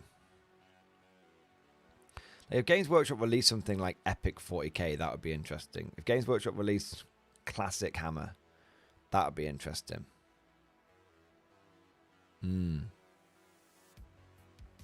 But I'm not, and that is in the realms of possibility because, as we know, Games Workshop likes to remaster and refresh things. Yeah.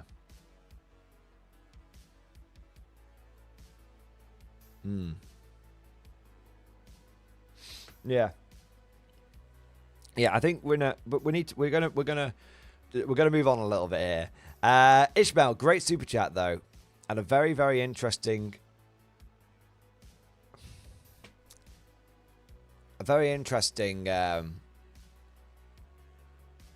proposition. I think a good example to look at. Okay. Actually, I do want to talk one more little bit about this. Look at Call of Duty versus Battlefield.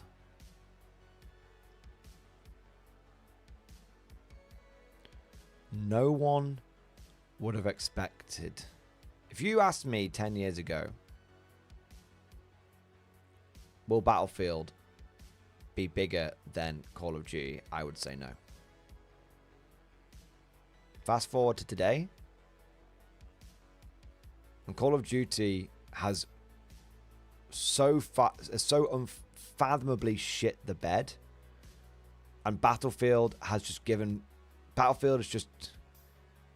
done it right.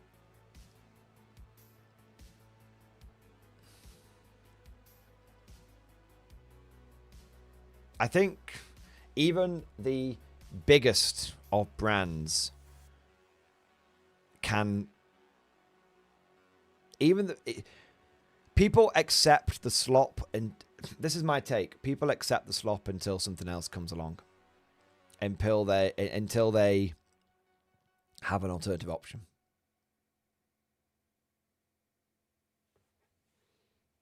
People, yeah, I think that's the biggie.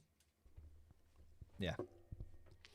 So John Davies, thank you for the super chat, man. Half the leagues of Votan is refreshed from their squat units. That's true. That is true, John. They've basically, I think the Votan, but squats have existed so long ago. But it's a good point. It's a good point. Yeah. It's a good point. Squats aren't actually new, are they? They're just, it's a great point. Squats aren't actually new. They're just remastered. Votan aren't new, they're just remastered squats. I think the last time a new race was introduced into 40k was in 3rd edition. With the Tau. Yeah. Ishmael, thank you for the super chat, man. Thank you for the Giga Chat. You know who is doing a sale that is getting my money? Konflikt 47. Yeah. Warlord Games did a 10% off sale. They did a 10% off sale. At the beginning of when Konflikt 47 launched. Because they knew that they only had so much stuff on available for plastic, and they were like, "Hey, well, what if we took 10% off? What if we took 10% off the old stuff?" And people were like, "Yeah, fuck, I'll buy it." Yeah. Ishmael, thank you for another super chat. Ishmael smashing it tonight. He's smashing it. GW doesn't do sales. I bought the 3D files on sale. Fuck's sake, man. Yeah. Fuck's sake.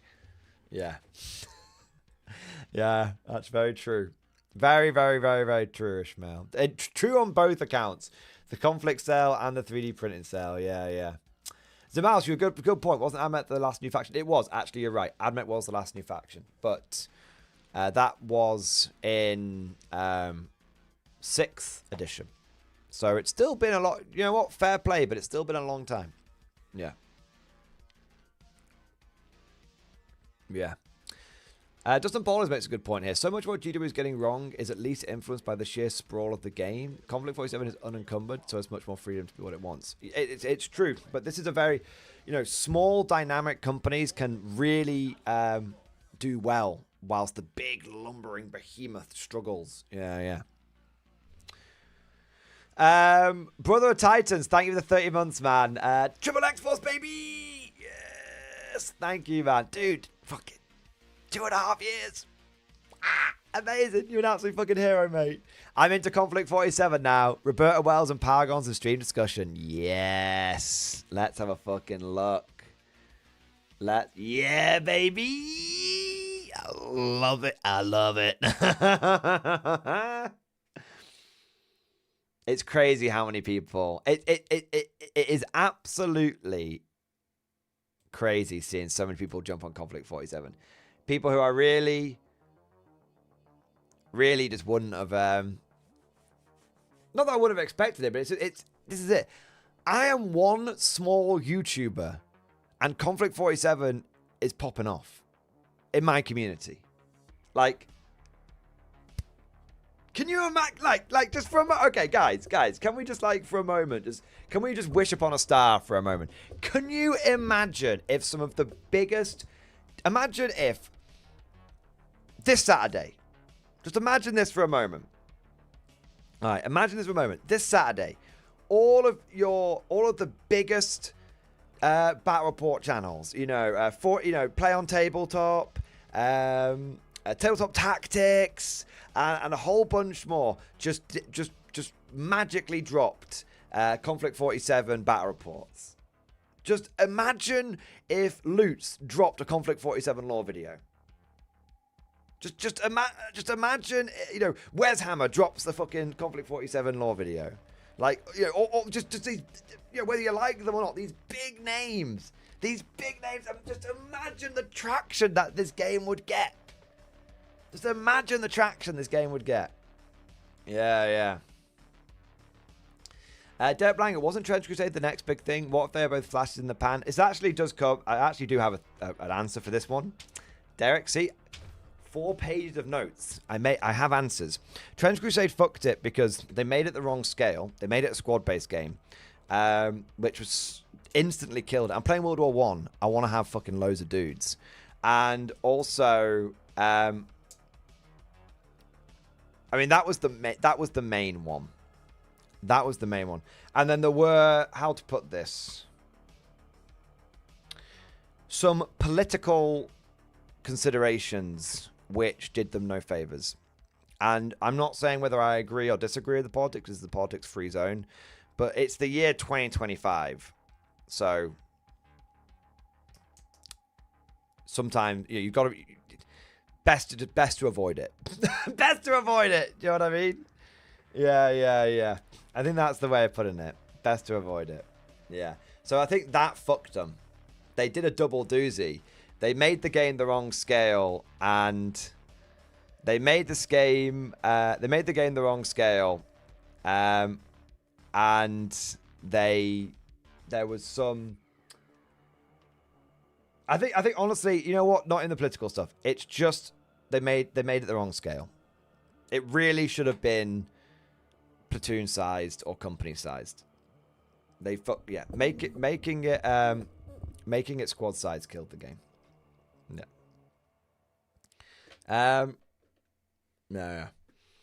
Dyson Glory, thank you so much for the 33-month member flex. X-Force, baby! Double X-Force, baby! Nearly triple X-Force! Amazing. It appears there's no last stand at Guardfest. Yes and no. So there's no glorious... there's no Hadley's Hope yet. But every mission, if you rush your forces in, hold the important locations, and then you have to do a glorious last stand around the fortresses and the chemical factories and all that kind of stuff. Think of it this way: it's kind of like Stalingrad-esque, Soviets pouring reinforcements in from one side, Germans pouring in forces from another side, and Stalingrad, that was a glorious stand. Yeah, but it's less of a siege. There'll be many opportunities for last stands to occur organically rather than there to be siege scenarios. But this is just the first. One. This is the first part of this story. Depending on how the battle lines fall, winners and losers on each tables, we may have attack and defender situations next year. Yeah. I don't know what to do if I'm not surrounded. Okay, take loads and loads of power troopers, drop them in, you'll be fine. Yeah. To Krampus, thank you for the super chat, man. Added 2 funny songs, stream discussion. I'll keep the more serious ones in reserve. All good, mate. I tell you what, man, we'll probably take a look at those a little bit later on, but I've got a couple more bits I want to address, and I want to move away from the 40k / Games Workshop bashing, and I really want to get to some more Konflikt 47 hype, because that's we've you can't help, we've talked, it's an important factor of it, the issue with 40k, but we want to be talking about why 40k has its own problems, but why Konflikt 47 doing what it does is the nightmare for Games Workshop. Not nightmares of Games Workshop's own makings. So what I want to do is I'm going to do what Russell W said. I'm going to grab a snack, have a piss, and then we're going to talk about some some great things that Konflikt 47 does. Some of these are not particularly related to shitting on GW. Some of them are just good things that Konflikt 47 does, but there are some things here which definitely are part of the GW nightmare. Yeah. All right, so give me a second. I'm going to grab a refill on the drink, get a snack, and then we'll be good to go.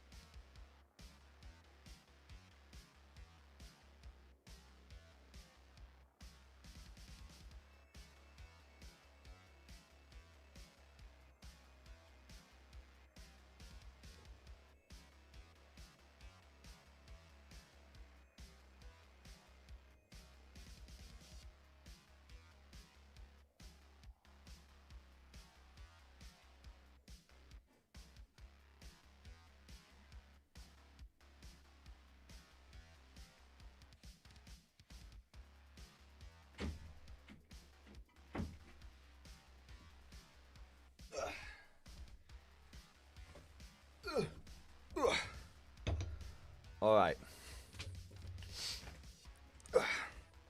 So, got me drink, got me snack. Banana first, then I can have my cheese and chocolate.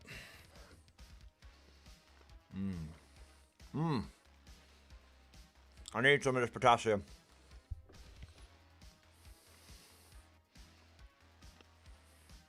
Yeah.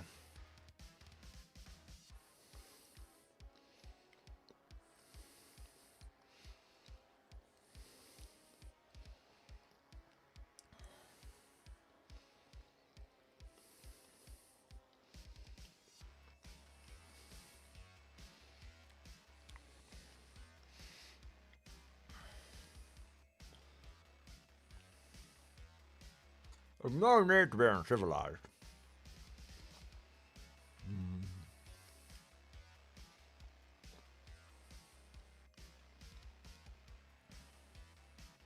Fucking love bananas. They're so tasty.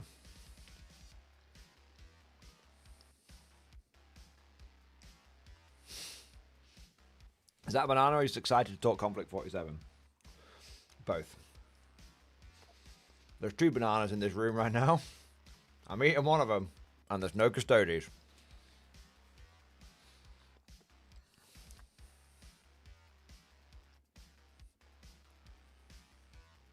However, this is a heroic scale banana. The other one is epic scale.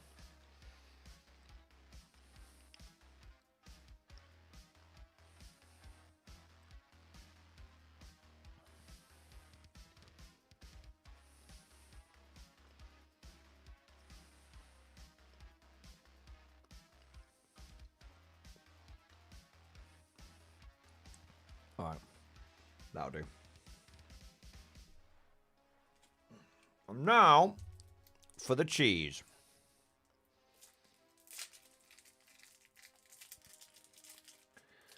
One of my favorite things in the world is the fact, I don't know if this is a thing everywhere. I'm sure it is. Is that, let me know, because I always like to learn about whether things are just in my country or if they're in other people's countries as well. So, one of my favorite things is, one of those favorites is the right thing, but what I love is in the UK you get these things called Baby Bells, and it's a small round Edam cheese. I'm pretty certain it's Edam. Edam. Anyway, so it's the cheese isn't red. It comes in a little plastic wrapper, and then you have to you have this weird pull string situation. And then you unfold it, and you just got it's just a bit of cheese. You have them in America as well? Cool. Yeah, I love it. Oh, just the concept of a random, a miniature wheel of cheese.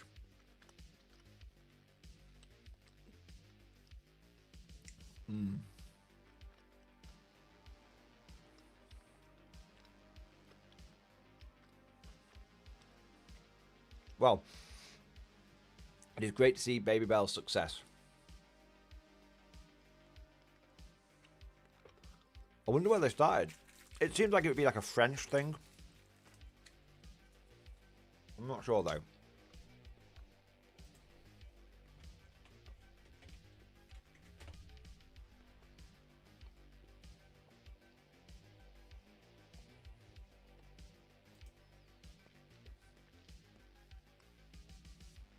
It is French. It is French. Yeah. How did I know that? Mini Baby Bells are a brand of small snack cheese products that are individually packaged and available in various flavors. It is a product of Le Groupe Bell, French for the Bell Group, a company with roots in the Jura region of France, started by Jules Bell in 1865. Half of the global production of Mini Baby Bell is made in Emvron, a commune in northwest of France. In America, they are produced in Kentucky and South Dakota. In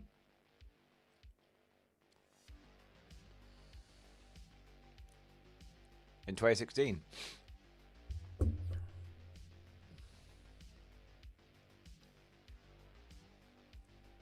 They've got 12,700 employees, which is not that many, considering how much they... how many Baby Bells they're making and how worldwide they are. Yeah, crazy.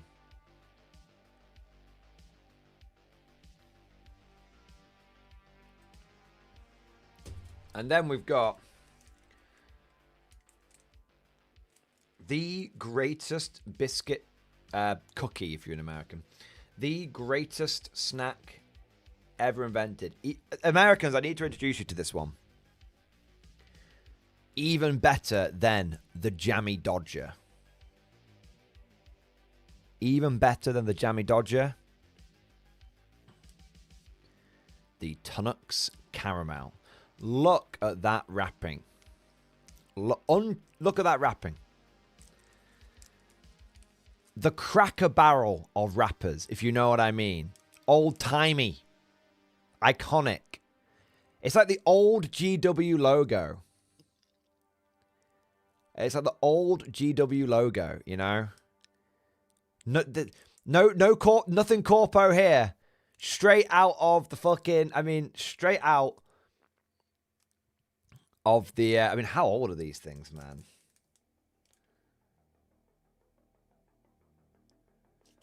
They've been making them a long time.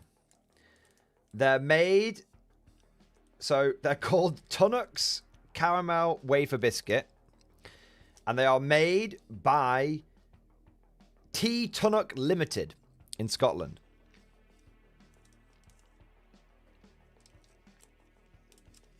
And they have a thing on the back of them which says, you guys can't read it, but it says, more than 7 million of these biscuits made and sold every week.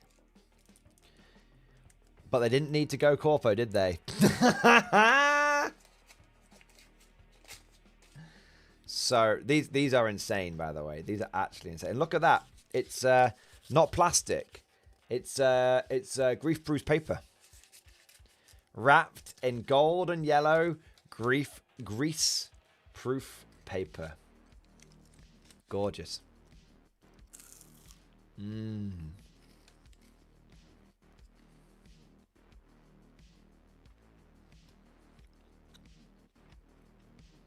If the Americans found out we had these things,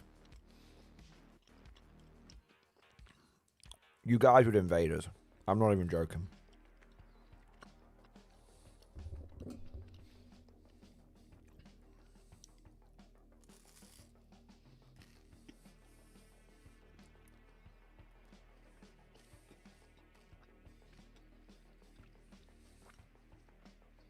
It's caramel wafer.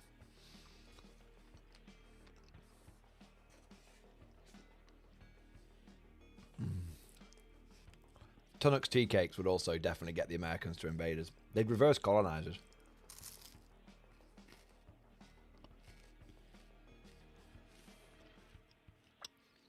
They'd use totem core technology to resurrect George Washington. And then they just win. Was it George Washington that crossed the Delaware? It was, wasn't it? Yeah, he ain't crossing the Delaware this time. He's crossing the Atlantic. I think they do have them in the British section at Walmart. That's true.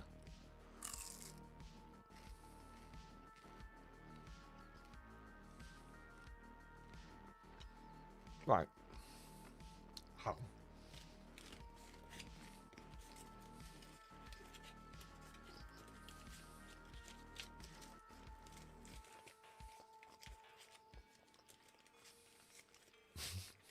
The British Rift gives us the best snacks.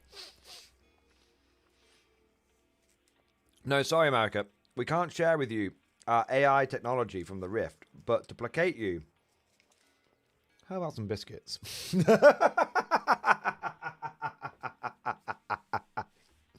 I bet that would fucking tide them over. No dramas. Yeah. Right, so let's get back on topic.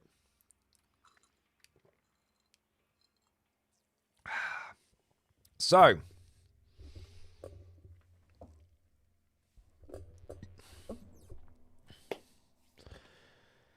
need a bit more of a drink.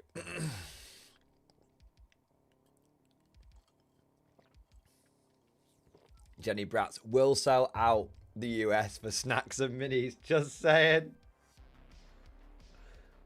I love it. I love it.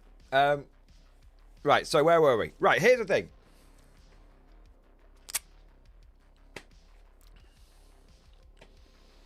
We've been shitting on 40k a little bit now.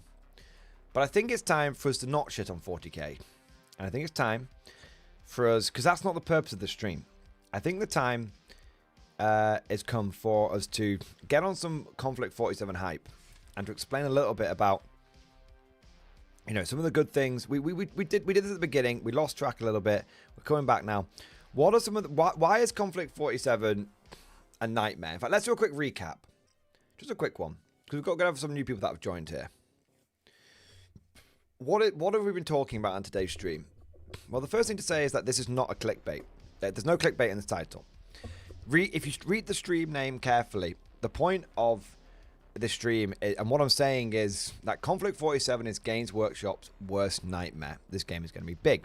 What I mean by that, what I'm not saying, and this is not me being coy, this is me being truthful.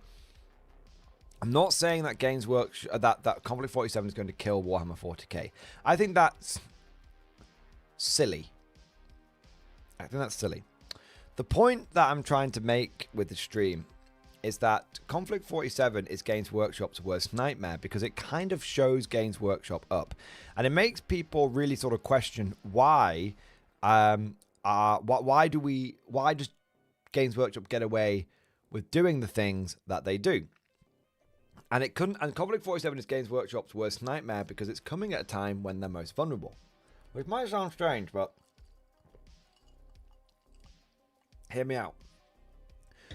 Warhammer 40k at this time is quite vulnerable. Now, you might not think that based on like sales and how profitable Games Workshop is as a company. Don't get me wrong, but right now this is the time when Warhammer 40k is most vulnerable. Okay, relative to how it normally is, because we're getting towards the end of an edition, and so Games Workshop players are really.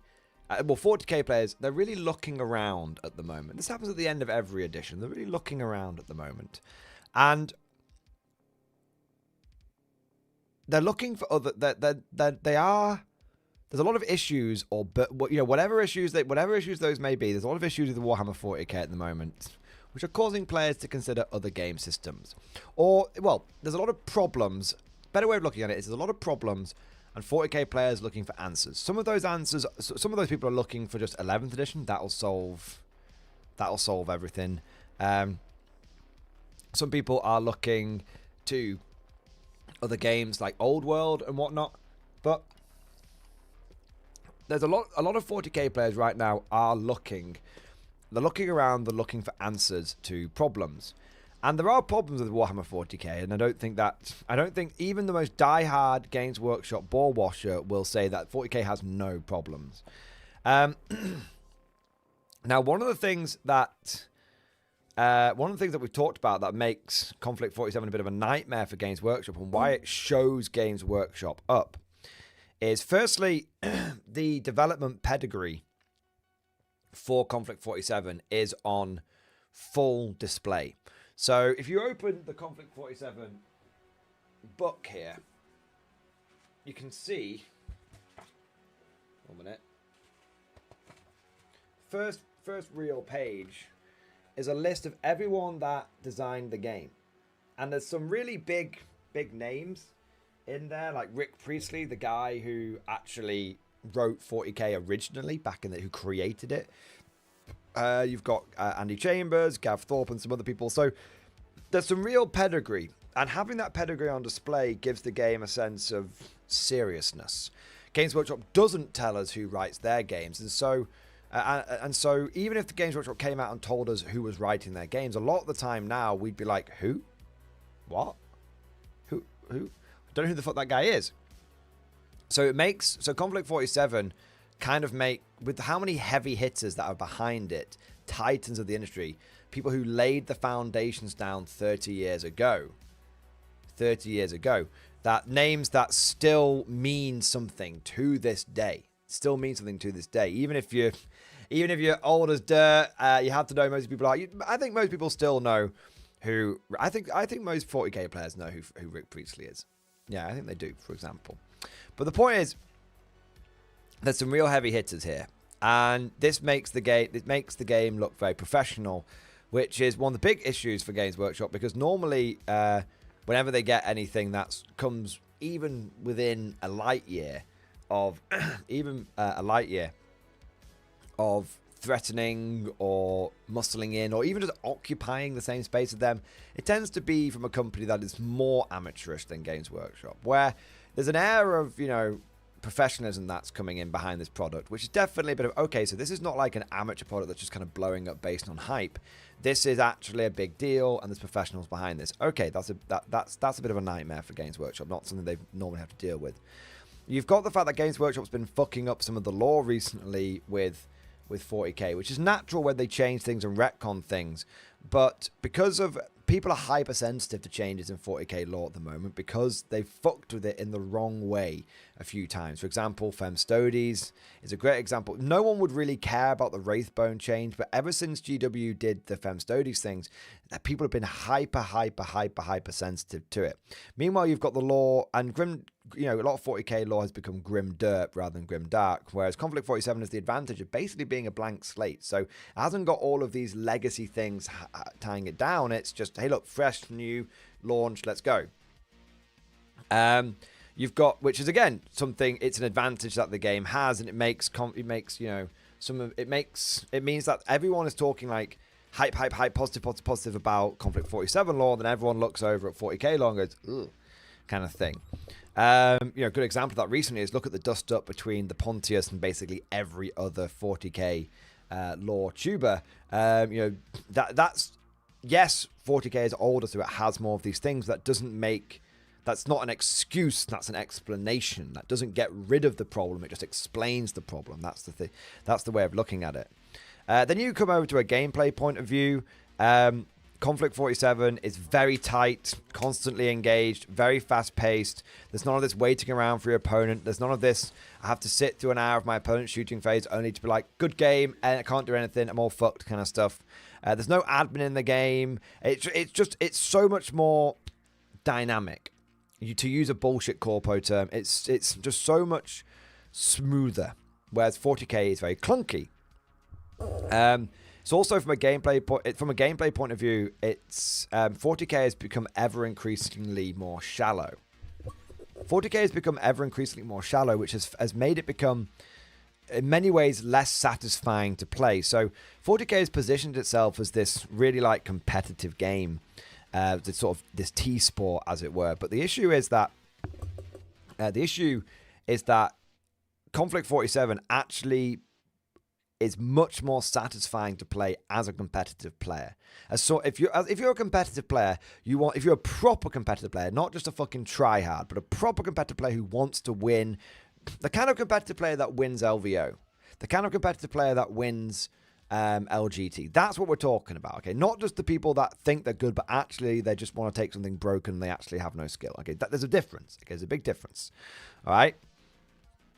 If you're a proper competitive player who likes satisfying gameplay and being rewarded for being a good player and being rewarded not for bringing jank, but for actually just being better, Konflikt 47 offers more than Warhammer 40k does, which is a bit of a nightmare for Games Workshop because they're meant to be, doing the competitive thing.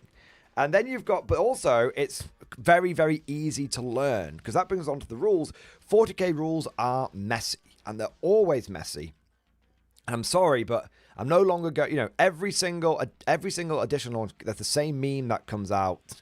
And basically, every single edition, Games Workshop goes, we're going to tidy things up. No more having like 4 different documents. It's never changed. It's always the case. So the point is that Konflikt 47 rules are so tight.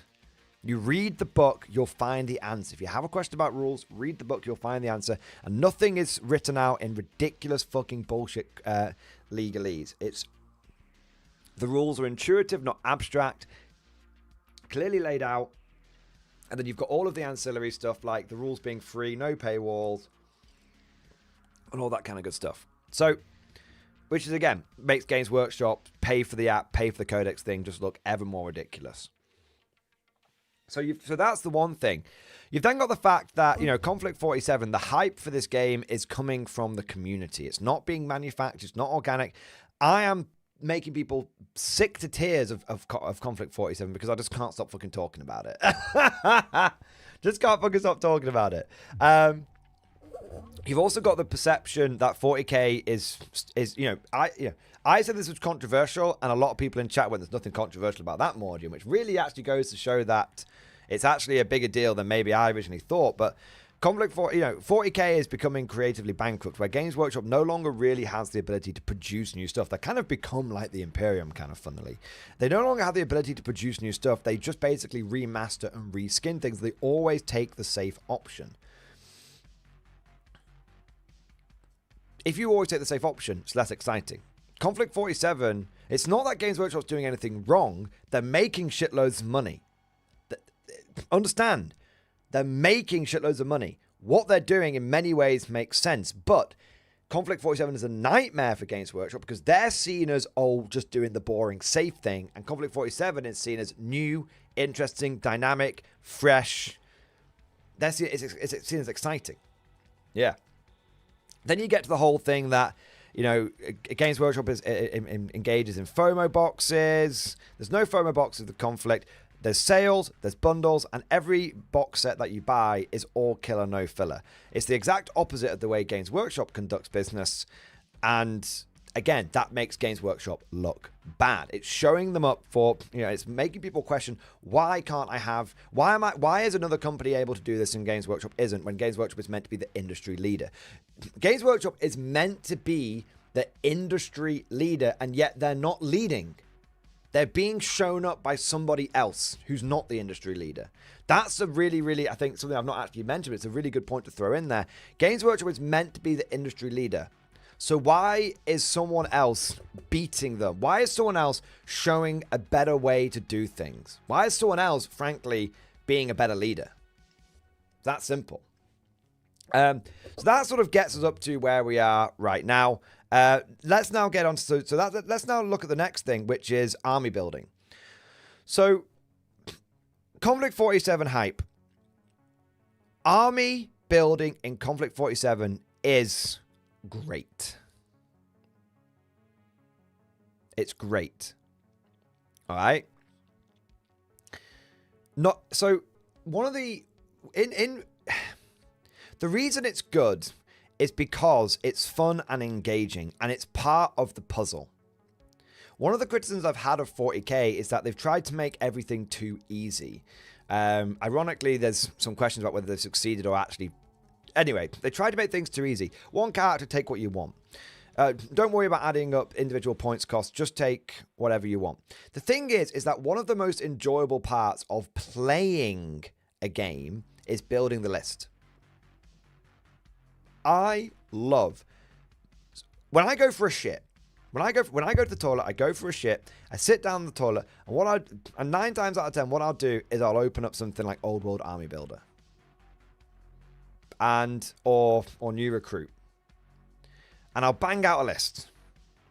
And I'm like, I enjoy building lists. Building lists is fun and engaging. It's part of, because war games are essentially problem solving. Wargaming is basically problem solving. That problem solving begins at the very beginning when you're writing your list. You're solving the first problem.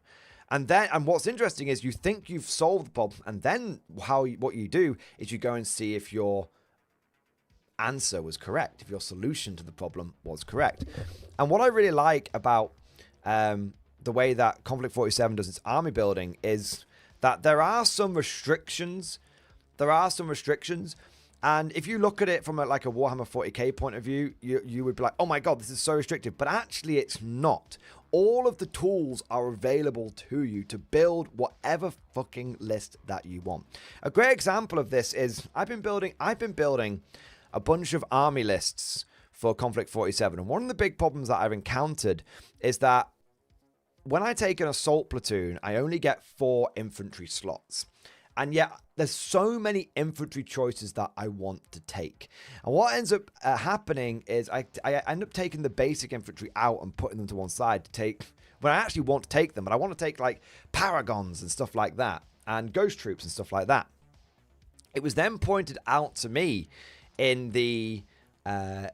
It was then pointed out to me in the Walker platoon, which you only need 1 Walker for, but Walkers are great, so you're probably going to take more than 1.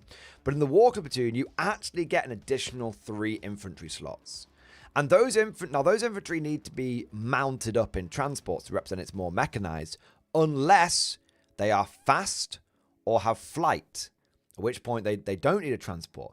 And learning this completely opened up the list building for me. I realized that actually, no, there weren't the restrictions that I thought there were. And I've been building American lists where I've been like, okay, so now my Fireflies go in my Walker platoon, and I can put my Paragons and my standard riflemen in my Assault platoon. And it's suddenly, everything's opened up. I've got all the options, but that's part of the problem solving. That's part of the enjoyment of peeling back the layers, not just having a single hammer in your toolbox, but actually having a whole suite of tools in your toolbox to draw upon that allow you to build custom lists, that allow you to make lists that are both thematic and rewarding. And so the list building Konflikt 47, the more and more I engage with it, the more that I love it, and the more that I just think it's a pleasure. I'm constantly just building new lists on the Warlord Army Builder app. I'm just building them, and then, you know, I built a fucking French army the other day. How can I get a French army into Konflikt 47? Yeah, it's so much fun being just throwing the units together. There's no frustration, and you get to that end and you're like, okay, I'm like 16 points over. How do I resolve this? And rather than having to like rip a whole unit out and try and start again, what I can do is be like, okay, well, I'm 10 points over. What I'll do is I'll just take an MMG on that Walker. I'll take an MMG on that Sherman rather than a heavy machine gun. I want that 50 cal, but at the end of the day, I need to save 10 points. Or maybe I'll take that 10-man squad and drop it down to like a 9-man squad, save myself 10 points. Maybe I won't put Panzerfaust on that unit. I'll save those points, you know. But the point is, like, you sort of build. It's easy for you to get to roughly where you want to get, and then it's very easy to sort of just tweak things a little bit to get you to it. Suddenly you'll click into place. So list building is both fun because there's very soft restrictions, and navigating those soft restrictions and realizing that actually all of the tools that you have at your disposal, all the tools you need to build this are actually there. You just sort of get to grips with the list building is amazing. And then also just having that ability to just tweak things a little bit without having to like rip lists apart because, you know, oh, well, I've got 25 points left over, but I really want to, but this commissar is 30 points and I can't include him, so how the fuck am I going to like fuck about? Like, it's just really, really nice having those, being able to do those like little tweaks. And I agree with Neil here. Those tweaks, the difference between a mid-table player and a tournament winner too. Exactly. And this is, you know, again, coming back to this, you know, if you're a casual player, you can just throw your list together, easy peasy, tweak things a little bit, job done, and amazing. If you're a competitive player, the first problem, the first puzzle of list building is so satisfying because you can build these combos in. Okay, I'm going to take this platoon commander. I'm going to give him an extra point of guts. That means I'm going to be able to put that dice back in the bag. Okay, which unit do I want to combine that with? What would be a really powerful unit to get a double activation on? And how you build each, because each army plays very uniquely, how you build each army is going to be very different. Some people are going to want to max out on their on multiple assault platoons. Some people are going to be like, I'm going to take a bare bone assault platoon, and then I want to start going towards something like more mechs, more infantry, more mechs, more tanks, and that kind of stuff. It's just the list building is just really, really good. And why is this a bit of a nightmare for Games Workshop? Because Games Workshop peddled this. Basically lie at the beginning of 10th edition of, we know you don't like to play power level, so now we're going to make, don't worry, we've listened to you. Everyone now plays points. Oh, by the way, the points are now power level, you know. And, oh, that makes it so much easier to build your list. And the reality is that Games Workshop list building is not easier. It's fucking annoying. It's fucking annoying. And you look over at Konflikt 47 list building, and it's somehow it's more restrictive, but somehow it's easier and more fun and more engaging. And you look over at 40k list building and you realize, like, why do I have to do it this way? Why do I have to do it this way? Why can't I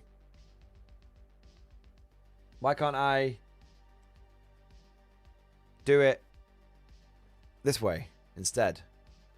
So that's why Konflikt 47 is, it's all those people that hated power level didn't suddenly come to love power level because Games Workshop forced it onto us.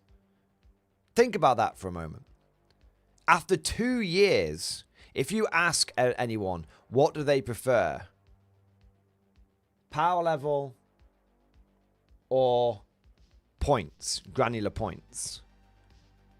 I'm not saying everyone would say they prefer granular points, but I would say the majority of people would come back and say, I prefer granular points. That's the thing. You can, if Games Workshop launched 11th edition with granular points, it would be welcomed. No one would, not no one. It would be welcomed by the vast majority of people that play this game. From old grognards and new players alike. Yeah. From old grognards to new players alike, no one would, very, very few people would complain about granular points coming back in.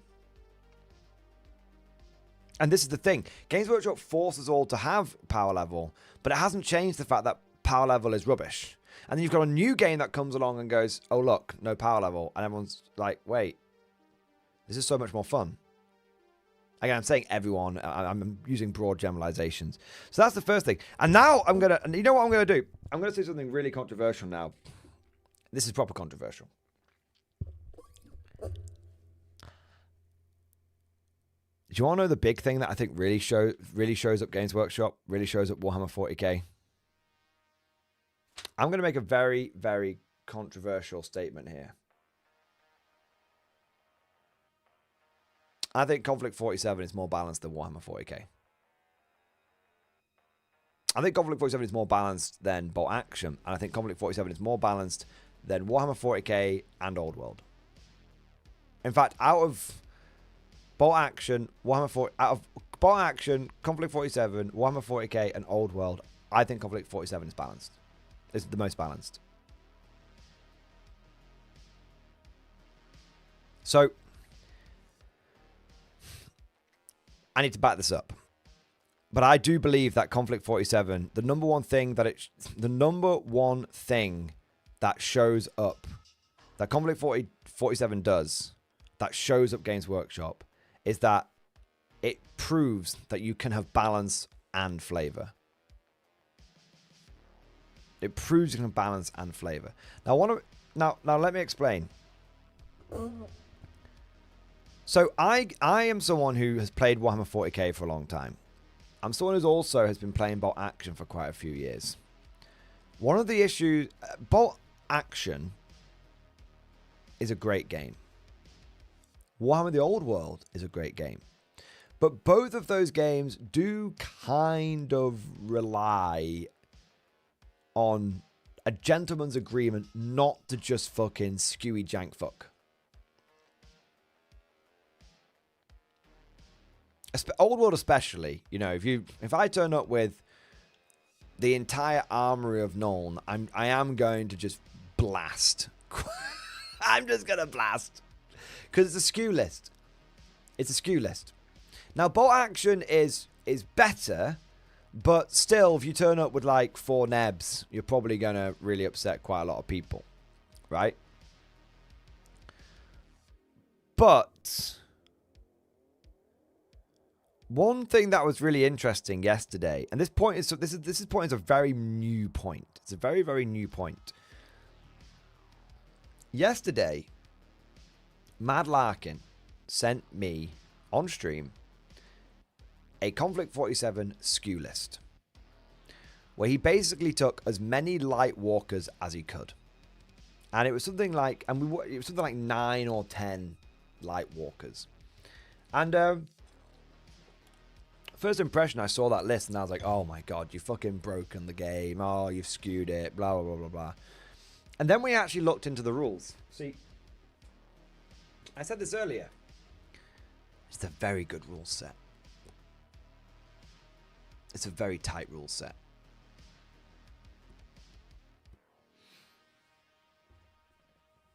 And And I realized that Mad Larkin's list, in no way, shape, or form, was actually broken. You see, one of the things that Mad Larkin was trying to achieve with his many light mech list was that the light mechs have got power fists, which makes them good in melee. So the idea is you'd basically you'd be running through people, power fisting them constantly and all that kind of stuff. And any other mechs that you came across, you'd basically throw hands with them. The issue with Mad Larkin's list is that it can basically be completely undone by his opponent, including a single medium mech. I've got a grizzly here, for example. A single medium mech. This grizzly is not some wonder weapon. It's a 225 point, which is fairly cheap, medium mech. Comes with a machine gun and a tank gun. So why does this, or you know, if you've got, for the Germans, you've got the Locust mech. So why does a single medium mech basically undo Mad Larkin's Light Walker spam list? Well, firstly, the Light Walker is no faster than the Medium Walker. They both go 12 to 24 inches. But the reason why, so they can't like, they can't just like run away. They can't run. I'm gonna get them. I can go just as fast as you. I'm gonna get you.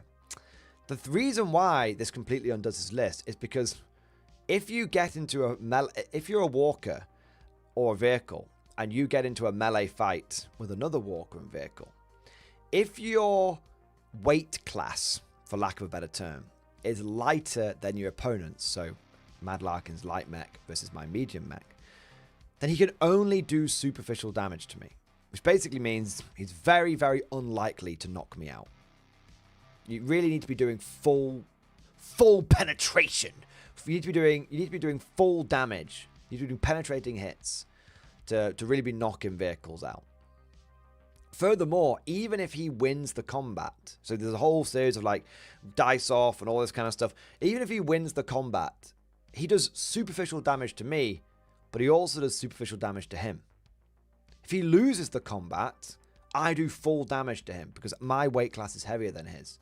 So Mad Larkin could send one of his light walkers in, and I am more than likely going to win the roll-off because I'm a heavier weight class. And if I win the roll-off, I take no damage and he takes full damage on the turn in which he charged me. It is very possible for this grizzly to take on, this one grizzly to take on every single one of Mad Larkin's light mechs. Every single one. So that's an example of a skew list that on paper looks absolutely fucking busted and broken. And then the only thing that you need to do to beat it, as someone on the other side, is one or two medium mechs, which is something you were going to bring anyway. Something you were going to bring anyway. So that's one example, but it made me realize that this game actually rewards you for bringing a balanced list with lots of different tools in the toolbox. If you bring masses and masses of Schreckwolfen, masses of Ursus, yeah, you'll be pretty good on the melee front. But as has been noted in several battle reports now, Schreckwolfen and Ursus are not impossible to kill. So everyone has the, you know, if I'm playing, you know, they're only tough when they're in cover. The moment they're only one wound. You do one wound to a Schreckwolfen and it fails a 5-up save, it's dead. A 40-point model, 43-point model, dead.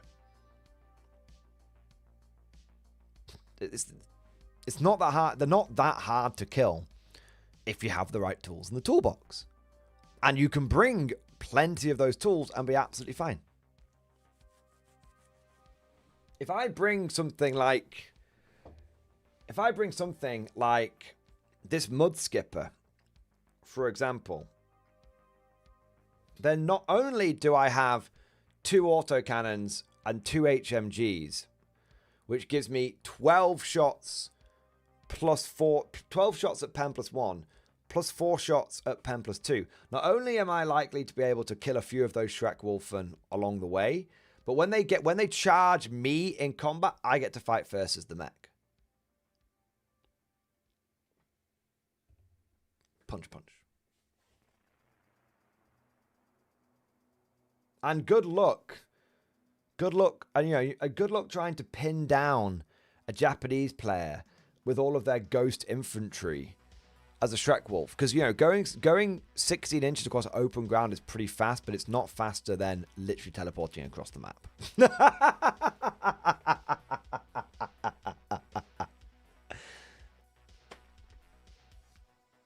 Yeah. And that, are the Japanese really OP then? No, not at all.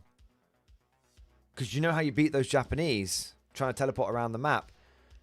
Put a single Vogel spinner on ambush. Bring something other than pure melee and you'll be rewarded for it. Bring a one-dimensional list.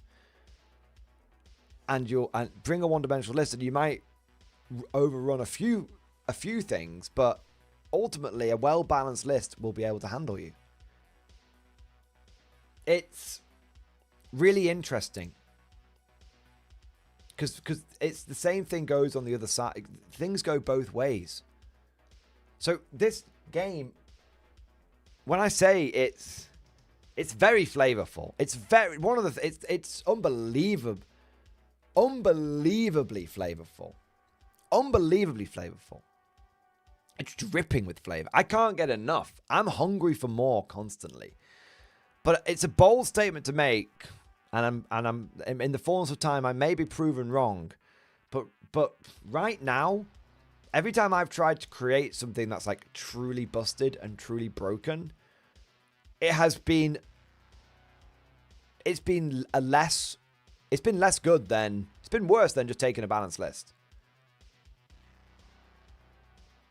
Yeah. Deranged Shadow. Page 70 in the rulebook. Monster or not, a 50 cal is a 50 cal. Can't argue with lead. I love that, man. I love that. I want to find that for myself. Yeah. Sergeant E. Sloan, 28 Infantry Regiment. Monster or not, a 50 cal is a 50 cal. You can't argue with lead. I love that. That is the mantra of the US. Should we put another 50 cal on it?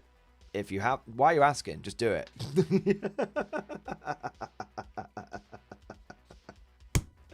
Yeah. So, get on that 50. Someone get on that 50. So yeah, it's after 2 years. I mean, scratch that. Ever since but we'll just use it like after 2 years of Games Workshop, balancing, 40k is still fucked. Konflikt 47 very well may launch in a more balanced state than Warhammer 40k has. And that's a nightmare for Games Workshop. It's embarrassing. This fucking... A company, a fraction the size of them, with a fraction of the team,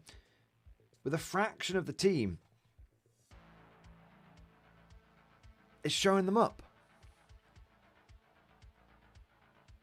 I mean, there's literally 1, 2, 3, 4, 5, 6, 7, 8 people on the team for Konflikt, of the people that wrote the game.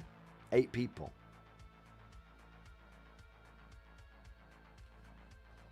It's crazy. And you know what's kind of funny? I know what's kind of funny is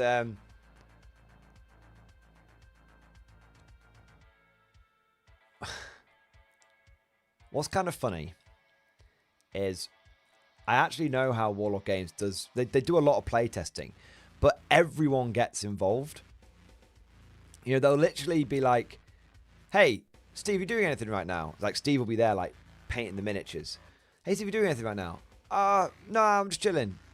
I want to try something in Konflikt. Do you want to play a game for a quick hour? I just want to try. We've got an idea. I want to see if it works. Oh no! Oh shit, man! That's a fucking nightmare. Okay, thanks, mate. Yeah. Steve goes back to doing fucking painting. Like they'll just you've got the people that are playing the game, but they'll literally be like everyone in the team will they'll draw on everyone in the team. You doing anything right now, Bob? No. I want to try something in Konflikt. Do you want to come and give me a hand? Yeah, sure, no problem. It's crazy, man. And I think that does lead me on to one other thing. And well, speaking of building army lists,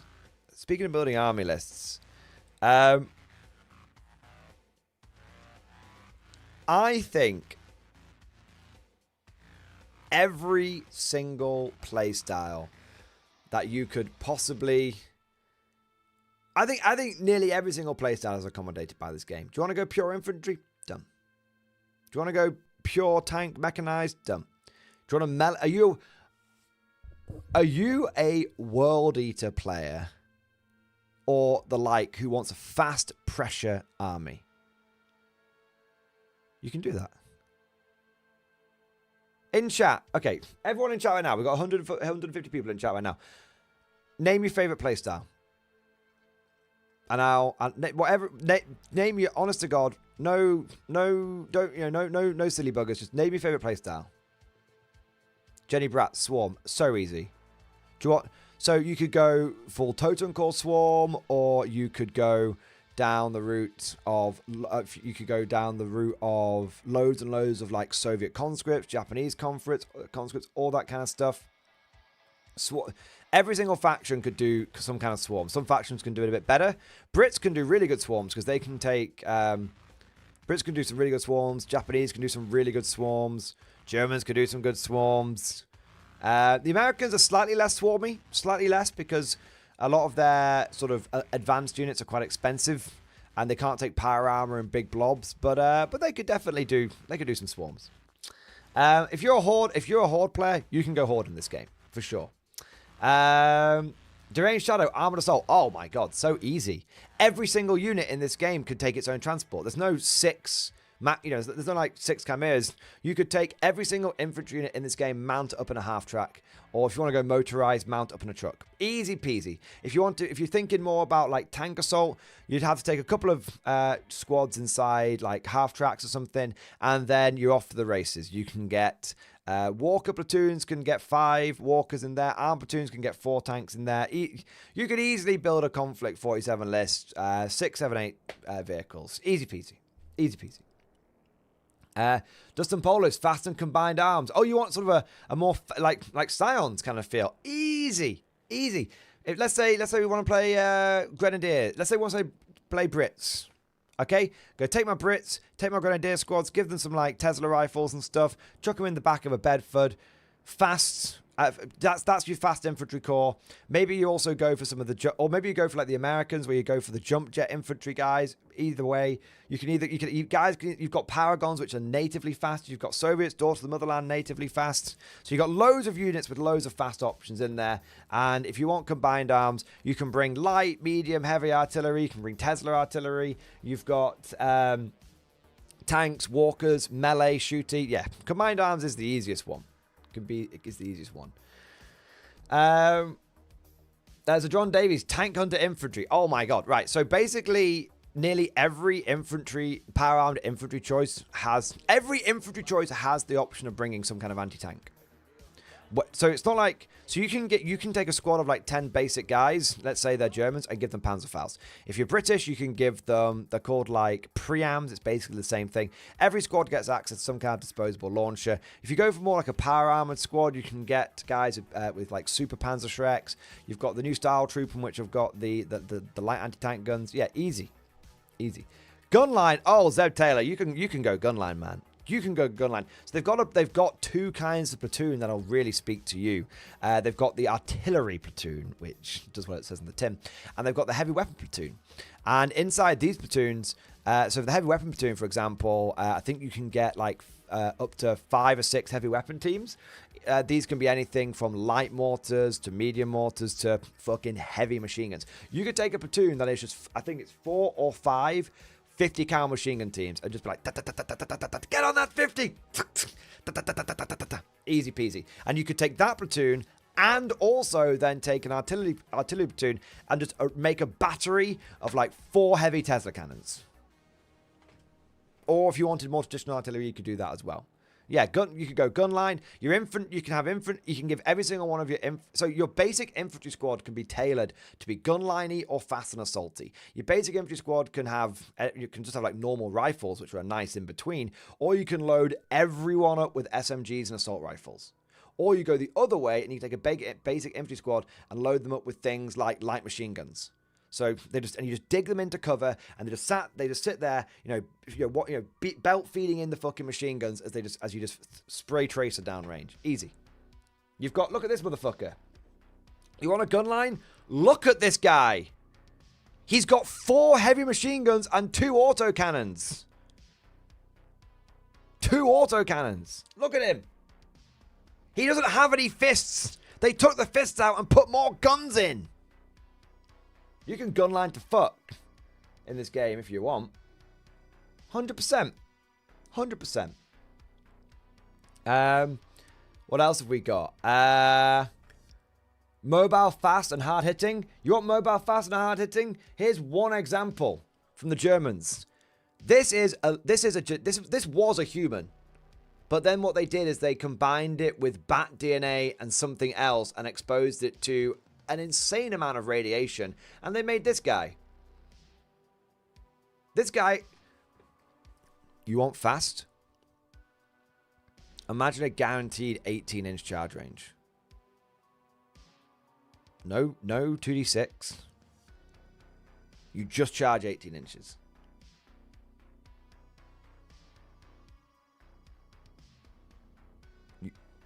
That's one option that can do that. Soviet, you know those blue skin boys for the Soviets? Yeah, they charge 16 inches through terrain. They're not slowed down. They got fieldcraft.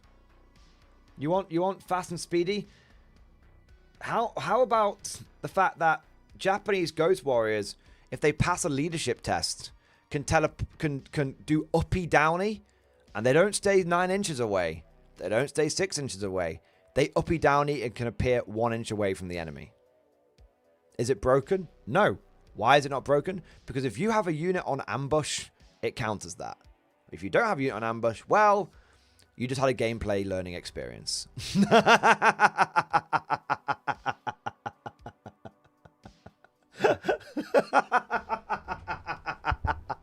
That's what I mean. You'll only make that mistake once. You'll only make that mistake once, and then you'll become a better player, and then you won't have that problem again. Konflikt 47 will reward you for learning from your mistakes and becoming a better player. Commander HL, mounted infantry. Everyone, if you mean mounted in transports, everyone can be mounted up.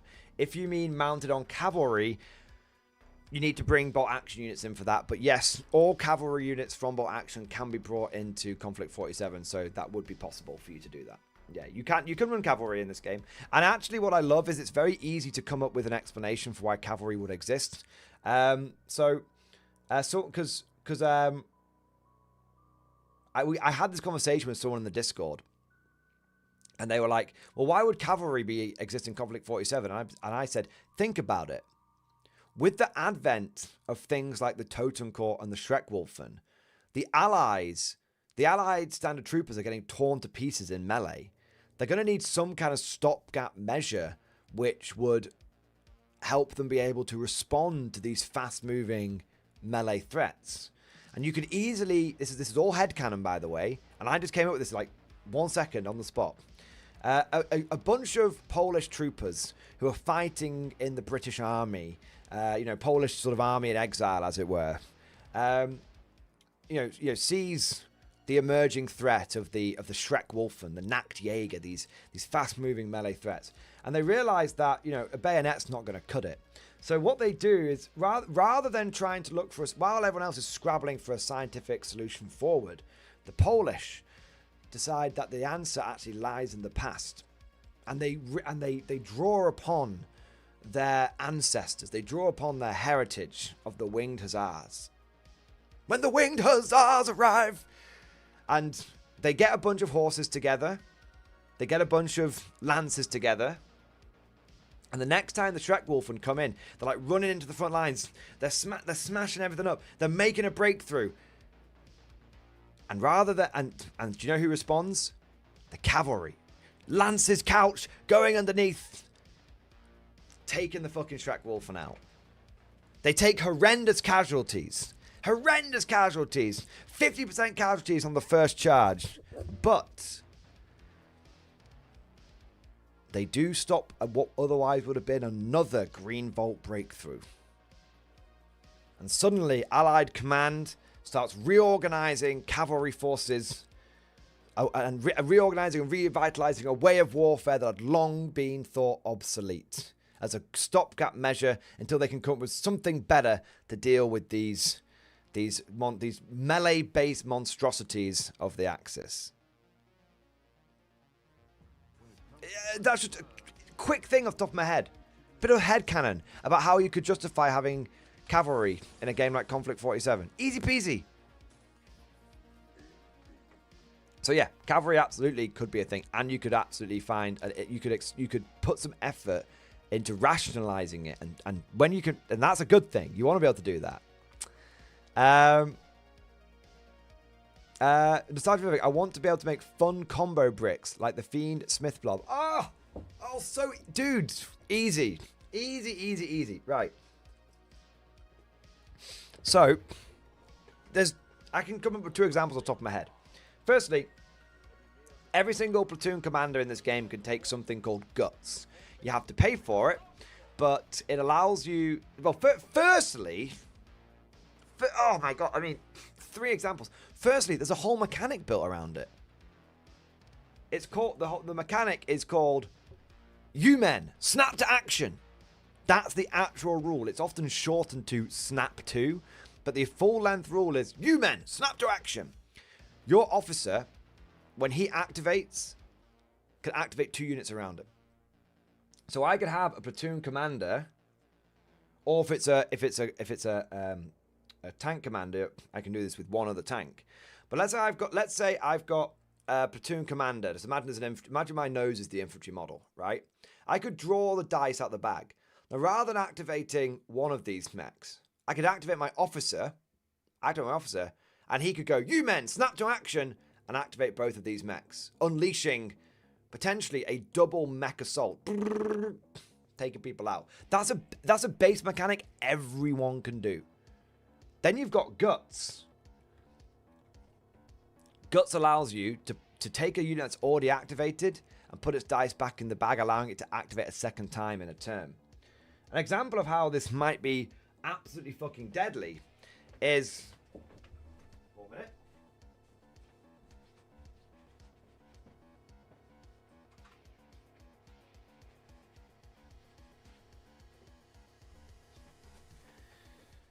Imagine you have something like the Rail Panther, one of the best anti-tank units in the game. Take a platoon commander. Activate. Take a platoon commander. Pull the dice out the bag. Activate the Rail Panther. Bang! Slings a hyper velocity round downrange. Takes out an enemy tank. Brilliant. Then your platoon commander goes, I'm going to use my guts. And I'm going to expend a guts point, and I'm going to put his dice back in the bag. Next time you draw a dice, guess what? You activate this again. Bang! Double kill in 1 turn.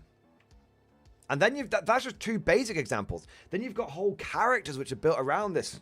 Like Hauptmann Heinrich Gross, who can expend rift dice to make units do the same order again. So if it's got a fire order next to it, it can fire again. He can do that every turn. Loads of combo bricks. Loads and loads of powerful combo bricks. This game will reward you for chaining units together, comboing them up. It's fundamental to how you're meant to play this game. It's fundamental. Yeah. Mankiewicz, Jablonski, fast and sneaky. I referred you to the Japanese example earlier. Yeah. Woodimp, try and stop me running as many Bruin as possible. You're a brave, beautiful bastard. You're a brave, beautiful bastard. The Bruin is brilliant. I love it. I love it. So, yeah. Basically, the point is that every single playstyle that you can... The only playstyle that isn't accommodated by this game would be air cav. That's the one playstyle that wouldn't be accommodated. Paratroopers, yes. I mean, Warlord Games has given us plastic Elysian drop troopers before Games Workshop did. So paratrooper airborne style list, yes. Air cavalry, where you've got like planes, like plane models on the board. That's the only thing that isn't done. You can call in airstrikes though, so you could do like airborne and then have a couple of what are called forward air observers that could call in airstrikes. So you probably could accommodate it. You just couldn't have, like you do in like Warhammer 40k, the idea of like a Valkyrie just sort of hovering there shooting stuff. Okay, that's the only thing that isn't. But you know, airborne infantry supported by air power, that is possible. Yeah, that is possible. All right. Very possible, to be honest. So yeah. I want transport walkers. Not available right now, but I think coming soon. I don't know for sure, but Warlord Games, I'm sure it's on their agenda of having a Hanomag with legs. Yeah. Yeah, like it really is crazy just seeing like, and all of those playstyles. I think it's important to mention is not only are all those playstyles possible, but all those playstyles would feel right. You would feel like you were running. It would feel right. And I think what's also important to mention is like, this is actually really, I think this is really big, right? Put your hand up. I haven't missed your super chats. I'm going to go back and do them all now. Please forgive me, guys. I've been going deep. Put your hand up in chat if you're a tank commander that really wishes you could actually launch an armored assault and hate the fact that you have to hide your big scary tanks behind wimpy infantry. Put your hand up in chat if you wish you could recreate that scene from Fury where the tanks go across the field and the infantry use the tanks of cover. Right? Put your hands up. I bet there's going to be a few people here. Yeah? Yeah. Yeah. How about this? Tank assaults in Konflikt 47 are really deadly. How a tank assault works is like this.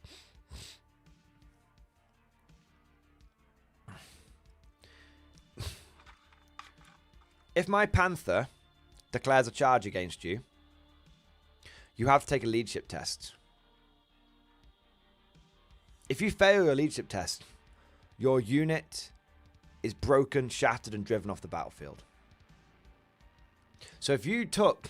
tank assaults are not only possible in this game, they can be game-changing. What about this walker? What about this walker? So not only can walkers also do tank assaults, but they can shoot afterwards. So this thing could run into your unit, batter it with its fists, and then shoot you. Tank assaults and walker assaults are really a vital tool in your toolbox for dealing with certain scenarios, dealing with certain situations. Do you know what's also kind of cool? If you've got an infantry unit that is sheltering behind a tank, you get heavy cover. So you could have a unit of, you could have your Rail Panther advancing down a street, have a column of Volks Grenadiers behind it, and you would be rewarded for doing that. Your Volks Grenadiers would get a 4-up save in a game where normally no one has armor saves. You know how you've always wanted to have a Lehman Russ advancing across a battlefield and a squad of guardsmen like keeping up behind it. Not only is that possible in this game, it's possible in 40k, you'll just get fucked for doing it. Not only is it possible in bot action, actively rewarded for doing so, and an actual tactic. Oh my god, how do we get this infantry squad across to this objective? It's open ground. We're all going to get fucking slaughtered if we run out there. How about we roll a fucking Hornet out there first? The Hornet leads the way, infantry sheltering behind it. Hornet, we bring the cover with us. We bring the cover with us. It's cool. It's cool. Guard tank commanders will love this game. World Eater players will love this game. Space Marine players will love this game. Orc players will love this game. Chaos players will love... Look at this. This would fit at home in a fucking Chaos army. Look at this fucking thing. Chaos players will love this game.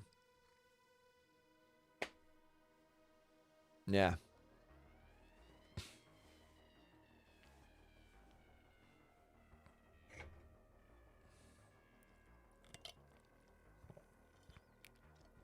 Wouldn't Liam Russ block line of sight if you did that in 40k? Yeah, that's true.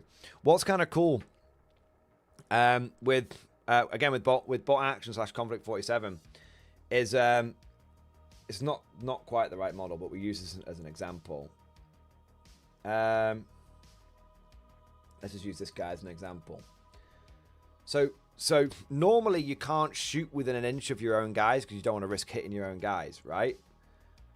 But if you've got infantry who have got weapons which don't have a pen value, so light machine guns, rifles, assault rifles, stuff like that, they can shoot within an inch of armored vehicles because they can't physically damage it. So they're allowed to. So you could literally have your tank here, a squad hiding behind, and then a guy with a light machine gun just poking out and using the tank as cover whilst also still being able to provide fire support. So a lot of history buffs will remember this scene of the German MG34 gunner like firing machine gun from the hip whilst whilst sheltering behind the stug, like stepping up. Yeah, you can do that in this game. That's possible. It's again rewarded. Should be something you should be considering doing. Yeah. And then you, as the opposing player, have to try and figure out how you're gonna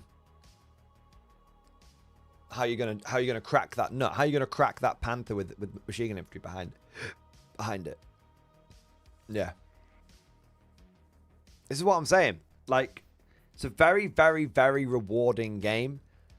It's a very, very rewarding game for people that choose to engage with it and learn and get better. If you're a competitive player, my God. If you're a competitive player, the ability for you to snatch victory from the jaws of defeat by being able to pull out a curveball tactic, an extra tool in the toolbox. Amazing. Very satisfying. Yeah. It's good for competitive players. It's good for narrative players. It's a very, very good game. And you are rewarded for doing things which are actually quite immersive. So John Davies, can you take fortifications in Konflikt? Yes, everything. So firstly, not only are fortifications like trenches and stuff a thing, yes, it is possible to drive a tank over those trenches, fill them in and kill everyone inside. Fortifications, trenches, bunkers, barbed wires, minefields, all of those things are accommodated. Not only that, you can actually buy emplacements. So the Brits, for example, can buy a Tesla emplacement, which is basically like a static Tesla cannon, which is quite cheap but quite durable. Yes, fortifications are absolutely a thing. There's a lot of stuff about fortifications. I think a lot of it is in the bolt action book, but it's designed to be used in K47 as well. But it might be in here as well. I haven't checked the fortification bit out, to be fair.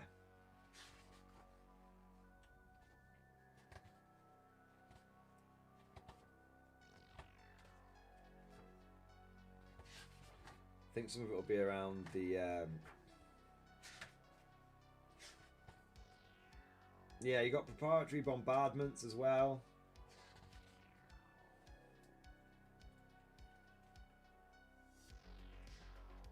Oh, you know what is actually worth mentioning?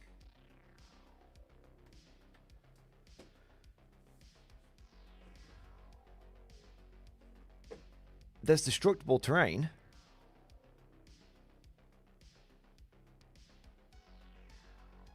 Like, if someone puts a unit inside a building and you're finding it really hard to dig them out, you can just blow the building up and collapse the building on them and destroy them.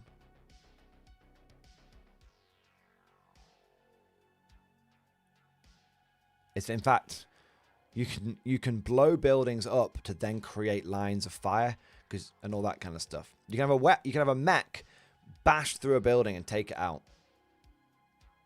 Destructible terrain is not only immersive, again, it's a tool to have in the toolbox to be leveraged as and when you need it.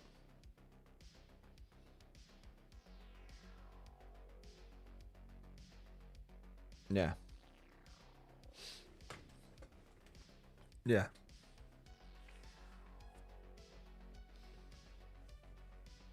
Ishmael Thompson, dude, that's sick. I'm going all in.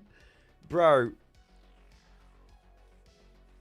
There's destructible terrain, fortifications, trenches, bunkers, barbed wire, everything. I think the fortification stuff is actually in the bolt action book and you need to port it over, but I will check the Konflikt 47 book again. But remember, everything in bolt action is basically compatible in Konflikt 47, so that's not an issue. But to be clear, the game designers themselves have said that is how they often intend people to interact with the two games. Yeah. All right, let's do some super chats. Now, I do have... there's one more thing I want to talk about with this game, but I've got some super chats that I think are very, very important. So, let's have a look here. Trooper number 2102, thank you for the super chat, man. 07, sir, hobby update in stream discussion. War machine, war machine, war machine, war machine, war machine. Yes! I knew it was going to be War Machine, man, and I was looking forward to it.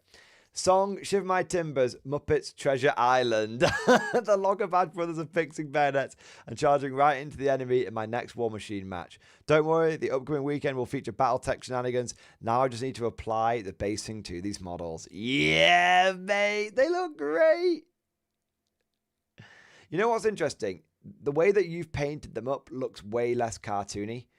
Like, I don't mind the Steamforged paint job, but I think I prefer yours. I'm less of a cartoony guy and I'm more of a more grim kind of guy.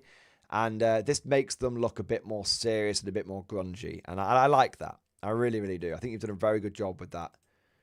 That paint job has more convinced me to get into War Machine than the official paint job. Yeah.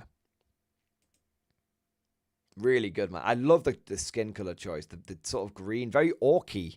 Very orky, man. Locker Bash Brothers. Nice. Bayonets actually do something.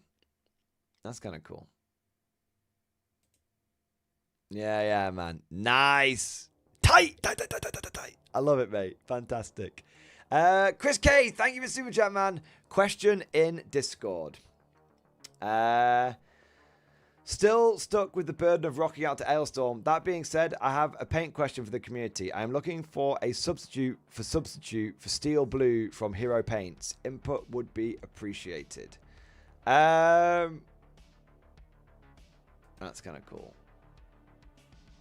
That's kind of cool. Nice. That's kind of cool. So I don't know what Steel Blue from Hero Paints.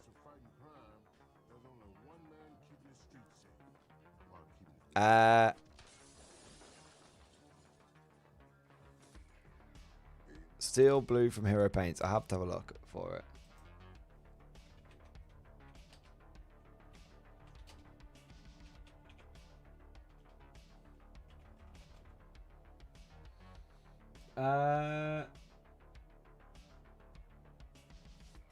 It's an airbrush paint.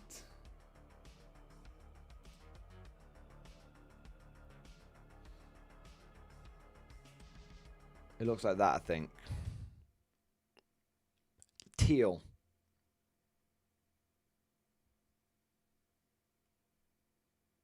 Well, maybe that's the... 1 minute, this might be... This is a bit better? Oh, no. That's a different colour. It looks like a teal. Oh, no, more like that, actually. Nostalgia says, reminds me of Stegodon scale green. Yeah. Woodham seems to recognise it. Woodham seems to recognise it. Yeah. So, yeah, Woodham, if you've got a good recommendation, let us know. Yeah. Give it 2 minutes. No worries, man. No worries. Thank you, mate. Ishmael Thompson, thank you for the Bean Blade. Yes. Thank you for the big super chat, man. Dude, you smashed it to that, Ishmael. Thank you, thank you, thank you, thank you, thank you. Those little tweets are how I promote my men and get engaged into the lore of my guides. Dudes surviving the impossible and getting prosthetics that are better than real limbs are weapons they have earned the right to. I mean, dude, you could have a NCO, a sergeant in a squad, start off with a rifle, and then if he like survives a game or does something particularly heroic, leads a heroic charge, you could upgrade him to like having an SMG. If he does something else like heroic, you could give him like an give him like an assault rifle, and then like I mean you could get, I think you could probably have him with something like a fucking like LMG at the end. I don't think there's anything that says you can't put LMGs on your sergeants, although that might be something that needs to be corrected. But yeah, point is, you know, with the Japanese, you can reward your sergeants by giving them combat blades, which actually make them better in close combat, like proper samurai swords and stuff. So yeah, bro, very doable. Same with your officers. Your officers start off with a pistol. By the time you're done with them, they can be rocking a machine gun, especially if it's like a power armored officer. You can have an officer who starts off without power armor and then upgrade him over time to be in a big set of like style trooper armor. Yep. Yep. You can absolutely do that. You can absolutely do that. Yeah, yeah. Ishmael, these can be your dudes. They really can be your dudes. Silent Warrior, thank you for the gifted membership, baby. Thank you for the support, man. Thank you for doing your part. Ed Bailey, thank you for the Giga Chat. Rattle the tin cup or Timmy will end up living out of a cardboard box. Offering a bit of waist or mouth action for beans on toast. No. You used to say I'm not already doing it. Ed Bailey, thank you so much for the support, man. And yeah, guys, don't forget, we do have a whole bunch of affiliate links and stuff. And so if you want to support the channel, check them out down in the description below. Thank you, Ed.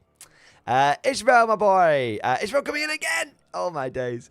Cavalry unit mutated. Cavalry until the mutated meat-eating horses show up. Well, the Brits have already been playing around with doing genetic experiments on the dogs, and that's how they've got the Cerberus squads. So it's not beyond the realm's possibility that some kind of pseudo-Krieg Death Rider hits the tabletop. In fact, I think it's probably... It's not a probability, it's a case of when, not if. Yeah. Joey Fangs, thank you so much for the Giga Chat. Konflikt 47 looks cool, but scared of getting invested without people interested locally. Are there any AI solo play potential, like how 40k is the fan-made autoplay? I mean, you could play any game against yourself, but you know, with pulling like dice out the bag and stuff. But obviously it's not quite the same. Right now, I'm not aware of anything like that. But Joey, what my advice to you would be is float it. Float it. You know, if you know, maybe you just need to ask around the gaming club, and who knows, maybe you'll find a few people that one or two people that are also interested in the game, and then all it really takes. And this is someone who's introduced new games to people all the time. I introduced Simon to Old World, for example, introduced him to Konflikt and all that kind of stuff. Likewise, my brother's introduced me to loads of games. As someone who is very used to having to start, Just Play, where I do a lot of my Old World tournaments. Honestly, I'm not trying to take a lot of credit here, but they weren't going to do Old World tournaments until I basically was like, hey, look, I've got all this Old World shit. Run a tournament. I'm sure you'll get enough people signing up. And now they run Old World tournaments and they don't run AOS tournaments. It's been great for them, Old World. So all it takes really is one person to start planting the seeds, and all you need is to find one other person that'll get into it, and everyone will see how much fun you guys are having, and then everyone will start being interested in it. People can't help but look when they see a bunch of people going, they can't help but go, what the fuck are those guys doing? They're having loads of fun. Yeah. That's the way, Joey. Sometimes you need to be the guy that takes the first step.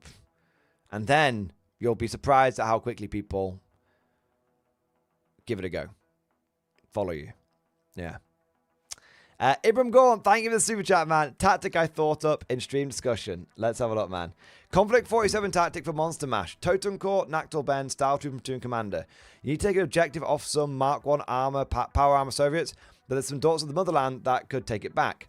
Snap 2 all units. Style Troop Platoon Commander lights up the Mark 1s, Totem Core charge and kill them all. Then the Nactal Band move on to the objective and use their Rift ability to go into ambush to discourage the Daughters from coming close to them. 100%. 100%. Not yes, 1,000 times yes. So you storm the objective. I mean, you could do something like the last turn, right? You storm the objective and then putting another unit on ambush. Yeah. Really clever. Absolutely works. Totally love it. On board. Could definitely work. Yeah. Could definitely work, man. De Krampus, my boy. Thank you for the super chat. Think I got skipped, lol. So De Krampus, I did wank off your songs. I did touch upon your songs earlier, but I wanted to come back to them at the end, towards the end of the stream, when I've got the time to really appreciate them. Because I've only got one more thing that I want to mention for Konflikt 47. So don't worry, I've not missed you, mate. I've just put your songs to the end, all right? Not to the very end, but just after we've covered this last point, okay? Okay. I missed the not missing. It's okay, mate. Thank you for your support and thank you for your patience. And sorry I've had to make you wait. Right.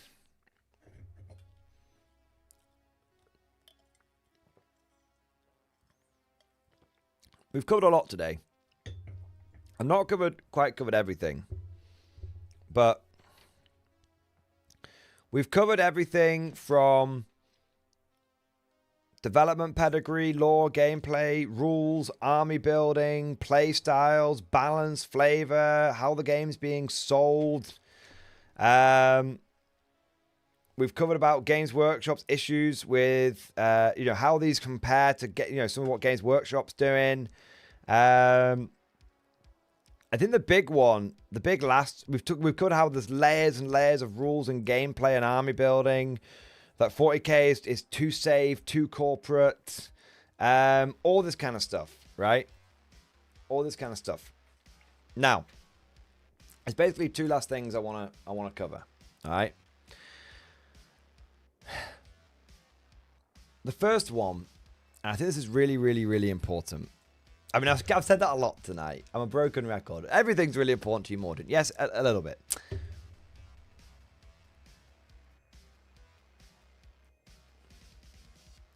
One of my favorite things about Warlord games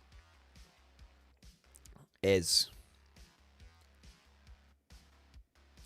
they're real people. Games Workshop is just this monolithic organization, and they're actually very, very opaque. We don't know who writes each codex. We don't know who writes each edition. They never communicate. We can never have a conversation with them.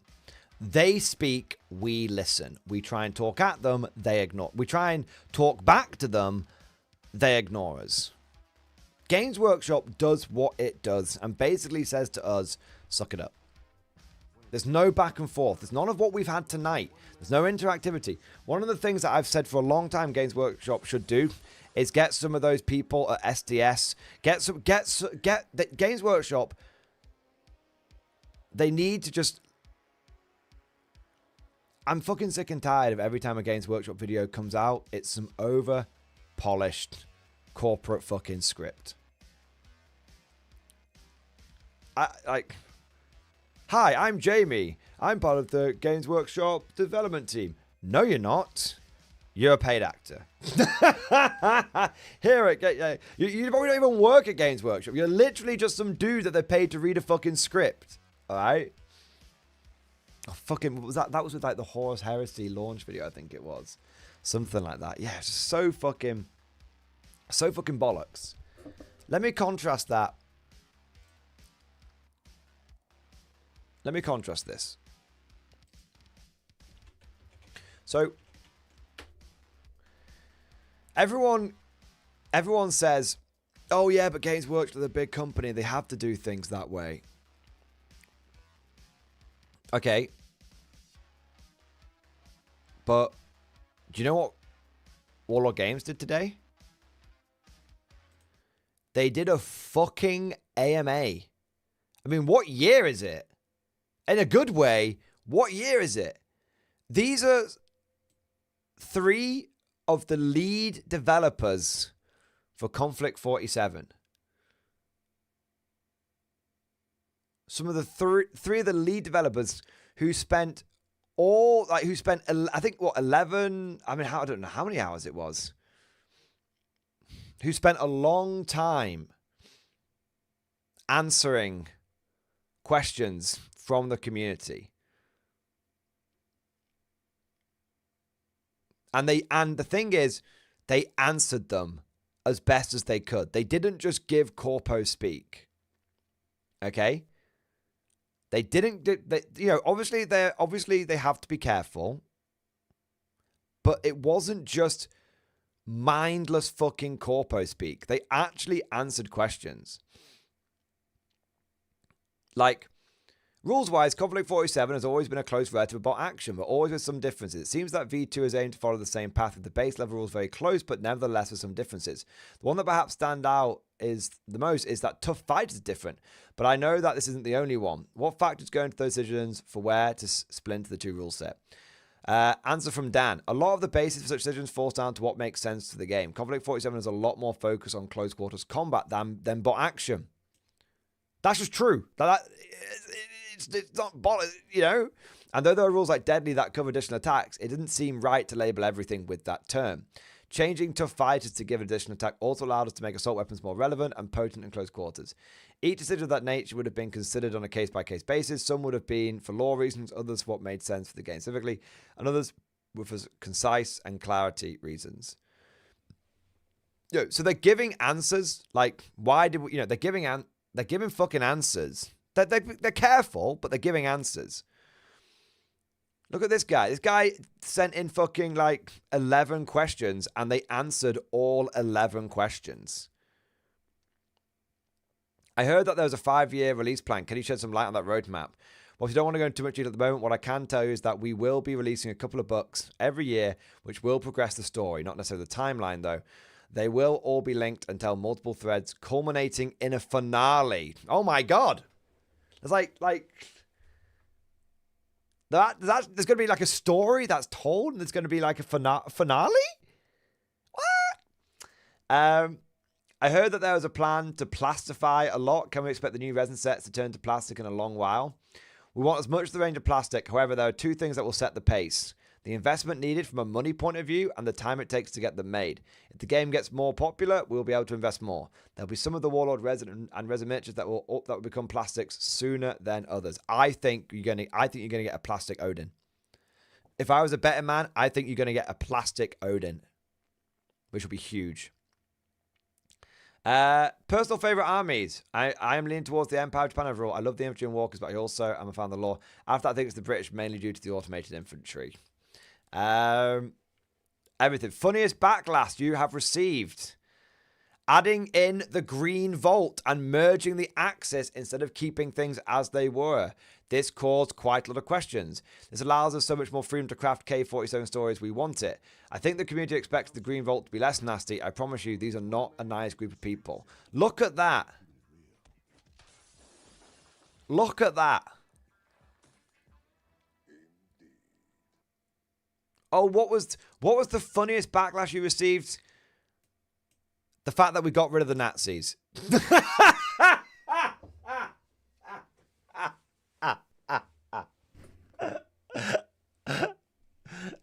Like, you know, just they didn't shy away from it. They could have said anything, but that's an honest answer right there.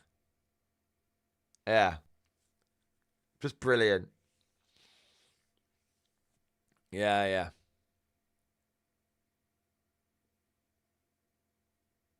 I beg you to read the response question from Chris1315. I'll have to find it. Let's have a look. Oh, here you go.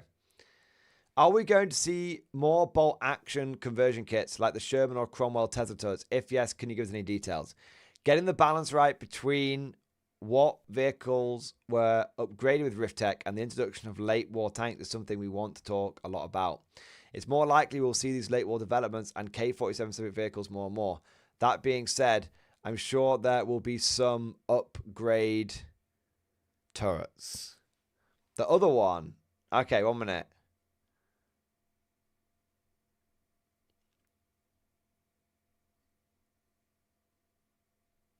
Oh yeah, look at this.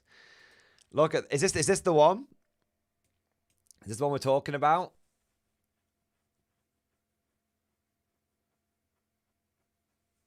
Yeah. For better or for worse, do we think an AMA with the Warhammer 40k community would go well? I just point to some stereotype of the Black Tent fans or Fem Studies controversy. No way to make it go well. I think those are problems that Games Workshop made for themselves. And you know what?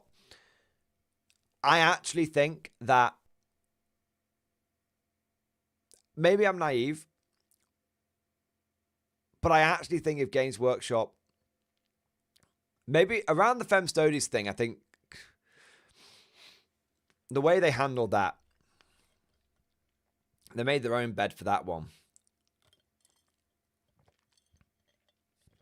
Around the Black Templars law changes, they could absolutely have explained that a bit better. Absolutely. But the problem is that Games Workshop would give some corpo bullshit answer, and that would, if the Games Workshop AMA went badly, it would probably be Games Workshop's fault for the way they answered the questions. It would be like the what was it? The Bruce Willis AMA. Now, obviously, I shouldn't speak too ill of Bruce Willis because he's struggling a lot at the moment. But before he struggled with dementia, he did an AMA which was just, yeah, it was, yeah. I don't even think he was answering the questions. Do you know what I mean? Yeah. So, in your test games pre-release, were there any clearly broken units, and how did you change them prior to release? There absolutely were. The one that immediately springs to mind is an Axis hero who hasn't actually been announced yet. You can expect him to see him in the future, though. Ooh! In the initial draft, he could appear anywhere on the board, like Flight, but better, including directly into combat. And had abilities where he could steal other units' rift dice. Oh, and he was actually pretty tough in combat as well. Yeah, he does sound pretty mental. In short, this character was absolutely stacked with abilities and didn't cost very many points for what he did. In fact, he was so nasty that he didn't make it into the initial launch as we wanted more time to tweak and test him, which is why he'll be in a future release somewhere down the line. That's crazy, man. Just think about that. They actually delayed releasing a new hero just to try and get the rules right. The Games Workshop mind cannot comprehend. Nah, just fucking release it. Fix it. Day one FAQ it, mate. Just fucking day one FAQ it.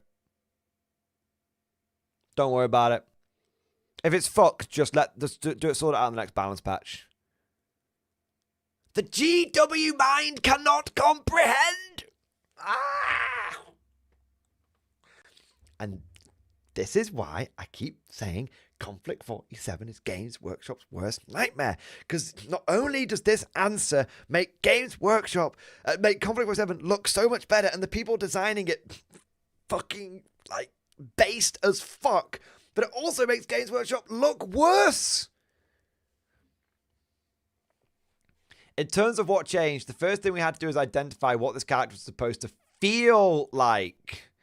What his abilities in the table represented in lore, how he acted. Once we had that nailed down with the authors, we could go back and forth, tweaking and reducing the magnitude of his powers until we ended up with a unit that had the same feel without being game-breaking. Wow.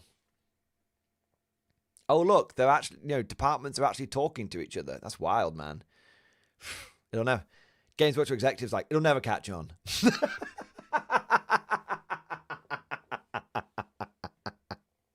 The Totem Core were incredibly strong in playtesting and went through a lot of revisions. The challenge again was making them feel like these terrifying undead while not being unkillable. Interestingly, the discussion around them, which lasted for over a month, led to the close quarters rules in their final form. They were originally less granular and closer to bot action, but the discussion around Totem Core made us realize they needed to be what they ended up being to work in K47. They made the rules more granular. Not simplified. Not more simplification. No, we needed to make the rules less simple. We need to make them more granular. Not complex, but we needed to add things in. Yeah. The light bulb moment was when two big units of Totem Core fighting each other, and we ended up with something insane like 26 rounds of combat with neither side dying. Yeah. And that's why Totem Core can't regrow in combat now. Yeah. I love this answer as well.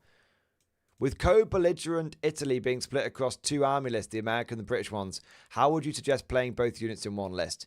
If you want to run a pure co-belligerent force, simply get your opponent's permission to use the unit entries from both books. We suggest only choosing one set of faction special rules, though, for fairness. So, yeah, because you've got the two different Allied Italy units. So, like, that's so cool. I guarantee you, that's probably going to end up in an FAQ as well. I guarantee you, like, there's a lot of good questions here for, like, an FAQ. Oh, you want to run a pure Allied Italy army? Yeah, this is how you can do it. Just take both and just pick which army rules you need. Yeah. It's so good. Like, I need to ask a question about how I run a pure Allied Italy army. Here you go. Yeah.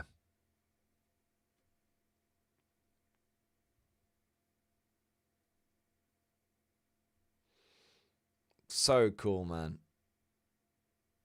Yeah, this is... Look, see? Fucking told you. I fucking told you.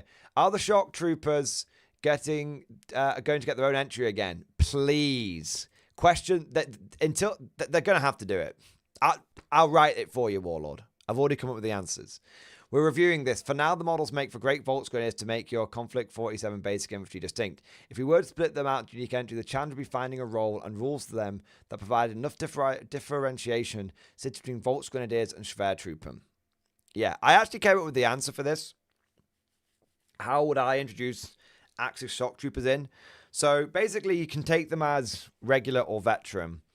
And you don't give them like armor to make them tougher, because that's the whole point of the Schwertruppen. You make the exoskeletons that they're wearing, make them faster and augmented. So firstly, you give them augmented because they are... firstly, you give them augmented because they're wielding the LMGs without help. So that's the first thing you do. And then the second thing you do is you give them fast. Okay? So to represent that they're running around, right? They're the speedy boys. And then what you do is you have their active rift ability. Their active rift ability gives them deadly 2. So it doesn't give them extra pen. It gives them deadly 2. So it goes from... you have to spend the rift dice to do this, though. So basically, they do a power surge. They can go even fucking faster and in combat. And then what that means is they'll get 3 attacks because they'll be deadly 2 plus assault. But when the rift dice is exhausted, they lose fast to represent that they basically... So you don't give them extra pen, because the risk is if you give everything loads of extra pen, then you get the AP creep that you have with 40k, which we don't want. So what you do is you give them more attacks, so they're good at like...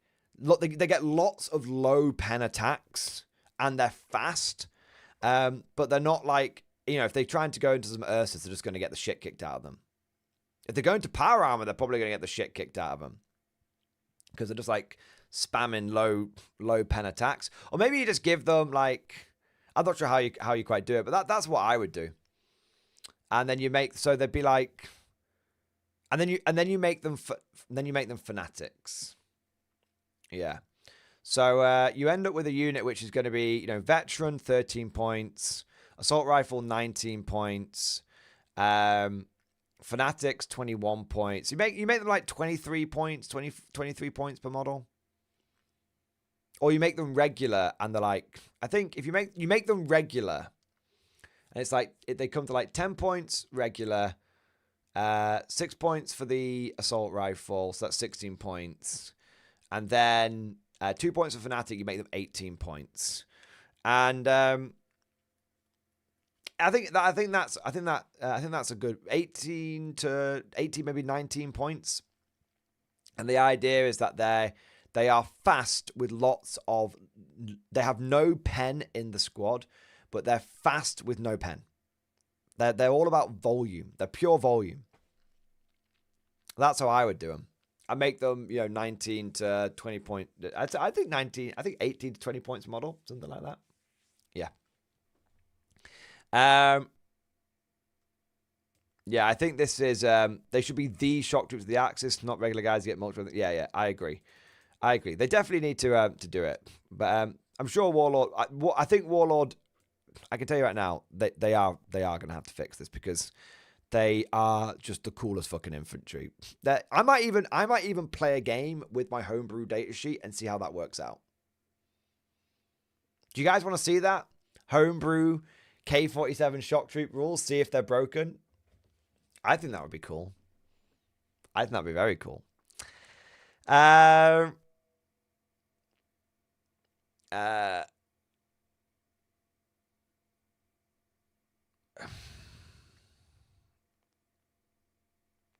Yeah, again, not shying away from the Green Vault questions. Nazi/Green Vault questions.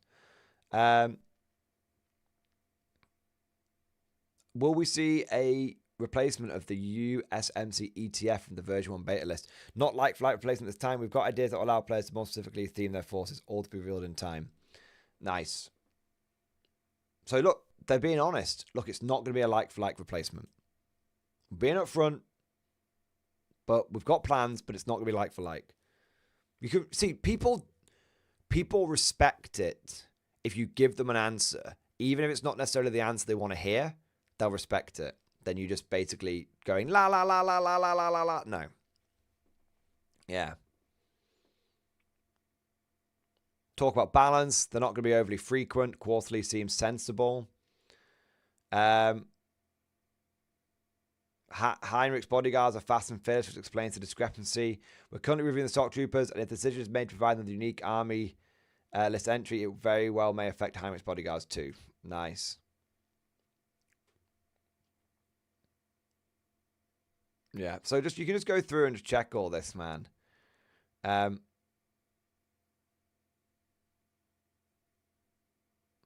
then there's also how to build terrain that comes in the start set. Funny that you may want to check the Konflikt47.com later tomorrow. Interesting. There's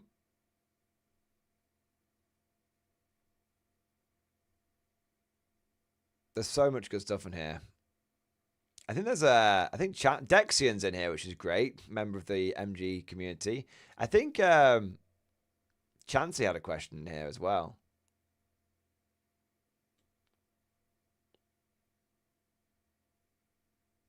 What's this, right? Look at this. Konflikt is a game in its infancy, which means that balancing will be hugely important as armies are put on tables and games played. More unique interactions are played out and metas begin to develop in tournament scenes. The living army list allows this regularly with points of days. This may result in change to the cost of walkers going forwards. Walkers and powered armor is intended to be a cut above standard armor. They are the results of Rift Tech as opposed to traditional armored vehicles and as also intended to be more survivable. We intend to update army lists with new options such as the Moloch, we've even alluded to this in the description, or entirely new units as we release new models. The game is ripe for expansion, new types of upgrades, existing models, including vehicles. We've got lots of ideas. I want to see if they answered Chansey's question.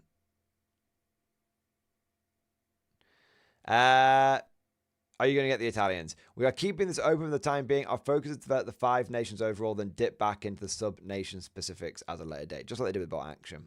Yeah. Yeah. Yeah, man. Yeah. So, I just think it's I just think it's so cool seeing. It's so cool seeing seeing a company do something like that. Yeah. People are getting really, really sick and tired of the end-shitification and the sloppification of things that they love.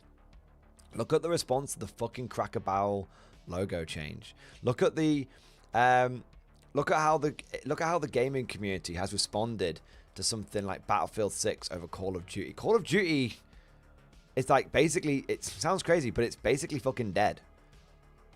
It's basically dead. And, you know, all of the fanboys can run defense for it as much as they want, but it won't change what your own eyes are fucking telling you. Yeah. Mr. Rez, the only thing I find odd is that unless you incorporate bot action units, you can't get a Stug/tank destroyer, even though there's pictures in the rulebook of the Jagdpanther. Well, I think the idea is that you do incorporate them. And don't forget your bolt action units. If you look at like the Axis... Look at the Axis army list, for example.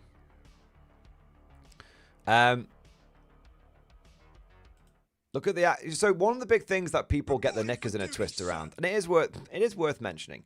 One of the things that the people get the knickers in a twist around is incorporating bot action units into the game, and then those bot action units currently not getting the army rules.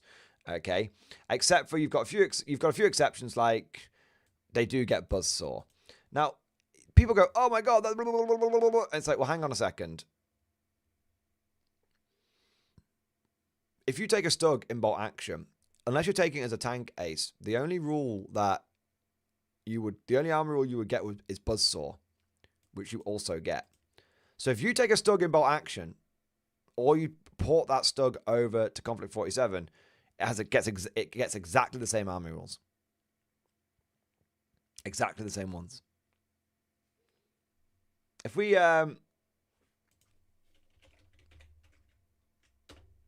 go over to the, let's have a look at the Soviet bloc, for example. If you go to the Soviet bloc, look at their army rules. You can bring over, none of these army rules are going to affect your fucking tanks. If you want to bring over your Su-76, you're totally okay. Yeah.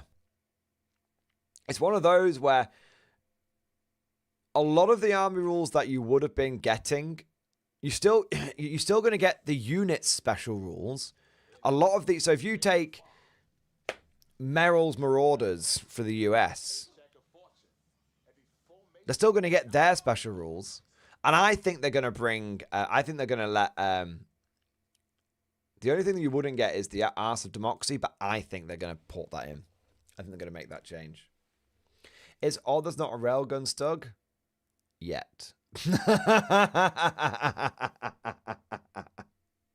I guarantee you that's on the fucking table, man.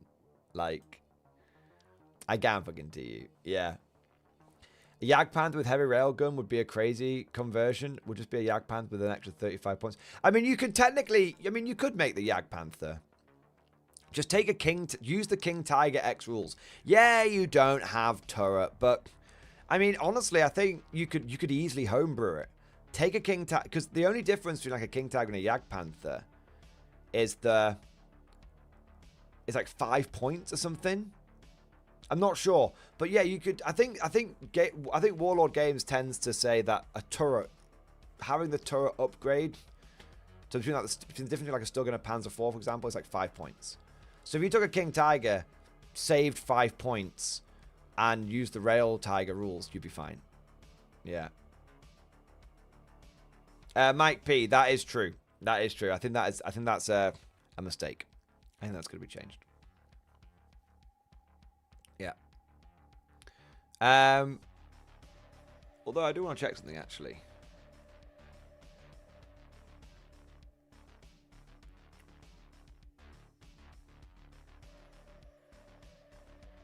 No, yeah, it's definitely a mistake. Yeah. Because he comes, you know, the other guy comes with the fucking pistol. This guy comes with an assault rifle. Yeah. I think that's just a simple oversight. Yeah. But it's worth mentioning. Yeah. It's absolutely worth mentioning. 100%. All right, let's go. We've got some super chats here. So, I want to say a big thank you to Cosmic Drew. Use their dice bag as a dick bag for Konflikt 47. Cosmic, you've got dicks on the brains tonight. I mean, that's okay. That's fine. You do you, boo. But there's been a lot of talk about putting your dick in a dice bag. Like, I mean, I think you should just do it. Just get it out of your system. You know, I know it calls to you. I know you're curious. It's not going to feel particularly different. You know, you're just going to It's going to feel exactly how you expect it to feel. Your dick's going to be in a soft felt bag. All right? That's it. Last Draken. The vow continues. Thank you for the super chat, man. Let's have a look here. Let's have a look. Oh, the big fucking vow, man. Yeah. Almost halfway there. Dry brushed the white last night on half of the 225. 225 infantry. Fucking hell. Black coat to the rims on the Catachan and Silence. But Vow 1 knocked out as the Death Corps of Krieg and the engineers are completed. Hopefully Silence will be finished within the hour and Catachan after that. The 17th looms closer, but I will paint on. I will not yield. Hopefully by tonight's end, I'll jump from 40 completed infantry to 105. Fucking hell, man. He's just blasting through them. He's blasting. Hey, they're coming out really decent as well. He's just blasting. He's going for it. Oh, my God.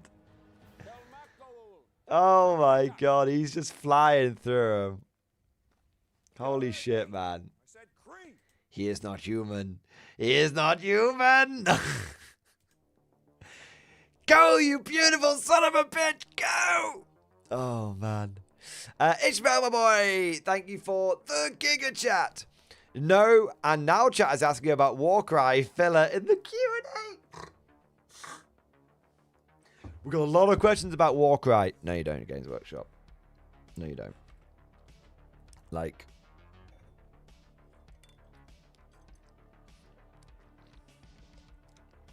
that was the funniest.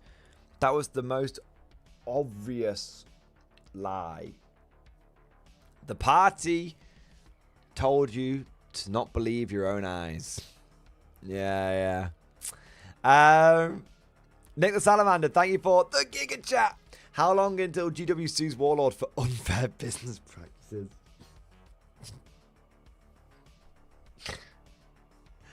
Oh, man.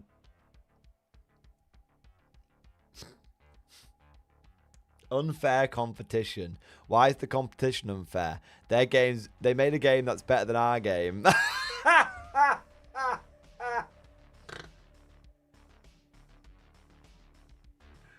Oh, man. Fuck's sake. Oh. Fucking hell. What's that, Mark? The new Empire guys, where we done to the last one? Sad face? Send me a link, mate. I'm curious what you mean. Nostalgia Vivek. Thank you so much for a super chat. Finish my fleet tonight in stream discussion. My God. I am so ready, mate. Oh, shit.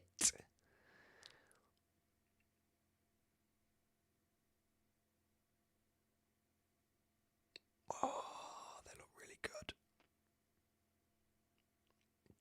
Fuck. Oh, I think I've got a new game. Oh, man. You've done a really good job, man. Big fleety boys. Big fleety boys. Shit, man. How long until I buy my first ships? Fuck out. How expensive are these things again? 1 minute. How expensive is this? How many? 1 minute. What's it called? Drop? Is it called Drop Fleet?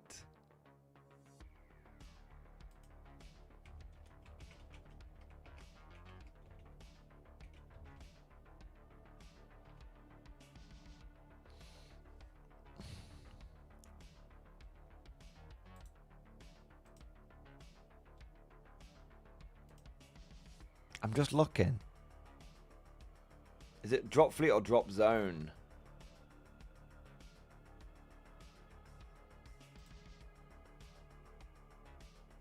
I'm see.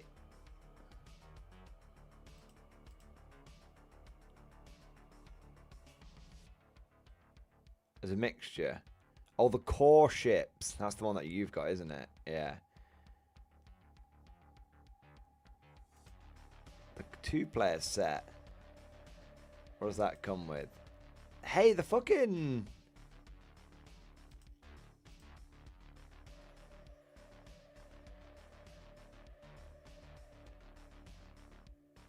I like the look of the red guys. The red guys look kind of cool. Who the fuck are these guys?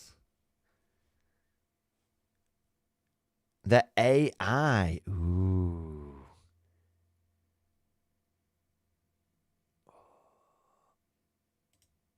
I mean, these guys are very cool. Don't get me wrong. UCM all the way, baby. Oh, this is tickling my taint.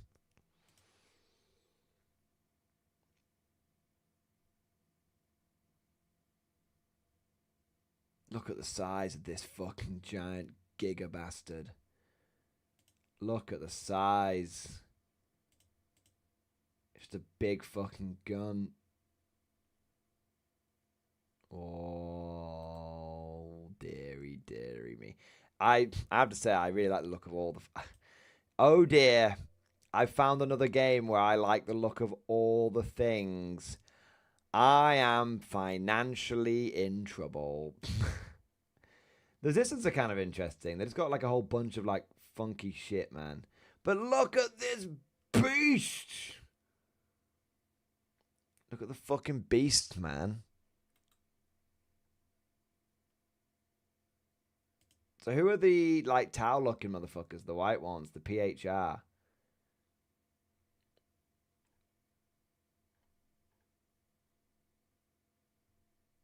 I like the dice.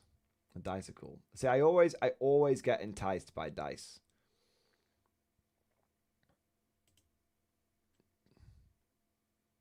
See, the UCM, see, the dice will get me into the game. The goddamn UCM dice will get me in. They're post-human republic. They're cyborgs. Goddamn clankers.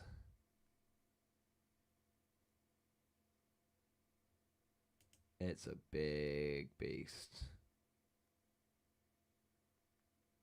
Well, I'm going to look away quickly before I end up buying all of it. Oh, man. Oh, man. Yeah. Raising Rune Laws. Disney is still here, but the theme parks is where 2/3 of their cash is made, but recently park attendance is way down. Yeah. Disney, yeah.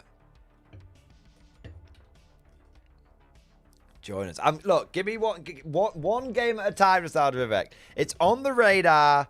It's on the radar. I'm very interested. I'm very interested. One thing at a time, man. One thing at a time. Oh, man. Mark Tubman. Oh, it's AOS. Oh, the commander guy. Yeah. I'm telling your wife to save himself. It's all right. I'm not resisting. I'm in. I'm just postponing. That's it. I'm not resisting. I'm postponing. There you are. Buy the UCM core set. You know you want to. No, right. Soon, but not just yet. Okay. You've got me interested. I'm very interested. Let me watch a few battle reports and stuff. Let me watch a few battle reports first. All right. Give it Oh man. Conflict this year. Drop fleet next. Exactly. Something like that. Anyway. 40k at some point. Right. Let me summarize. Here. So.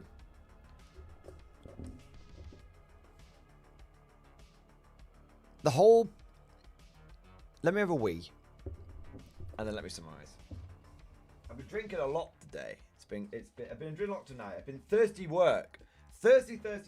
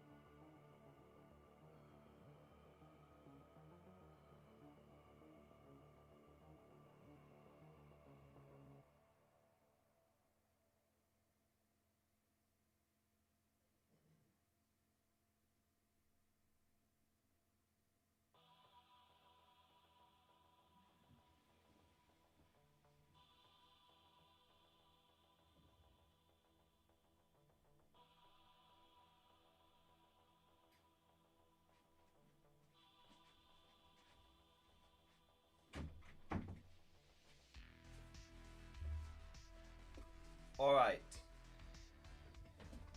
Let me summarize this up. Let's sum up.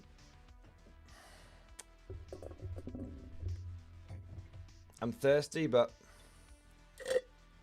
I'm going to resist getting another drink.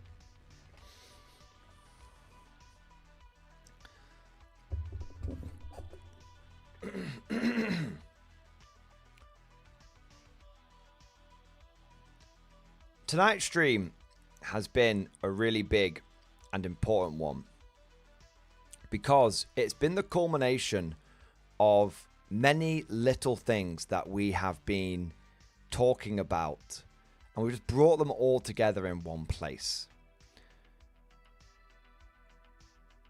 The point of tonight's stream was not a GW bashing stream, and whilst I think sometimes we've strayed from that path.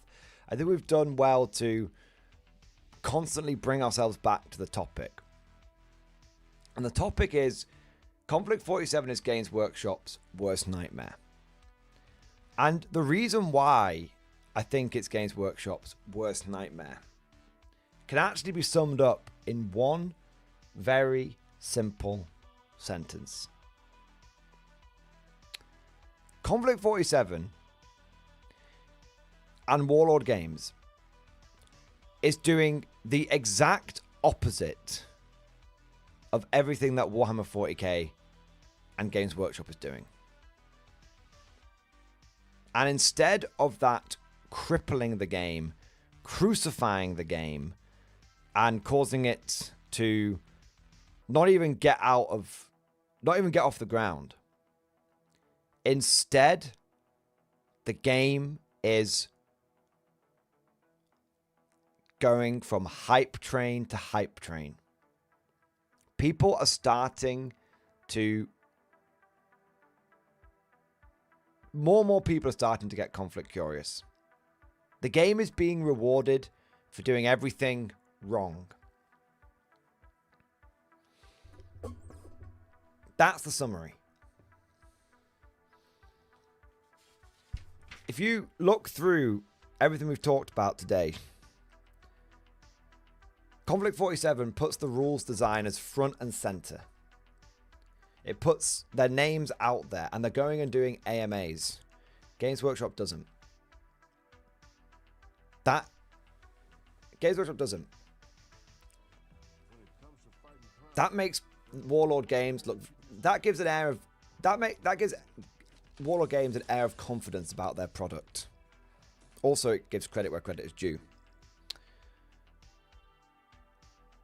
From lore, gameplay, and rules perspective, Konflikt 47 is doing the opposite. You know, from a lore perspective, it's grimdark, but doesn't take itself too seriously, and it's funny. It's not grimderp, and it's a very serious matter. Gameplay is tight, fast-paced, constant engagement. There's big power trip moments alongside rewarding good players. It's a game which is based on good tactics, good skills, not just putting together a bunch of fucking gimmicks. 40k, it's something I talked about, is 40k has become very gimmick-led. Every unit has a gimmick, but it's very one-dimensional and shallow. The rules are well written and intuitive. There's no legalese. There's no... A unit with a large special rule is a large unit. Nothing like that. If you look into the rulebook, you'll find the answers. The army lists are free, not paywalled. Opposite. No FOMO, no sales, no FOMO, frequent sales, bundles. Those bundles are all killer, no filler. Opposite of everything Games Workshop does. The excitement of this game is coming from the community. It's genuine. It's not coming from some massive marketing campaign. If it wasn't for the people, if it wasn't for the war gamers that are getting interested in this game, no one would have fucking heard of it. This game is spreading by word of mouth. This game is spreading because the people that give it a chance can't stop fucking talking about it. This game is spreading because other war gamers are telling you this game is good. And then more war gamers go, oh, that's interesting. It's not coming from manufactured hype. It's coming from organic hype. This is a war game, not a board game. Warlord Games has specifically said they've looked at adding more granularity to the rules, more depth to the rules. When they came across the problem, they didn't try and simplify the problem. They did what they needed to do to make the rules work. It's not a board game. It's not being dumbed down. It's not being simplified. Depth is being added whilst avoiding things becoming convoluted. Building lists is fun and engaging. There was it looks restrictive at first, but you realize the more you dig into it, you've been given everything you need to build whatever kind of list you want to build. From hordes of infantry to swarms of tanks to elite formations to just pure meat waves. Every list and playstyle, every list idea and playstyle can be accommodated. The tools are there. The tools are there. The first puzzle that you want to solve and have fun with and engage with is building the list. A very controversial statement, but I think this game has balance and flavor. You try and build a skew list, you will find yourself being outdone by someone who has a good list with all the tools in the toolbox. You are rewarded in this game for not being janky. You're rewarded in this game for being good, for building a good list, and for building a good list, and for building a list that can handle any situation. One of the reasons this game is a nightmare for Games Workshop is because it's new, fresh, and interesting. Now, it's not necessarily Games Workshop's fault they've been around for a long time. Of course not. But with being around a long time comes a lot of baggage. Now, that explains why some of the issues exist with 40k, but it doesn't get rid of those issues. Konflikt 47 is new, fresh, and interesting. Warhammer 40k is safe and obvious. And last but not least, the people that are actually writing this game are actually fucking wargamers. The game is written by wargamers for wargamers. And those people that are writing the game are actually fucking human. You can go and fucking talk to them on the open day. Every single one of them. Overall, the reason why Konflikt 47 is a nightmare for Games Workshop is it means people start asking questions about why is Games Workshop doing those things? And it starts people questioning why they have to put up with all the fucking slop that GW puts out. And there may be some very good answers to those questions, but those are questions Games Workshop would rather not be being answered. Right now, Games Workshop doesn't want any content creators talking about this game. They want everyone to be talking about Warhammer 40k. That's why I think that this game is a nightmare for Games Workshop. And that's why I think this game is going to be big. Because any wargamer who gets a sniff of this game can't help but start talking about it and wanting to play it. Thank you for coming to my TED Talk. Hope you enjoyed it. I hope you enjoyed it, man. All right. Now, there was one other thing I wanted to talk about. So there was something that inspired this whole thing. But it's 10 past 4 in the morning, and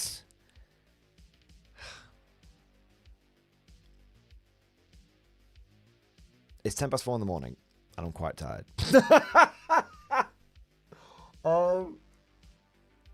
But I am feeling like I should push for the burn. Do we go for a Mordian Glory Power Hour?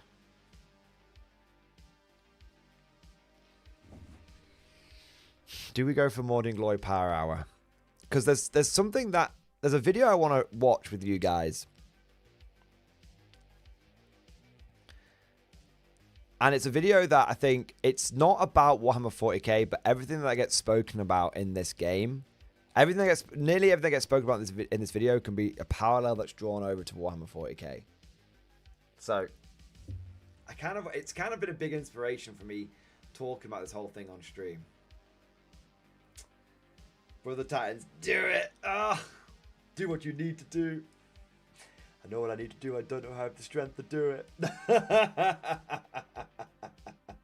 Nick Zano says go to sleep. Nick's being sensible. Nick's being the sensible one. Oh, man. Oh, my fucking God. I have to go to this crap show called Work in a few minutes. Jason, it sounds like things aren't going well, man. Oh, my days. My condolences, sir. My condolences. Cosmic, thank you for the super chat. The dice bag is a good dice. The dice bag is good dice bag. Is friend 40k bad? Cosmic, I swear to God. Have you been playing Battlefield 6 for 24 hours again and you've forgotten to sleep? I bet you he is. I bet if I go on Steam right now, he's playing Battlefield 6. He's probably doing his Battlefield 6 and moonshine thing again, aren't you, Cosmic?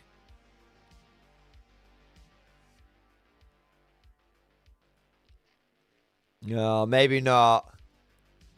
Maybe not. No, okay, I'll let you off, Cosmic.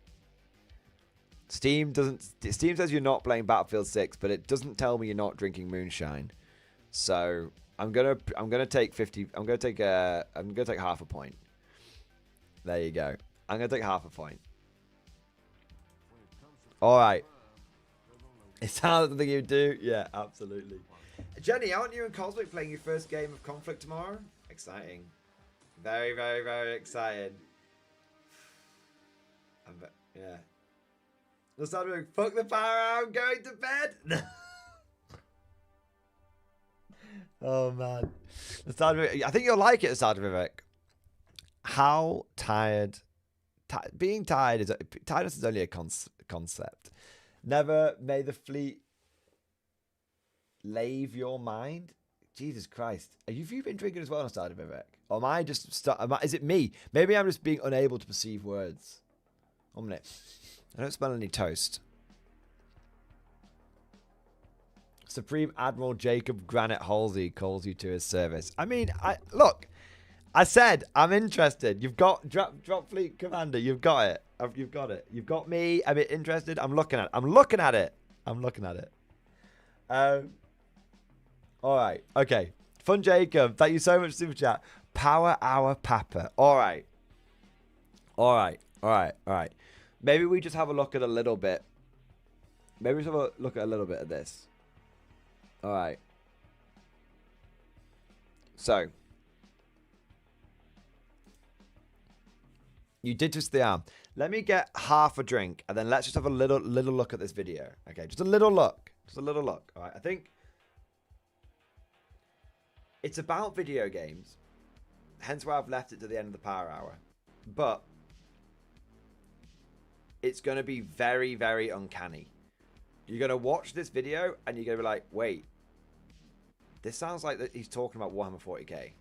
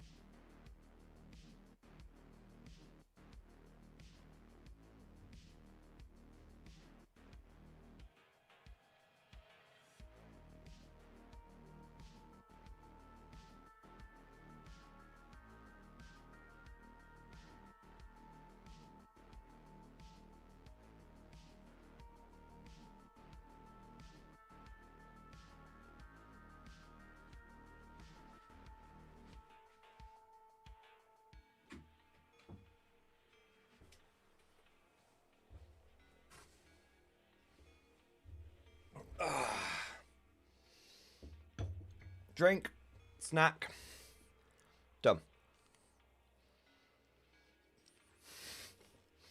I'm fucking knackered. That's why my typing is shite. I'm not taking the piss, mate. It's all good. Get some sleep.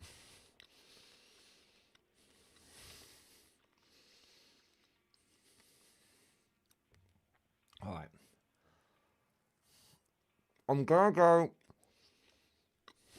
Let me look at something here.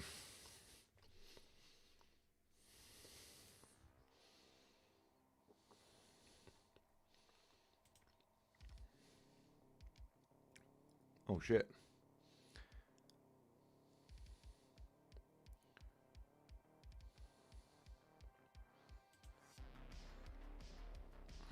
Oh shit. Have you guys heard of Crack Duck, the law guy? He just dropped into the MD Discord. That's cool as fuck.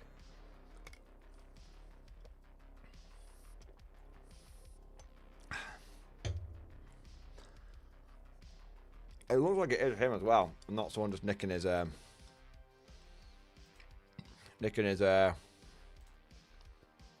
profile. No, it is. That's pretty cool. That's pretty fucking rad.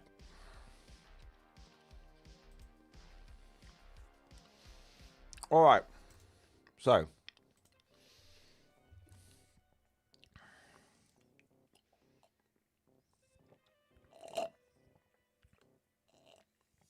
Right. Snack done. So. One of the things. He joined the Discord. I don't think he's joined the stream, but he's joined the Discord. Right. So one of the things that kind of inspired me to make this whole stream was this video here. So it's a video. 1 minute. This is it. Right. Okay. So it's a video by a channel called Legendary Drops. And it's a video about a game called Mega Bonk. All right, now, some of you will be familiar. This was a video that just came across my feed, and I was like, that's kind of interesting. It's called Nobody Was Supposed to Play This Game. Now, I hadn't heard of Mega Bonk until a few days ago, and then this stream dropped. Then this video dropped into my algorithm. And hearing what this guy says, not everything is going to be a direct parallel, don't get me wrong. But hearing what this guy says about Megabonk and it versus like AAA games, and it really, I could not help but instantly be drawn to comparisons between Warhammer 40k and how other companies are approaching their games. All right, so let's have a look. This is insane. This game has done everything wrong, but it's still winning in the middle of the busiest release schedule of 2025. We're talking about some of the heaviest hitters in both indie and in AAA. A little game called Mega Bonk comes out of nowhere and is sold so consistently and so regularly and has so many players that are playing it that it is now directly competing with Borderlands 4 and Ghost of Yote. We're talking about games that have spent likely hundreds of millions of dollars just on their marketing budgets versus a game that spent literally nothing, at least that's the way it looks from my perspective. This game's success is entirely organic. It's grass-fed. It's homegrown. It's a game that was relatively unknown, only had a few devlogs on YouTube. It has now become one of the most talked about and played games this year, and it hasn't stopped yet. You know, if I was working at one of these... So, straight away, I was there thinking to myself, you know, this has been, you know, think about how busy the release schedule for, like, tabletop gaming has been. Heresy 3.0, multiple updates for Warhammer 40k, big balance patches and stuff, new edition, you know, the old world, like, you know, match play guide, Cathay, more stuff like that. There's so much going on, and yet a game like Konflikt 47 has started to rip across the wargaming community. Loads and loads of people are starting to pick it up. And that's come from wargamers choosing to pick it up and talk about it. That was the first thing that sort of jumped into my mind. AAA companies, if I was on their board of executives, I would have a lot of questions. Because while these guys keep talking about how prices need to go up on just about everything that they have, it looks like they're wasting money to me. Because you have a guy, a solo developer, yet again, that made a game that's based off of memes in one of the most saturated genres in all of indie games, and he's making them look like fools. So today what we're going to do is we're going to talk about the success of Mega Bonk and how against all odds the game that did everything wrong is somehow actually doing everything right, why a game like this has continued to grow, and why I think they planned it all. But before that, this video is sponsored by boot.dev. I am going to skip this. unfortunately. One of the things I find so fascinating Just 'cause it's 4 in the about these indie morning. success stories is how almost none of them are ever alike. Sure, they might share a genre, a theme, maybe a budget, but they almost never share the exact same set of conditions that make them blow up. Schedule 1 was passed around because it had its free demo, a absurdly long offering of over 80 hours of gameplay just in the demo alone, and the only reason people found it was because they started pushing it on streamers like Queso. Pal World was an incredibly fun game on its own, but its over-the-top tone and its controversy with Nintendo turned what could have been an obscure indie curiosity into one of the most talked-about releases in the past 5 years. Balatro, Expedition 33, we can continue to go down the list, and it's going to be the same. In almost every single one of these cases, there was some strange hook, some defining trait that helped these games to rise above the rest and make traditional marketing feel entirely pointless. These games didn't succeed despite the system, they succeeded outside of the system, reaching heights that some of the most expensive AAA releases in recent years can't even touch, even after spending hundreds of millions of dollars trying to buy the exact same attention. Which brings us to the... So that bit's not entirely relevant to obviously what we're talking about, but it did make me think about all of the like marketing hype. I think a good example of this is think of all the marketing hype that came out around Horus Heresy. All the Warhammer community articles, all the videos on like YouTube, all that kind of stuff. Games Workshop really, really, really wanted to try and get us hyped up for that game. Just think about that for a moment.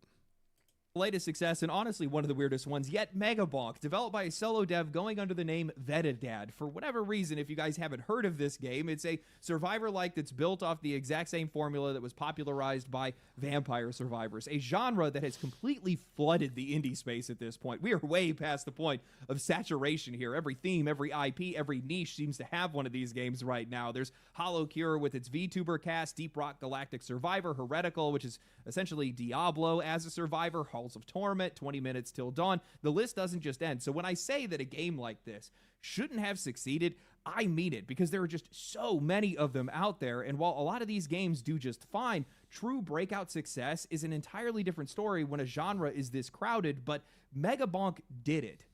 As of recording this video... So I don't think there's any direct parallel there with... I don't think there's a direct parallel there.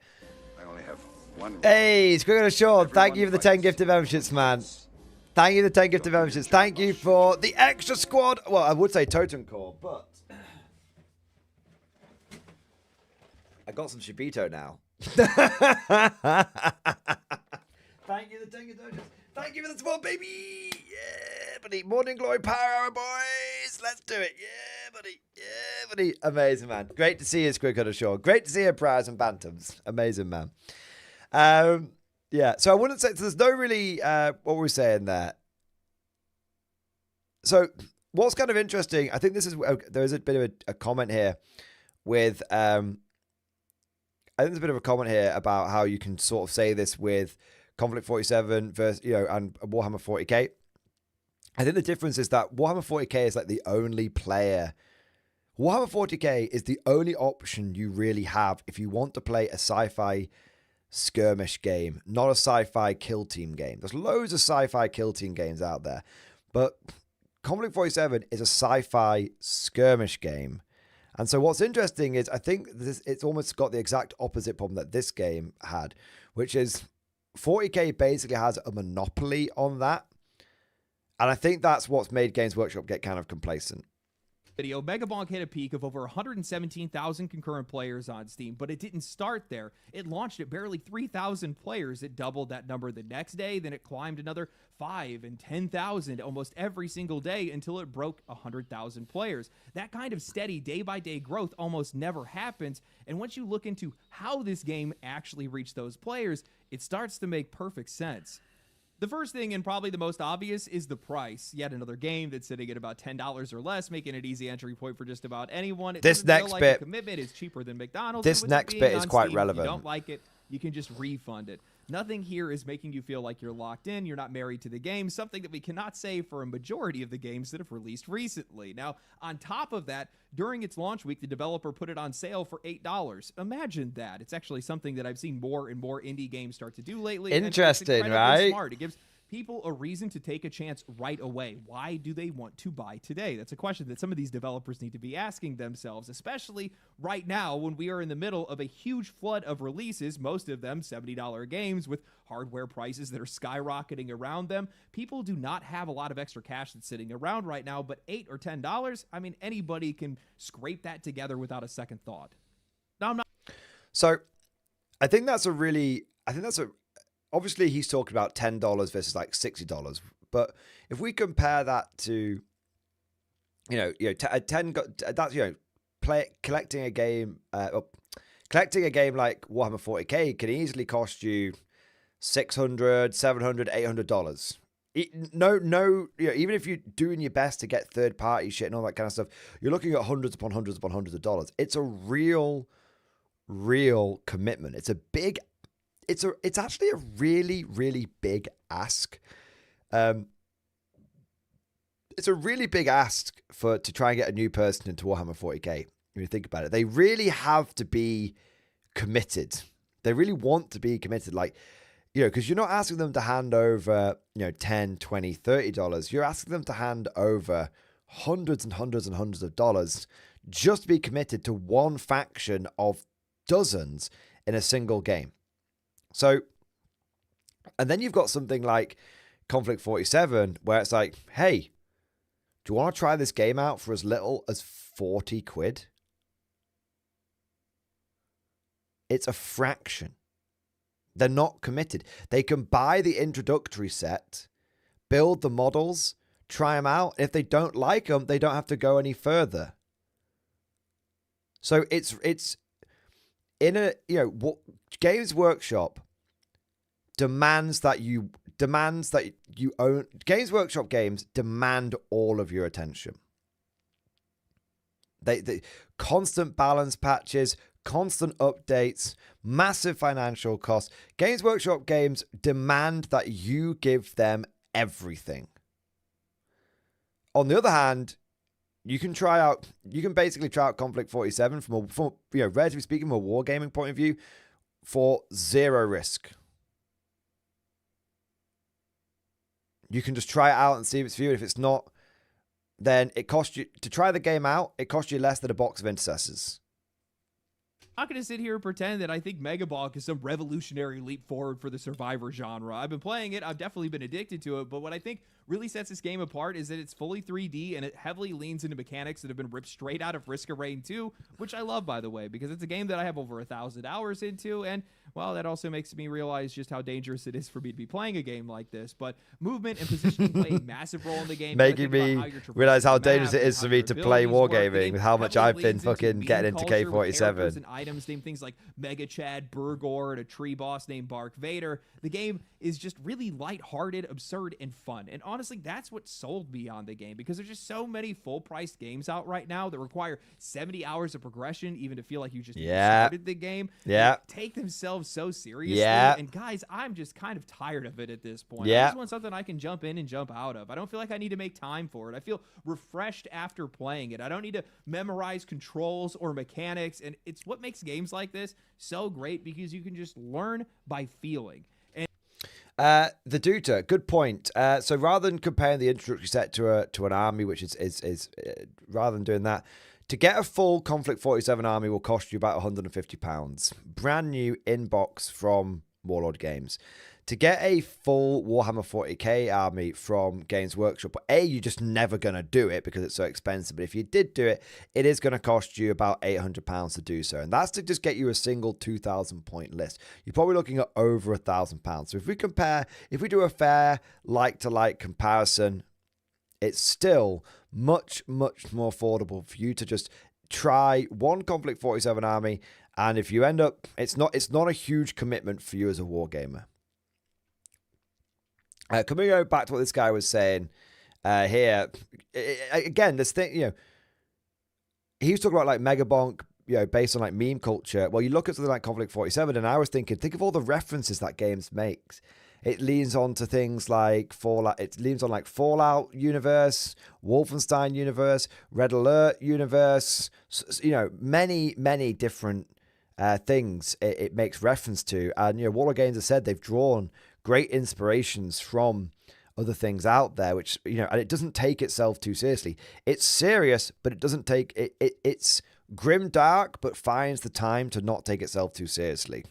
And then you've got Warhammer 40k, where it's grim dirt, and apparently we have to take it seriously. And game feel is something that's just entirely lost on this industry right now. Hell, I largely don't even need to think while I'm playing this game, but that doesn't mean that the game can't get serious. Mechanically, the game is incredibly simple, but you got to make sure that you have a solid build by the time you reach each stage's final boss. Otherwise, you're just going to get hammered. You got to have the movement nailed down. You got to have multiple layers of protection stacked up. Otherwise, you're just going to get one shot by the final boss. It's the kind of game where every single choice matters, and that gives it a very different flavor of challenge from a lot of other games in this genre. And the music, that's another thing too. Dude, the music... Surprisingly relevant point. The game is easy to learn, but if you want to get to the final boss, you have to know what the fuck you're doing. Easy to learn, pleasure to master. Where have you heard that one before?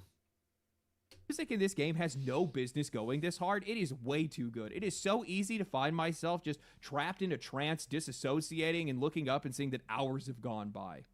But none of those things are why this game... I find myself in a trance, disassociating, and when I look up, I've spent another £500 on Konflikt 47. I didn't need to. I already had 5 full armies, but somehow it just happened. I slipped, clicked, and all these things accidentally fell into... Slipped, clicked, and all these things accidentally fell into my basket. Actually reach players. That's the foundation. It's the stuff that made it all possible. But what really pushed this game into the spotlight was something entirely different. See, Megabonk didn't have any traditional marketing. What it did have was a developer that was uploading their devlogs to YouTube. Actually, scratch that. There was only one devlog and a handful of YouTube shorts that so this kind of market, there's not a direct comparison here for the marketing, but again, there's lots of, like I said, there's little parallels you can draw. We've got a few questions coming here. The Kappas, are the starter armies a rounded enough force most of the time? It feels like they are almost too armor heavy for most of them. Basically, every single faction you can... the starter armies are great. If you wanted to get a good Japanese starter force, buy 2 of the starter armies, and you'll have over 1,500 points sorted. Same for the Soviets. Same for the... for the British, you don't even need 2, but you could get 2. Honestly, each one every single thing in those starter armies are all killer, no filler. There is not a single unit in any of the starter armies that you will go, that's just been added in to pad the box out. They're all good. They're all viable. Most Konflikt 47 starter armies come up between, give you about 800 to, some give you about 900 to 1,100 points, depending on which faction you go with. And typically what you find is you buy a starter army, 1 of the box, and you're done. Starter army, 1 of the box, and done. It's very, very straightforward to get into, and pretty much every single army you will get, every single faction, you can get a full 1,500 point army for under £200. I say a good rough guide is £150 to £200. For less than the price of 2 combat patrols, you get a full army for every single combat for each Konflikt 47 faction. Yeah. Farmerwell, is infantry only viable in K47? Absolutely, it is viable. The game will reward you for taking a more balanced and well-rounded force, but it will not stop you from trying to take other armies, and you'll still be able to build. If you go like pure infantry, let's look at this in sort of like tournament terms, for example. If you went pure infantry, you'd probably looking at like 2-1 at an RTT. Probably win a couple of games, but you'll lose that final game, or you'll lose a game at some point to someone that just happened to bring a more well-rounded list. So you'll still be able to get wins. You might not be able to take the gold, but it will, by definition, it will be viable. Completely outperformed that long-form video. These shorts were brilliant. High-colored thumbnails, bubble text pulled straight from tweets and YouTube comments, meta humor showing players asking for new mechanics and characters, and the developers showing that they were actually making it for them. Later ones started showing these players beating the developers' I'm going to skip ahead a little bit comment with their own ideas. my live chat and asked me if I had tried the game yet. I said that I hadn't heard. Right. On YouTube and Twitch have been playing Megabonk, and all these guys have been addicted to it. I only found out about the game because somebody popped into my live chat and asked me if I had tried the game yet. I said that I hadn't heard about it, and they said that they had found it through those same YouTube shorts and brought it to their favorite content creator, and that's exactly how it spread. The same thing happened with Queso. The only reason I talk about Konflikt 47 is because I think Tiki did a super chat and said, hey, Mordian, Konflikt 47 law article just dropped about the Axis and the Americans. Do you want to read them on stream? And I was like, oh yeah, okay, go on then. I was like, and then I read it and went, I'm instantly hooked. Instantly hooked. Like, this game is spreading because people are talking about it, not because of any sort of marketing. Moist Critical, Shroud, Quinn69, and eventually Asmongold when he came back from his break. Glad to see that guy's doing all right, by the way. Once those streamers got it into their hands, visibility hit critical mass. Each new creator that picked up the game brought in more players, and the numbers just kept climbing from there.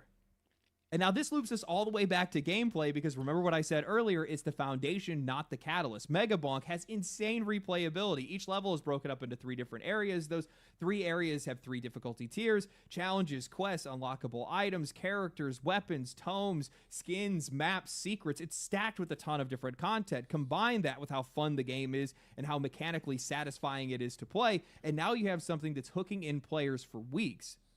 So as visibility grew, the new players weren't dropping in and leaving. They were staying. They were playing daily, sharing clips, streaming it, and that created this cycle of growth that just built upon itself, a perfect storm of fun gameplay, streamer exposure, and social media momentum, something that the rest of this industry desperately needs to learn from, but they likely won't. Out of the huge slate of AAA games and just games in general that we've seen release over the past couple of months, I have played Borderlands 4, Hades 2, and Silksong. And after playing Borderlands 4, I felt like I needed to take a week-long break before I even tried to dip a toe into playing Dying Light 2. And while there are AAA games that I like, right now I'm in the mode of, I've seen it, I've been there, I've done that. I've heard this story before, and there is just... How much does that resonate, man? I've been there, I've seen it before. Yeah.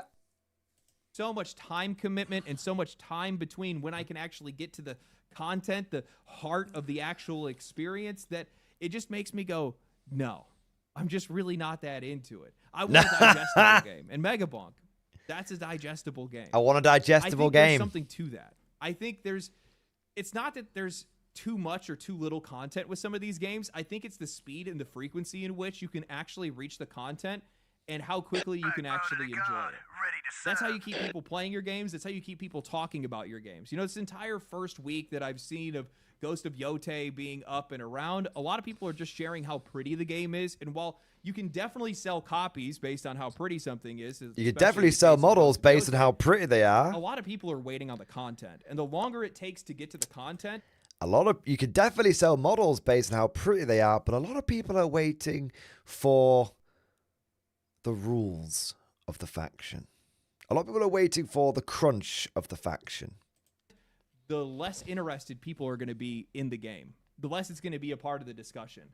And that's exactly how you lose momentum.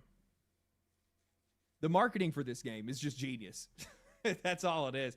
This developer knew exactly what they were doing. The minute they saw those YouTube shorts take off, they abandoned the long-form videos. They focused directly on that. They answered player feedback directly. They implemented their changes into the game. So when the players finally got their hands on the game, they got exactly what they had asked for. And people love to talk about... Everyone keeps asking Warlord Games to bring Shock Troopers back into it. Everyone keeps asking Warlord Games to add Italy into the game. If they do those things, it'll be massive, because it'll be like, hey, look, okay, they've not told us you guys need to buy this unit. They've gone, okay, we've heard your feedback, we're adding them back in. Okay, Warlord Games did this with Italy. I am pretty certain that Warlord Games never really planned for Italy to become a standalone faction. But so many people kept asking them for it. They were like, okay. And now all it does is create more engagement. I don't even think Warlord Games realizes it. I don't think there's some grand master plan around it. I think they're just human, and because they actually talk to their community on things like open days, they almost do it accidentally. Getting exactly what they want. That's like 90% of social media today. It's people that are talking about getting exactly what they want or being mad that they aren't getting what they want. Oh my God. Listen to that again. Right. Listen to that again. Getting exactly what they want. That's like 90% of social media today. It's people that are talking about getting exactly what they want or being mad that they aren't getting what they want.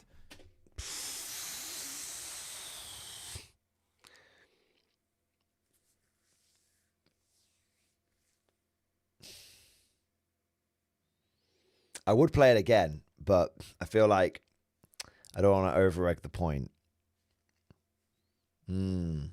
That was the line that really hit home for me. If you tap into that, you're going to find success. I think that's the best part of it, because it's not hard. I keep saying this. Games Workshop just needs to sell the stuff that we actually want, rather than just taking things away. They're clipping it. They're taking things away about it because it's theirs. They own it. That's not marketing. The worst thing for Games Workshop from a marketing point of view is that it is now widely accepted and spoken about online that 10th edition is the edition of loss. Despite all of the marketing hype, despite all the Warhammer community articles, all the reveal streams, all of the stuff they put out on YouTube, despite all of that, the perception of Warhammer 40k 10th edition is that it is the edition of loss. Despite all of the hype that they try and manufacture around the game, it doesn't stop people from going, that Dark Elder Codex is a giant sack of shit. You cannot... Marketing will not obscure the truth. Marketing does not make a bad product good. It can only enhance an already good product. This is something that Games Workshop seems to have lost and forgotten. Games Workshop could have poured millions upon millions upon millions of pounds and dollars into the Horus Heresy 3.0 marketing. It would not have changed the fact. It would not have changed the response that game got. They could do this. Games Workshop poured, what I am sure is thousands upon thousands, hundreds of thousands of pounds or dollars into the whole Year of Chaos marketing hype. All of that marketing could not obscure the fact that the Year of Chaos has become a bad joke. That people said it multiple times in this stream. Year of Chaos.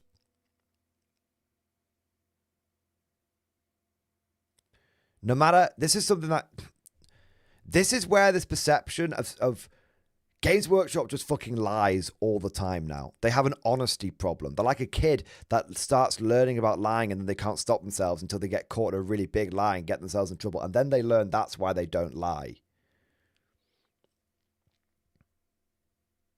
Games Workshop has forgotten that marketing cannot be used to cover up bad product. And it's causing them some serious issues. In terms of player confidence. That is in terms of player confidence. In terms of interest. And that's something brand confidence. And that's something that AAA keeps trying to do. People buy Games Workshop products knowing they're getting fucked. That's one of the amazing things about it. But that's because there's no alternative. things that I think really help sell these recent indie successes is the genuine desire to be a part of something that is real. Players want to be in on it early. They want to be the first ones to find out about the next hit surprise before anybody else does. Communities then form around that, and there's something patently authentic about that experience, almost nostalgic, like the days of midnight launches or meeting friends in line while you're waiting for a game that you're all excited about. It's the same feeling of shared discovery, of genuine excitement, and it's something that you cannot manufacture, though many of publishers are trying to do so right. One of the biggest selling points about Konflikt 47 right now is no one knows what the fuck it's doing. No one knows what is good, what is bad, what the meta is going to be. No one fucking knows. This is the most exciting time to get into a game like this. This is why I'm saying, calling all wargamers, you need to, even if all you do is read about this game and keep an eye on it and chat about it, even doing that, it's going to be so important. Warhammer 40k is completely mapped out. It's completely and utterly mapped out. The lore, the gameplay, it's 99% fucking mapped out. One of the most exciting things about Konflikt 47 for me is that I don't know what the fuck works, but I want to find out. I don't like the fact that all the puzzles and all the problems are solved in 40k, but I do like the fact that I don't know what the fuck's going to work in Konflikt 47, but I want to find that out. The feeling of shared discovery around this game is so important. Right now, something that is not necessarily new but feels more blatant than ever is how inauthentic the excitement around certain games have become. Take the upcoming Call of Duty Black Ops 7. The hype behind this game feels entirely forced, especially from content creators and the marketing itself. And I'm not talking about paid sponsorships or brand deals or even talking money under the table. I'm just talking about being performative. I mean, how is anybody supposed to take any of this enthusiasm seriously when we're talking about a series that has spent years... We're getting a lot of questions about Warcry in the chat.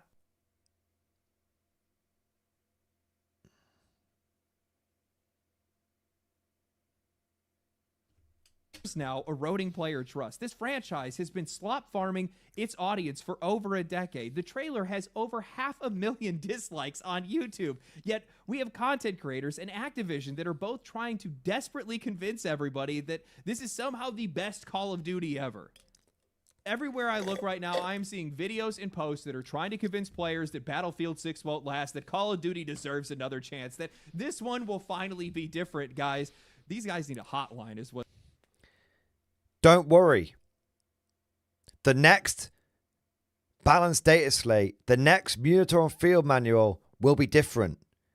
It'll fix it this time. What they need. But what we're seeing here is fear. It's a collision of circumstances where longtime creators who have built their platforms around this series need it to be able to stay relevant, while Activision is genuinely threatened by real competition. Black Ops...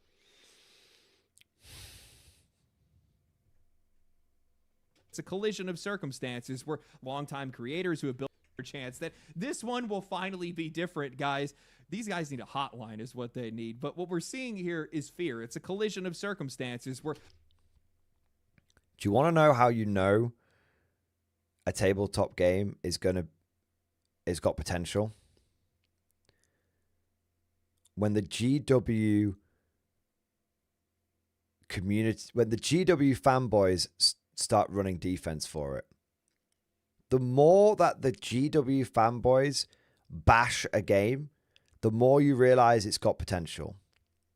Because that is a fear response.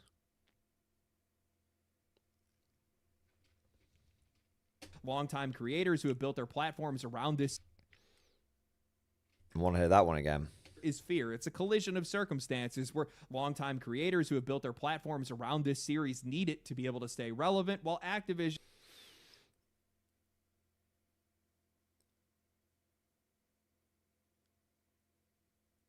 There are a lot of creators out there which need Warhammer 40k to be the biggest game because it's the only game they cover. And so if anything comes along that might disrupt that,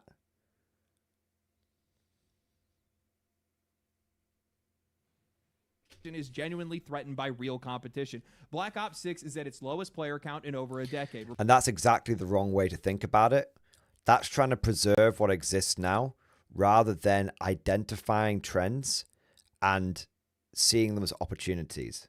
Every single tabletop wargaming channel right now should see the potential rise of Konflikt 47 as a massive, massive opportunity. I'm talking right. This is actually massive. I'm talking to the big boys right now, the real big boys. Okay, the guy you all know who I'm talking about. The Warhammer 40k content creators that have got literally hundreds of thousands of subscribers. Do not see a game like Konflikt 47 as a threat to your business. See it as an opportunity. See it as an opportunity not only for you to be able to cultivate an entirely new community, but see it as an opportunity to finally get out from underneath the thumb of Games Workshop and their monopoly. It's not a threat. It's an opportunity.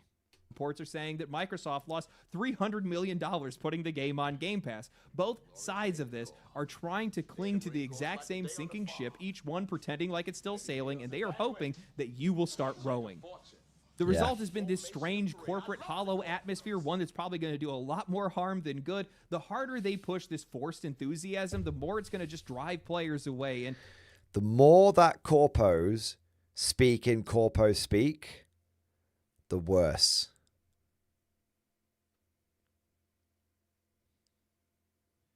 The more that corpo's corpo, the worse it is for them.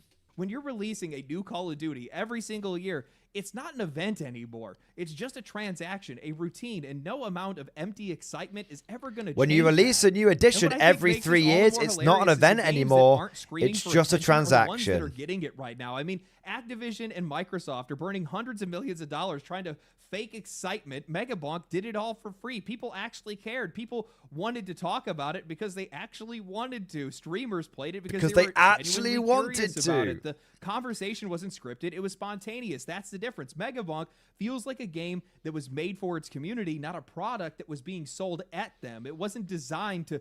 Oh my God. Hear it again, boys.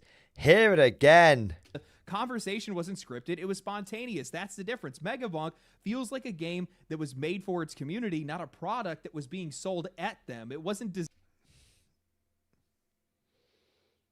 a game designed by wargamers for wargamers. Designed to dominate engagement metrics or check off corporate KPIs. It was just fun, and that's enough to make people want to share it. AAA can spend all the money in the world, but if the players don't believe in what they're selling, well, it's just noise. Horseheads 3.0.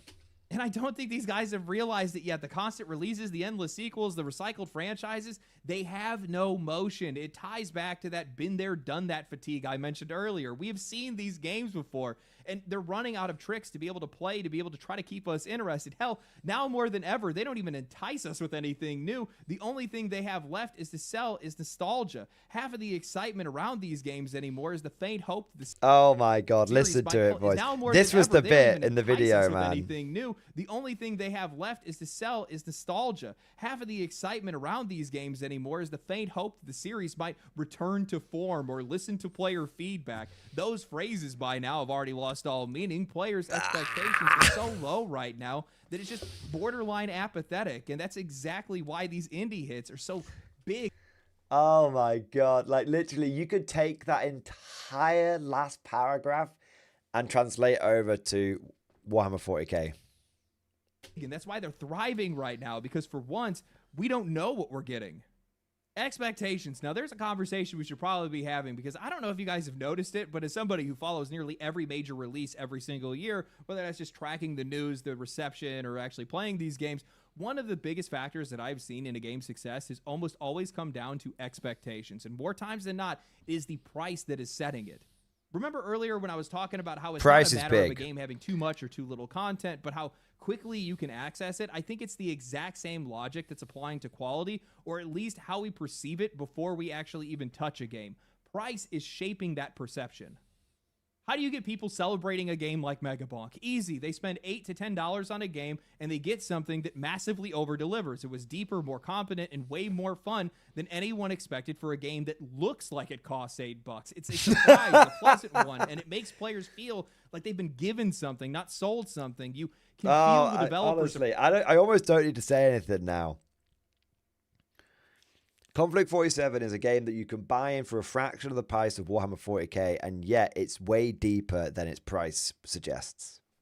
Appreciation baked into it. The directive there was to make money, sure, but not at the expense of the player's experience. When I think back to a game like oh my god, 33, it just keeps going, $50, and it punched way above its weight. I don't really care about the vernacular here. Indie, AA. Expedition 33 was a AAA experience, or at least what we should actually be expecting for AAA games to actually be like. Something mind-blowing, something you remember, something you want to come back to over and over again. And when you play a game like that, it feels like you've been gifted something by the developer. That $50 investment doesn't just feel worth it. It feels like you stole the damn game. And I think that games like that come from a mindset where the price isn't even on the... You stole the damn game. That's what it feels like, man. You stole the damn game. And I think that games like that come from a mindset where the price isn't even on the developer's radar. That focus is just on the experience, and that sincerity then transfers directly into the player. Hell, they just announced that they're going to have new free DLC celebrating selling 5 million copies. Yes, 1,000 times, yes. Dungeons, bosses, enemies, and costumes. Again, money was never the priority. The customer and their experience were.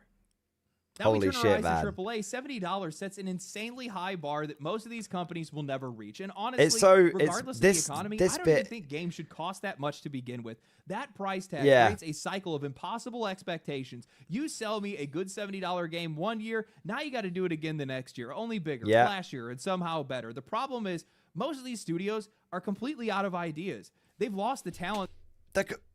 Literally, it's like everything that's being said right now you could say about Games Workshop. That actually helped them earn that first $70. So now they have to compensate with graphics, higher fidelity, bigger worlds, higher budgets, all to make a game look like it was worth my money. It's mental.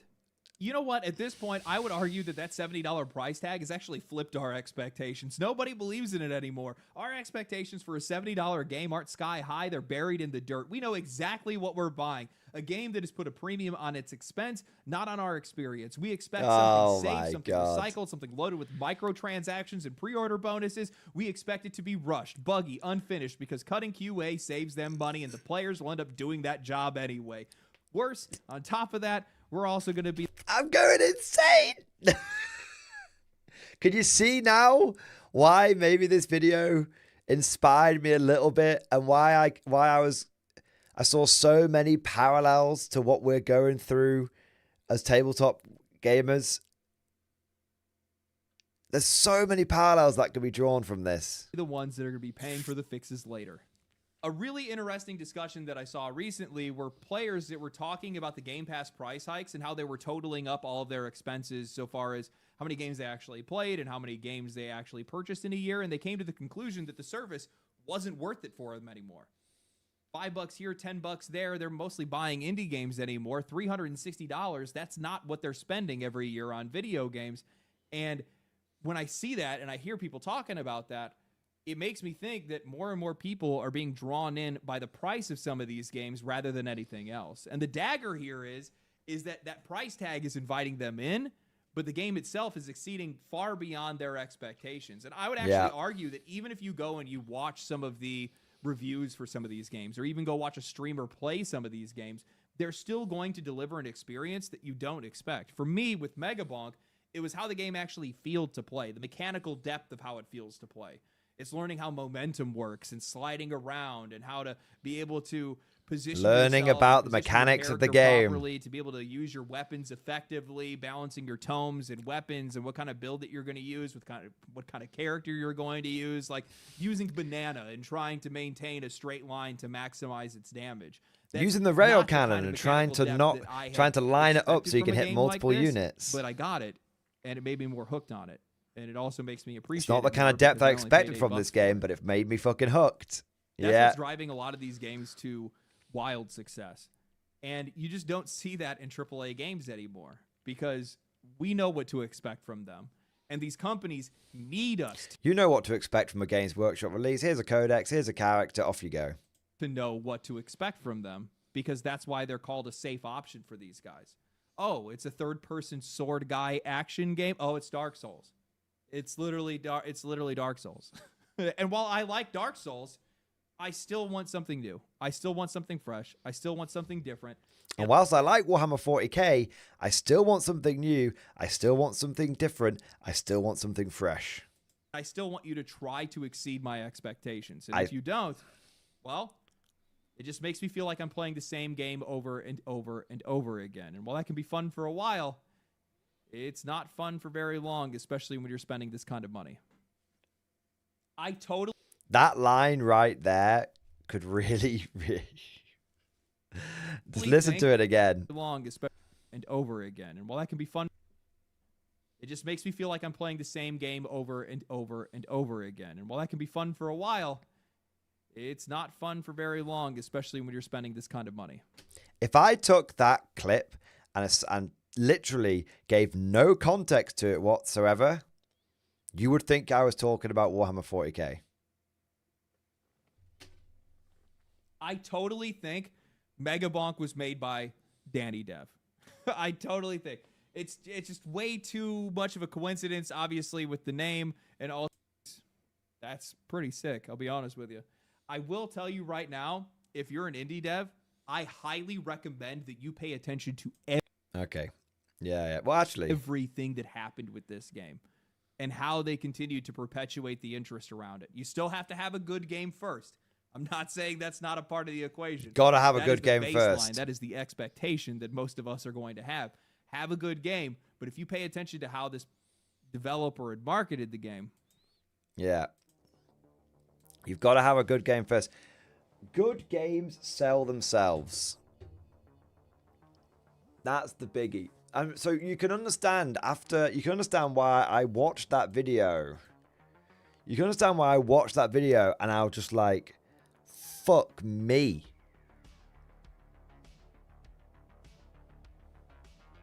There's some real fucking parallels to be drawn here.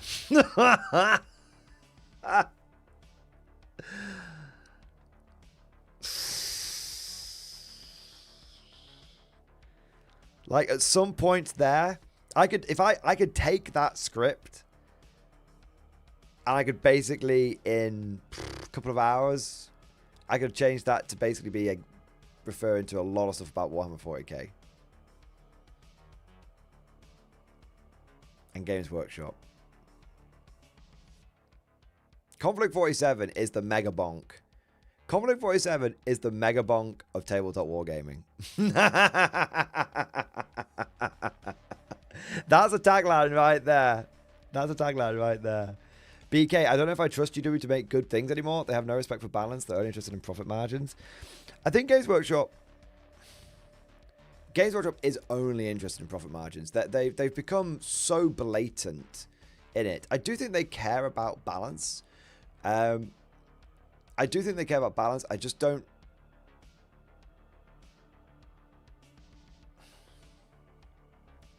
I think they care about balance, but it really feels like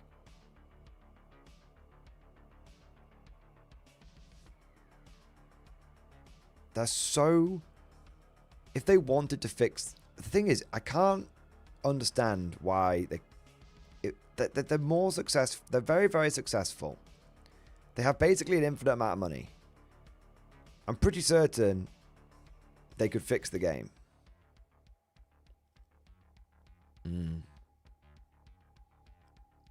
But not even. I think Games Workshop does. Okay, no, I'm good. This is going to be. I don't scratch that. Scratch that. I think Games Workshop does care about balance, but I think they care about profit margins more.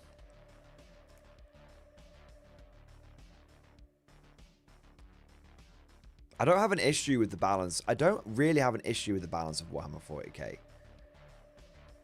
My issue is with a lot of other stuff. Hollow Archive. Do you think if people went to Old World, it would shake up 40k? Yes, I do. And I think But my concern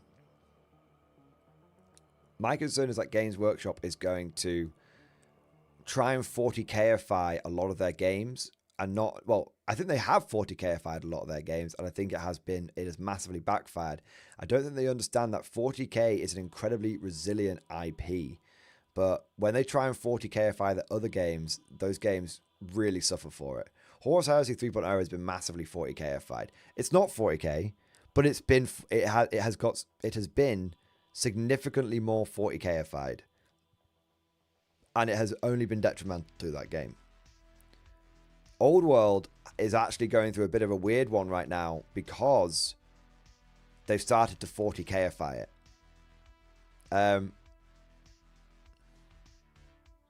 Suriade, great point. I don't think they're trying to 40K their games. I think they're trying to AOS their games. Great point, Suriade. But the two, AOS is basically the beta testing, alpha testing for GW. They try things at AOS, and then they chuck it over to 40K. Yeah. Age of Sigmar is the 40K of Old World, and they're still going to mess with Old World. Yeah, yeah. The more that Games Workshop has fucked with Old World, it's no, that's not entirely true. There was a very clear shift 6 months ago with the match play guide. Very clear shift, and it has done some serious. It has done the one thing that Games Workshop really doesn't need right now. It's created doubt. Before the match play guide and before Cathay came out, no one had any doubt. Their faith was unshakable in Warhammer Old World. Now, the conversation around it, the marketing around it, the social media marketing around it is the talking heads, the influencers talking around this, are talking about how they can try and fix the issues that Games Workshop's thrown down. Look at the square-based stuff recently.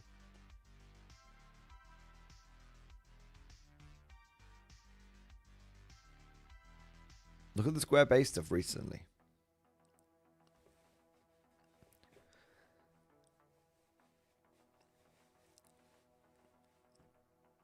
It's been, yeah.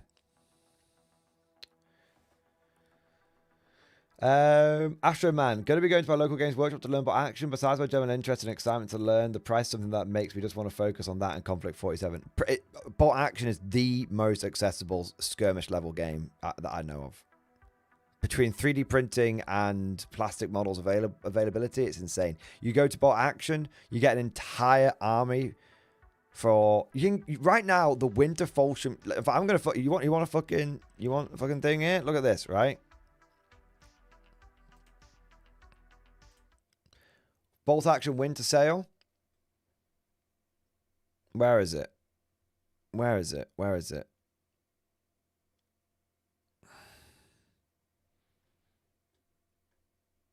I gotta fucking find this thing. All this stuff. 140 odd products on sale.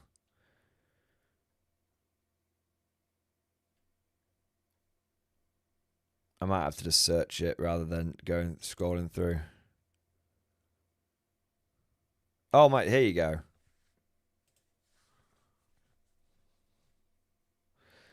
The fact this starter army right here is £88.40. This is the equivalent of getting a full 2,000 point Warhammer 40k army. I shit you not. No lies, no bullshit. This is the equivalent of getting a full 2,000 point Warhammer 40k army, and you are getting it for £88.40, brand new in box from the fucking manufacturer. And there's no filler in this box. You get shitloads of infantry. You get 2 sources of indirect fire. You get 2 fucking tanks in the list. Good tanks as well. The Sherman Easy 8 is a fucking beast. The fucking Hellcat is a fantastic tank destroyer. You get machine gun teams. It's all killer, no filler, 2,000 point army for less than the price of a Warhammer 40k combat patrol. A lot less. Even if it wasn't on sale, it'd still be £1 less.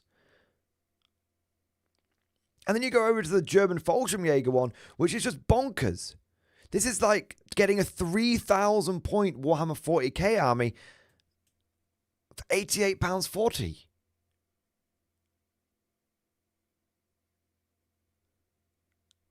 And if you buy this army and buy a single box of Konflikt 47, you've got an army for both games. Joe Camel, this may be true, but think of how much less time you get to spend assembling the multiple angle and face bits.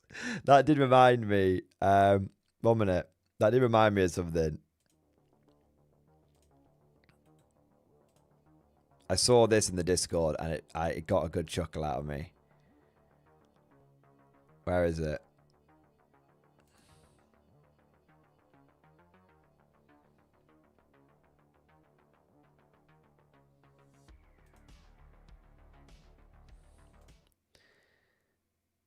Honestly, fuck you, GW Sculptor. You have to put the fucking toes on the fuck.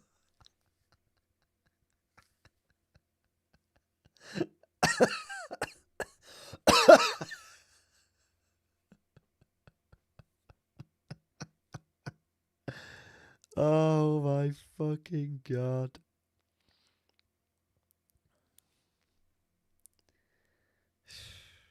Fuck's sake. So yeah, Astro Man, I fucking...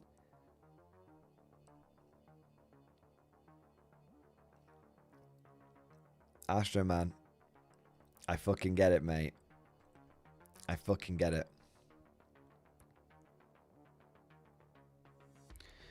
Hello, Archive. Well, now as someone who's not really listening in on all the GW news, how you're describing it, I feel like not getting into World War because I wanted to escape 40k. I really wish I could tell you they're not gonna fuck with Old World. I really wish I could tell you it. My advice to you, buddy, is to give it a couple of months. Give it maybe 1 month. There's a bit of the community. The great thing about the Old World is that the Old World community has and will often say to Games Workshop, "Go fuck yourself. Go fuck yourself." Like Games Workshop tried to legend half the factions in Old World day one of it coming out, and the old community went, "Fuck you. These are totally tournament legal. Go fuck yourself, Games Workshop." And then they've actually come out and done some fan-made, what they call renegade packs, which basically keep all of them up to date. And those renegade packs are now widely accepted at tournaments. So the difference between 40k and Old World is that the Old World community is willing to basically tell GW to get just, you guys make the models, we'll sort everything else out when Games Workshop starts fucking with it. So, yeah. Astro Man, it's just so disheartening. I'm sitting here building some jump back incestors and the price for those 5 versus what you just showed us is insane. Astro Man, I want to say something. I'm not sat here gleefully giggling to myself. When you told me that, I actually felt sad. Because I never want to fucking make someone sad or disheartened. I never want to fucking do that, man. But also at the same time, mate, I have to be honest with you. This is something... I have to be honest with you. And I'm not gonna sit there and lie to your face and say, yeah, GW prices are great. No. Bot action's just as Konflikt 47 is just as expensive as 1.4K. I'm not gonna do that.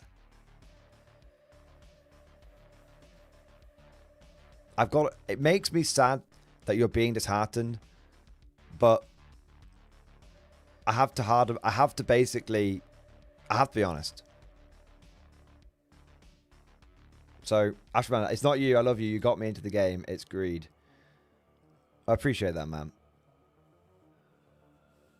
I appreciate it. And I'm sorry if I've disheartened you a little bit. But hopefully, to quote Star Troopers, out of the fires of Buenos Aires, at first comes sadness, then anger, then determination. Maybe by spreading, by spreading this information, in the long run, it'll do some good. That's what I hope. But I'm no idealist or anything like that. I'm just a dude talking into a microphone, being honest with you guys. I share my I share my thoughts and feelings with you guys unfiltered. Yeah.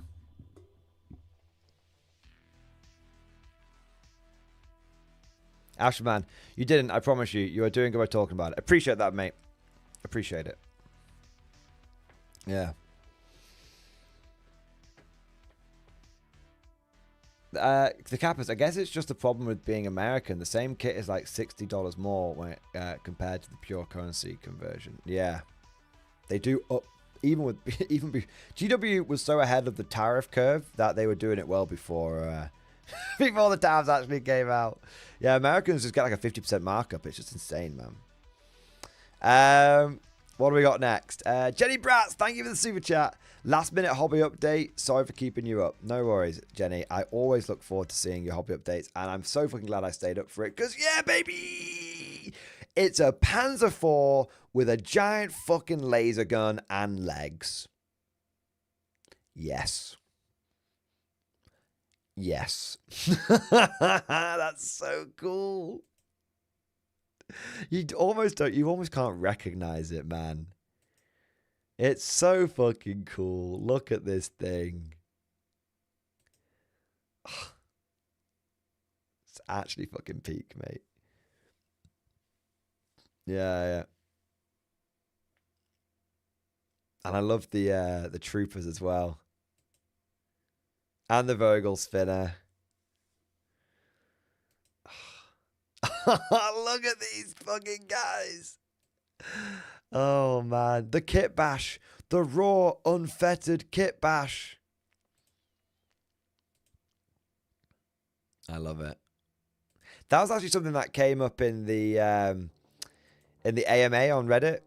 The developers of K47 were like, yeah, well, we're really looking forward to seeing how people kit bash stuff, and we know that people are going to come up with ideas that we haven't even thought of, and we're just excited to see what people do with it, which is just like...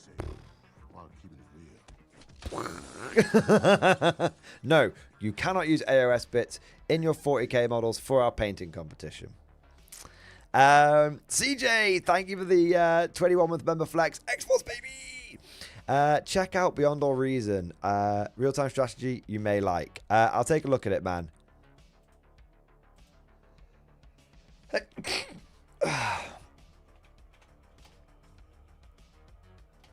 Is it on... It's not on Steam? Is it not on Steam? Maybe it's not out yet.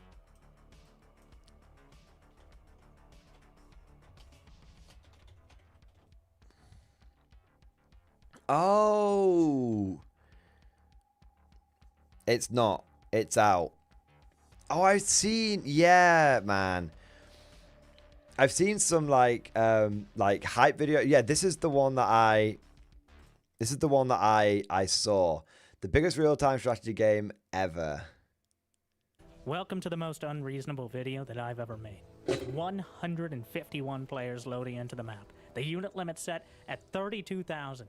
The circumstances and the name of the game, Beyond All Reason. It's made by volunteers, open source, free to play, based on total annihilation, but it will cost you a whole chunk of your sanity and even more of your free time. So while you got any of both of those, it'd be incredible if you could smash that like button. Maybe even... I'm just going to have a... Those Legion units, so you can zoom in to all-terrain features. And meanwhile, the talk set on all sides, it becomes clear that it's not going to be easy to take the high ground. Zomta moving forward. Mass, so it appears... out. Are those, I want to say, javelins? We'll see. But the Legion building up. Fuck the it camera out. tripping on all the terrain. Now this is where the real action's happening. Oh, Myrmidons! Are they actually fighting each other? That's all-terrain interesting. drone carriers who have essentially one of everything for their weaponry. Dev, the That's crazy, man. dragons seem like they're coming down from the mountain. Descending on the Cortex yet again. The anti-air challenging them, some of them dropping in the midst. Not able to target too much. Many of the dragons will be taken out before they even get close. It's crazy, man. Stuck in a mountain. I love the zoomed out bit, seeing all the little bits moving about. We did not dig too deep, nor too greedily. The shields is seemingly doing that just fine for them. A whole lot of gunships. Pulsars. Just land Legion. Fucking hell. The Juggernaut. Again. Oh my god. Another orbital strike inbound. All units planet side. Take cover. There is no cover. Actually bonkers. Oh, they did get the that they've been trying for. They did. For nearly 40 minutes. 40 minutes is not that long for a game like this. The last holdout of the Legion. The Cortex from the land and the Armada from the sea. That is cool. Yeah, I've been meaning to watch. That's so cool. Yeah, yeah. Definitely something I need to check out. It looks, it's CJ, it looks just like my kind of game. All macro, all the way. BK, thank you for the super chat, man. Which branch of the Imperial Guard has the best food? Whichever branch has got the rattlings. Or, yeah, whichever branch has got the rattlings. Although, if you ask the Ogrins, wherever the most potato skins are. Which, conventional wisdom would say whichever branch has got the rattlings, but according to a census by the Ogrins, they've got the best food because potato skins are delicious. I want to say a big thank you to Last Draken. Thank you for the super chat, man. We have crossed the 50% mark of the 225 model vow. Yes! Send in the next wave! Amazing, man. Amazing. All right. We are going to have to think about wrapping this bad boy up, though. I know. I don't want to. I know you guys don't want to. We want to keep going and going and going, but it's getting close to 6 in the fucking morning here. It's nearly 5:30. Oh, my days. Yeah. Oh, my God. Jenny Bratz, I look forward to crushing Konflikt tomorrow. Yes. I'm really, really curious to see how. I think Cosmic's going to really enjoy it. I think it's going to. Thing is, I was a little worried, but then I remember Cosmic plays Star Wars Legion and he fucking loves that. So I think he's going to have a great time with K-47. Yeah. Simon V77 morning. Do you still need Rift dice for a standard action squad in Konflikt 7? No. Not every unit has a Rift dice. It says on, if you go to konflikt47.com, go to the army lists, you can look at every faction's army, full rules for each army, and on each data sheet it says how many Rift dice they have. So that way you can find out. What else have we got here? Jerry Ratch, Manson Solo Empire. Fucking love that game. Need to load it up again. Yeah. IKL, just finished with Priests, Snarl Pack, Hunters, Spearhead Box. Don't think I ever want to build Goblins again after that. My eyesight is not so good, lol. Had to use a magnifier. Yeah, man. I love how the prevailing sentiment for building Games Workshop models is like, oh, finally got through that.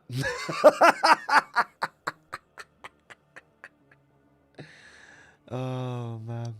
Any way to see the core rules there? You can look at the... Yeah, sort of. Look, Warlord Games is... Warlord Games is... and they've been very clear about this. They want to sell you the core rules and they want to sell you the models, but they don't want to be like selling you like army rules. That's why all the army rules are free. So there are PDFs of the they have got a PDF version of the Konflikt 47 rules. So You know, I'm sure there'll be, if this game gets big, I'm sure there'll be one floating around. I'm sure, and I know there's people that have them. Look, my advice, this is what I would say. Check out the PDF copies of the rules. You'll be able to find them. And if you like the rules, buy them afterwards. But one thing that I have noticed they do have, and that's the way it should always be, you know. If I ever get like a free copy, if I ever find a copy of the rules that have fallen off the back of a truck, if they're really good, I then go and buy them. Yeah. But they have got a couple of things that can help you get to grips with it. So there's this, I've not seen this before, a quick reference sheet. I mean,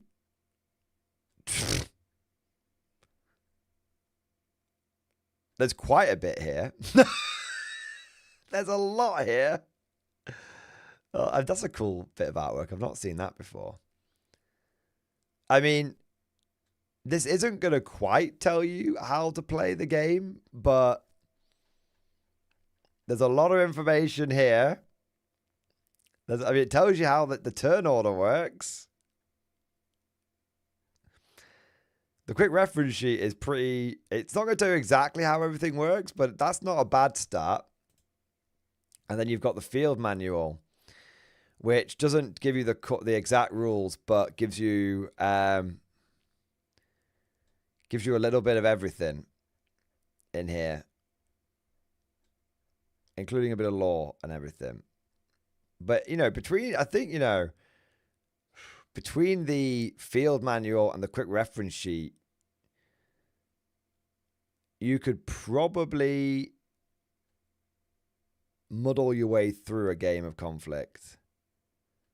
Especially using some of the, especially if you read the different, like, scenarios, intro scenarios. But no, I think you'll have to find yourself a copy of the PDF that's dropped off the back of a bus if you want to get the full core rules. But they are good. Yeah.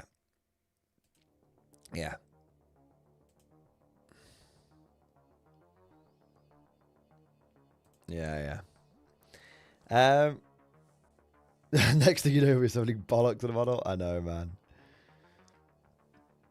Yeah. Cool, Jim and dude. Dang, almost did my whole shift. I know, man. But I've got to go to sleep. I've been streaming for fucking 8 hours, bro. Meant to do a quick one tonight. But no regrets. No regrets at all. Pizza Destroyer, fuck, I'm glad there's a live stream at the moment. Well, it's about to end. I'm sorry. Right. We're going to wrap up, boys.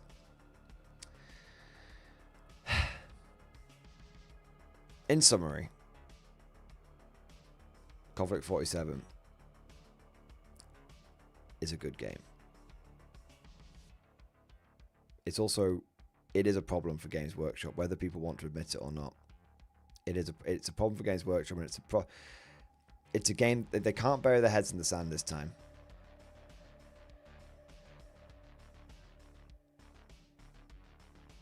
And I'm very, very, very curious and excited for Konflikt 47. Not only am I curious, it's because I'm excited not only for what it does for Warlord, but I'm very interested to see how 40k and Games Workshop will respond. Will they respond? I guess this is the closing thought, right? How will Games Workshop respond? Will they respond by upping their game? Hopefully. Or will they respond by squeezing ever harder?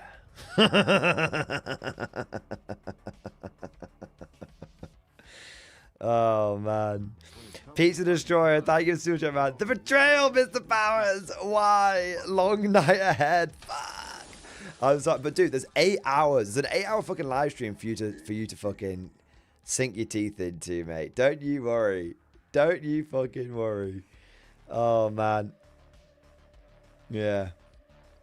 You'll be able to go back and watch it. And it was pretty much, and this episode was mostly all filler. There was very little, mostly all filler, mostly all killer. There's very little filler in it. We kept on topic for minutes the whole time. Yeah.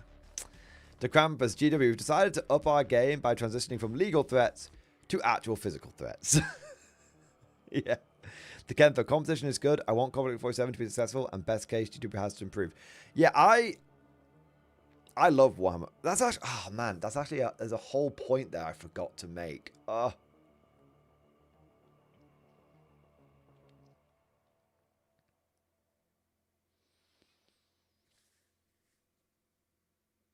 I'll make it now quickly, but I might do a separate video on this to really get into it. But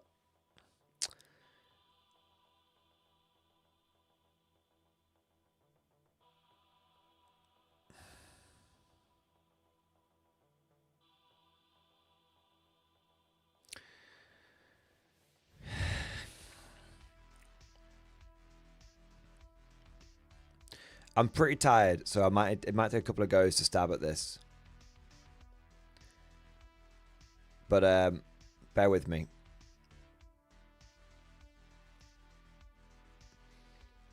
I'm gonna make what might seem like a very controversial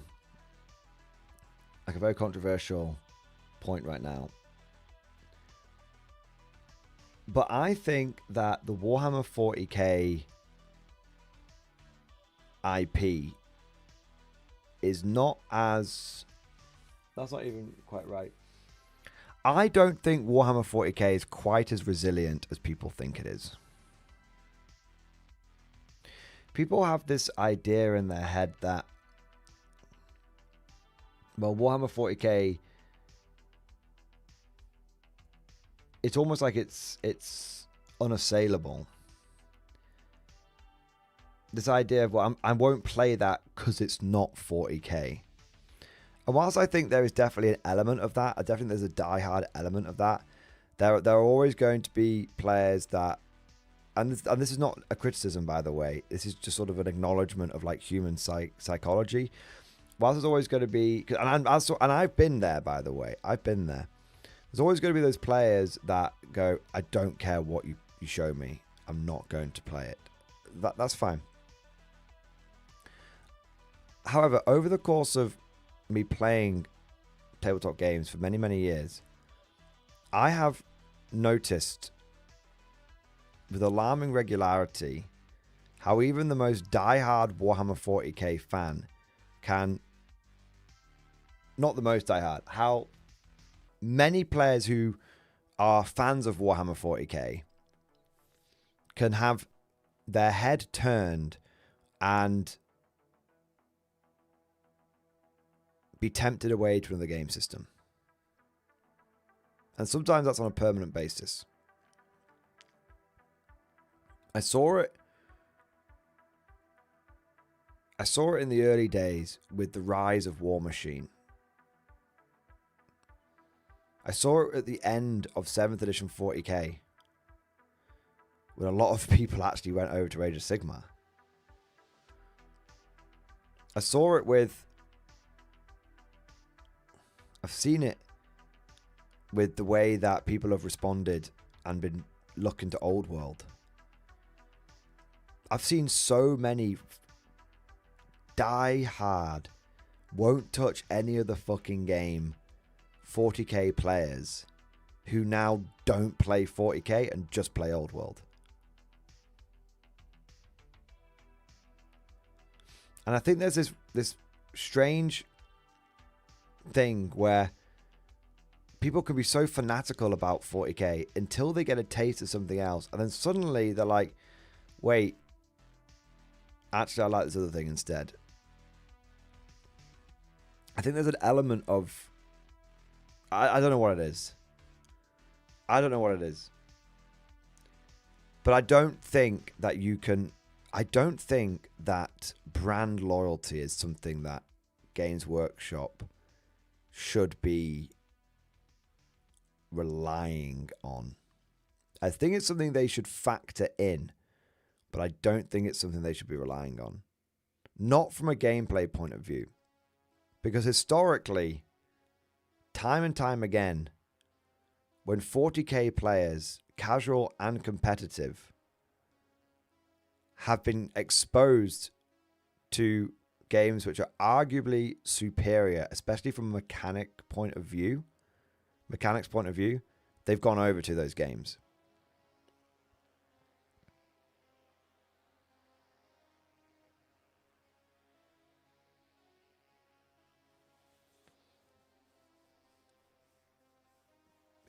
Something can seem so unassailable until suddenly it isn't. Fun Jacob, the horse and carriage disappeared in what appeared to be a few days. Motorola's and Razors vanished in weeks when the iPhone appeared. To add to your one, Blockbuster folded overnight when streaming became a thing. Games Workshop is no different. Be ready for the storm. I'm sure there were many, many executives of Blockbuster who thought they could never fail.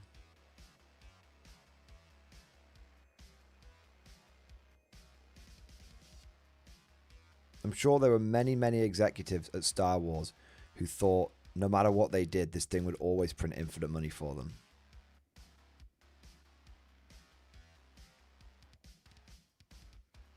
And I'm sure there's many executives at Games Workshop right now that are saying it doesn't matter what we do, they'll always buy the models.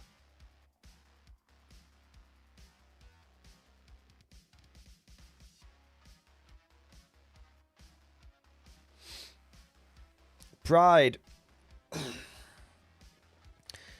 Pride cometh before the fall. But we'll see. But we will see. Fun Jacob, I think you make some good points, man. Yeah. Yeah. Alan, 140k is like gum with all the flavor chewed out, playable, but meh. I mean, it's very chewed, isn't it? The moment the rumor started circulating that 11th edition was going to be more of 10th edition, I lost. I became very disheartened. Because I need something new and interesting. Yeah.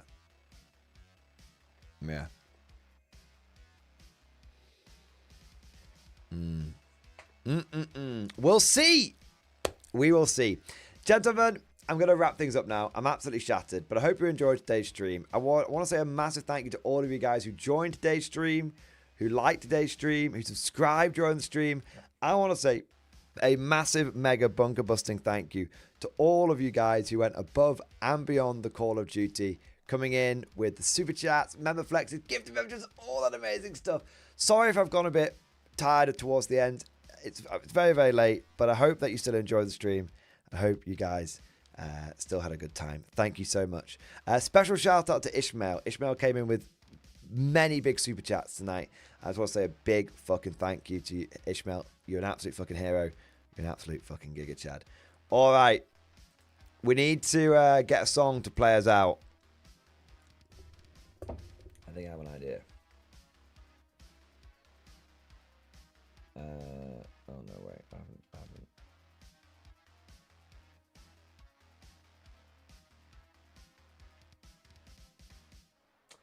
I had Hell March players in.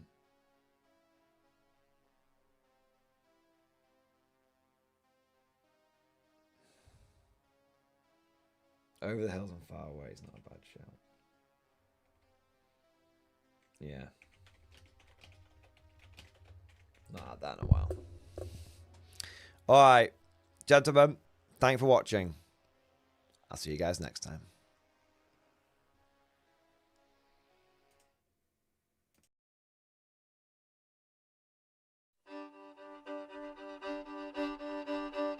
Here's 40 shillings on the